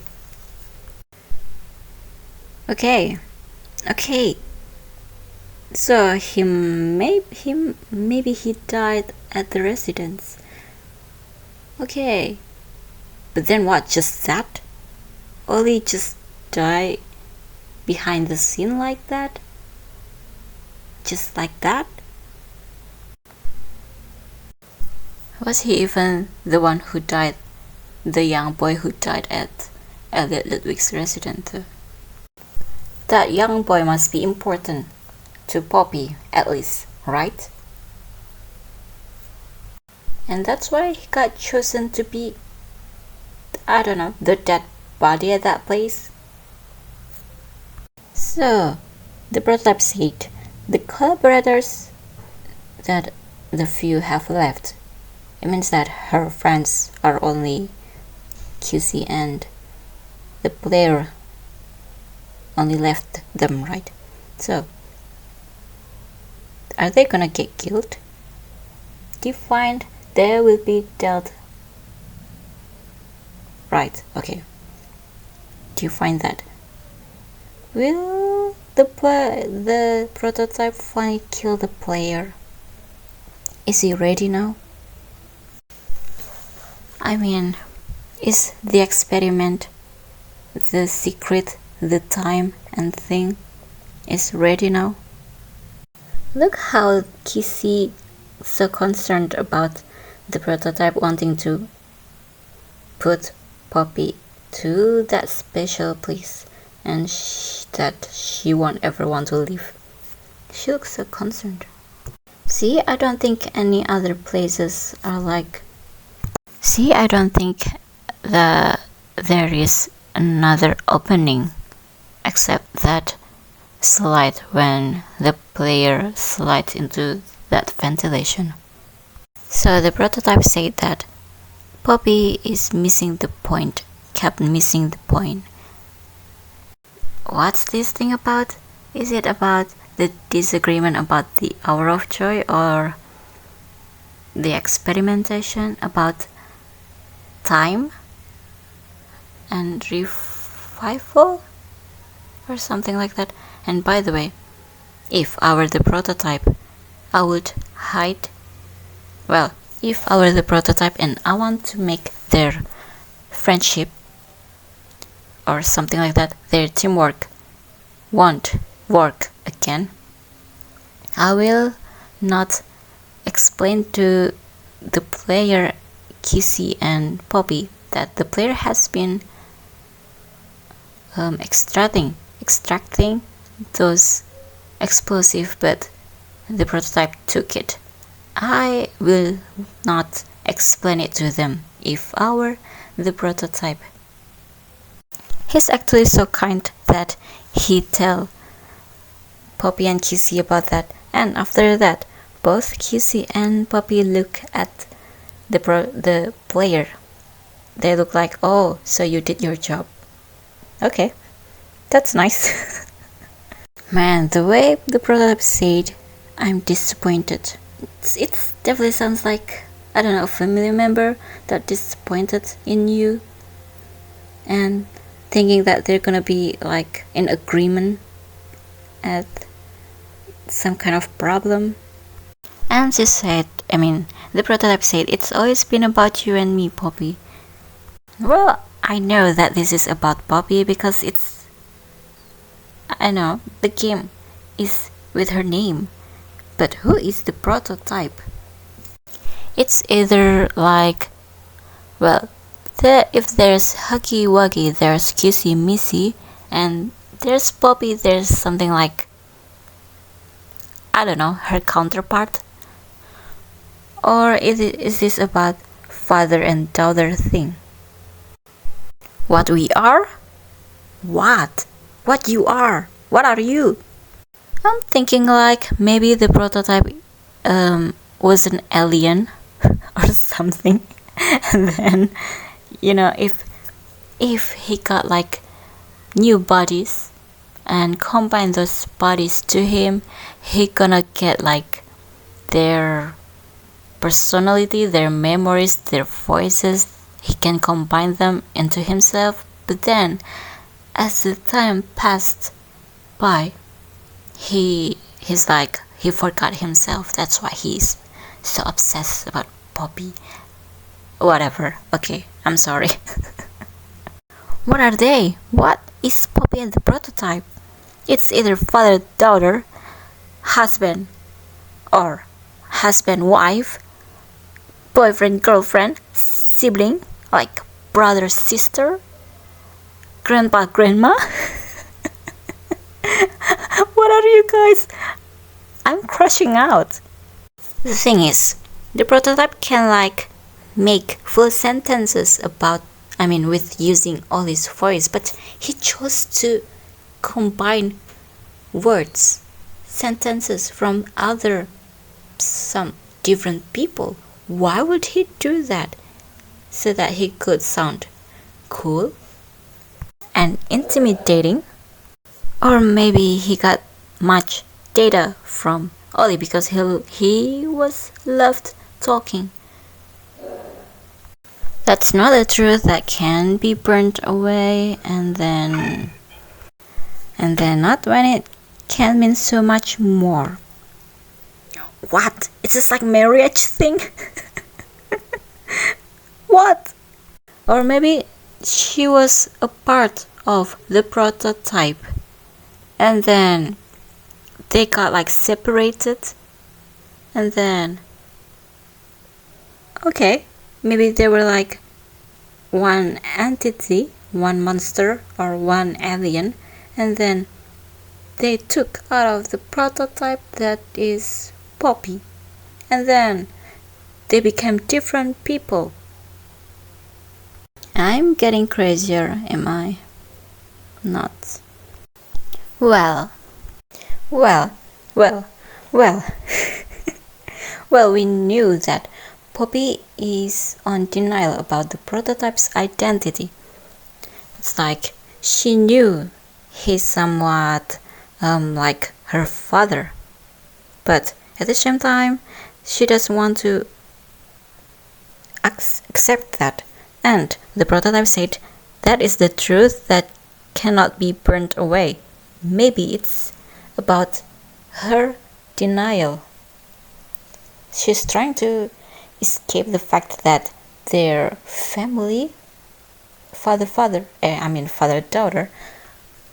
she doesn't want to accept that because his personality different from when he was Elliot Ludwig, maybe. But this version of Elliot Ludwig doesn't want, he still wants Poppy as his daughter. He wants them to become family again, maybe. Well, she doesn't want to come back to the case. Well, if you're an probably abused daughter, you got into a fight and then your father, your mother granted you in home for maybe in basement for 10 years. Are you gonna accept that fact? Or are you gonna run away too and be a rebel kid? So what does he mean by the case that Poppy won't ever want to leave? It's like sleep forever and she can become alive in her dream, and then that dream is like her maladaptive dreamer, something like that. It's like fantasy. It's only that those dreams is only something that she wants to be in her life. That's why she doesn't want to leave that place, that dream, those dreams. And by the way, Poppy should say I'm sorry twice, just like Doi 1 and Doi 2. Jack and Matthew to the player. And I hope she said it twice though, to the player and to Kizzy. She's like, I'm sorry. And then look, first thing first, she sees the player and say, I'm sorry, and then turned into her bestie, I'm sorry, and then run. And yes, she sounded selfish when the prototype said the collaborators, they will be dealt with. But then Poppy doesn't look concerned, not so concerned. Maybe she's concerned, but not really. Well, after that she's asking about herself. Maybe she will be like, no, please don't kill my friends, don't kill my besties. But she's like, what about me? Well, she's definitely sounded selfish there. From the voice, It looks like she can run fast, huh? Well, but her stamina? Well, maybe if the prototype sent some smiling critters or nightmare critters to Poppy in ventilation, maybe, well, he could have Poppy that easy. But he chose to get her by himself, for now at least. Kissy's face, no. So we knew Kissy's expression. What about the player's expression? Does the player disappointed and or maybe angry? And yeah, even the prototype saying like some friend, huh? What is friend for her? But the thing is, thanks to her that the prototype now doesn't have to, the player and Kissy don't have to fight against the prototype in that kind of area, because Kissy's condition aren't good, and the player definitely couldn't use his grab bags in this kind of tight area, so maybe there's a good thing for her to run away. So I think why the player could survive that fall, it's because of the jetpack from chapter 3. It has jets, the grab pack. And I don't think Kissy got another choice except to fall down too. Or maybe she could climb the slide, maybe. Or maybe she did destroy the ventilation thing, the fan, the big fan, when Poppy got through, run away. If she can destroy that, maybe she could run there. Well, if she can't, maybe she's gonna follow the player later and then fighting Huggy, and then maybe they will become besties again. Well, they were besties, and then they're gonna be besties again, and maybe, I don't know, romance story with them, I don't know. And then she's gonna make Huggy remember, and then maybe Kissy would calm him down, and then they're gonna help, I don't know, the player to get out of that laboratorium by, I don't know, take the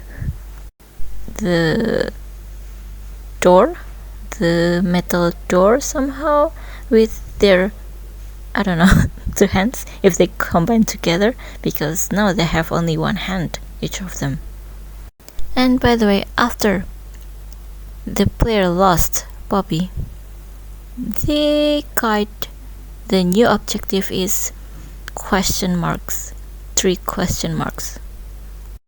I've been imagining about this. If someday the player and Poppy would not get along again, will the player still have a goal in his life? And yeah, this thing is kinda what I've imagined, because his goal is to save the flower, and the flower is his guide to pay for his sins, and then the flower is gone, and then what he's gonna do? Well, if you got betrayed by your friend, your ally at least. So what did I say about the last time? Is there any way that the player could get into the main laboratorium without, or maybe he's gonna get hallucination, like in chapter 3 when Poppy gave him hallucination about things, and then he woke up and think fresh. Will Poppy do that? But she's busy getting chased by the prototype though. So, before Poppy was free and Poppy got the player as an ally, Hagiwagi chose the prototype over Kissy. So now that Kissy has Poppy and the player, who will Hagi choose? So Hagi is like fan favorite. So how to make him more memorable than the other villains or the other monsters? How to make him special? Maybe the second fight? Maybe Hagi versus Kissy, and then maybe Hagi versus the player, maybe the player versus Hagi first, and then first Hagi versus Kissy, and then they're gonna be besties? Or what? How to make him interesting? Because Kissy and Hagi is like fan favorite. Okay, I heard something like something monsters sing, something like that. Is that like a jump scare? Is that the prototype called Poppy, or Kissy screaming, or Hagi is like, I don't know. Okay, just listen to it.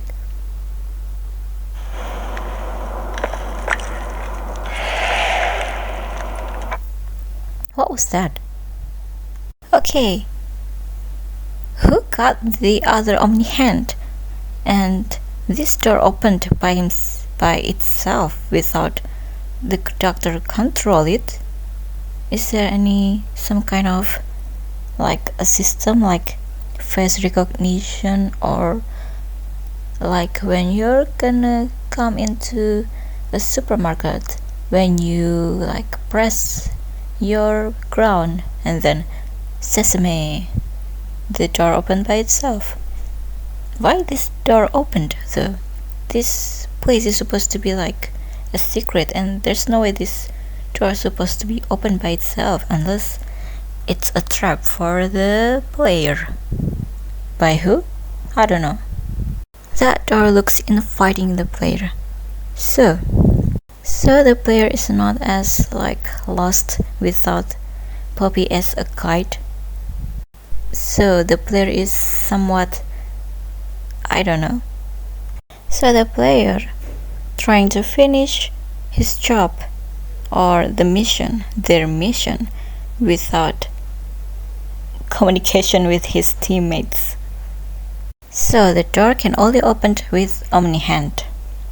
Man, whoever writing the Laith Pierre's voice lines, good job. I love his jokes. Really, it's funny. He sounds like so non-empathic. And he's sombong. What is sombong in English? It's like big head. It's like the person who thought the highest person in this, how do I say it in English? But the person who thought like he's above everything, that kind of person. Ego? Maybe. So yeah, he sounds like that. Love it, it's so funny. So when will the player fighting against Laith Pierre? Will Laith Pierre gonna get what he's deserve? Man, and the way he's saying his lines, that was good. This feels like nostalgic from the chapter 1. Of course, the way he said, like some of this is like no spoiler thing and things. So this is the single most high security, high clearance section of the whole factory. So maybe only the higher ups who got Omni hands who can come here. Maybe the scientist too, with the supervision with the higher ups as supervisors. So if the player is not any of them, okay, if the player played this VHS instinctively because he's just gonna play all of the VHS scattered around in this place. So if he was a higher up, he's supposed to know that to not play this certain VHS. Or maybe he forgot. Which one is this? Is this Rich or PW or someone else? But I don't think a person in shipment job got like what kind of the players office, just like in the player's hallucination. But well, maybe when he got like more higher ups, got promotion again, might be he got like that kind of office, and then we can see his VHS in the place where he supposed to work at, like the upgraded version of his office, and then it turns out Rich is the player because of the office, just like what the player hallucinated in chapter 3. I don't know, maybe or maybe not. So I just noticed that first thing first, Huggy walks slowly. It turns out his legs is more hurtful than I thought. It felt more hurt for him more than I thought. But then after seeing the player is the one who's at that laboratory, and then Huggy ran, and then yeah, you know what happened. They're reunited, and who knew what would happen today at chapter 5.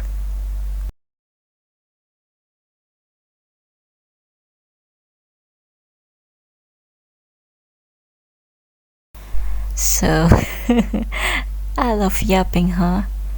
And unfortunately I think some of my theories are repeated again and again and again and again whenever I remember them.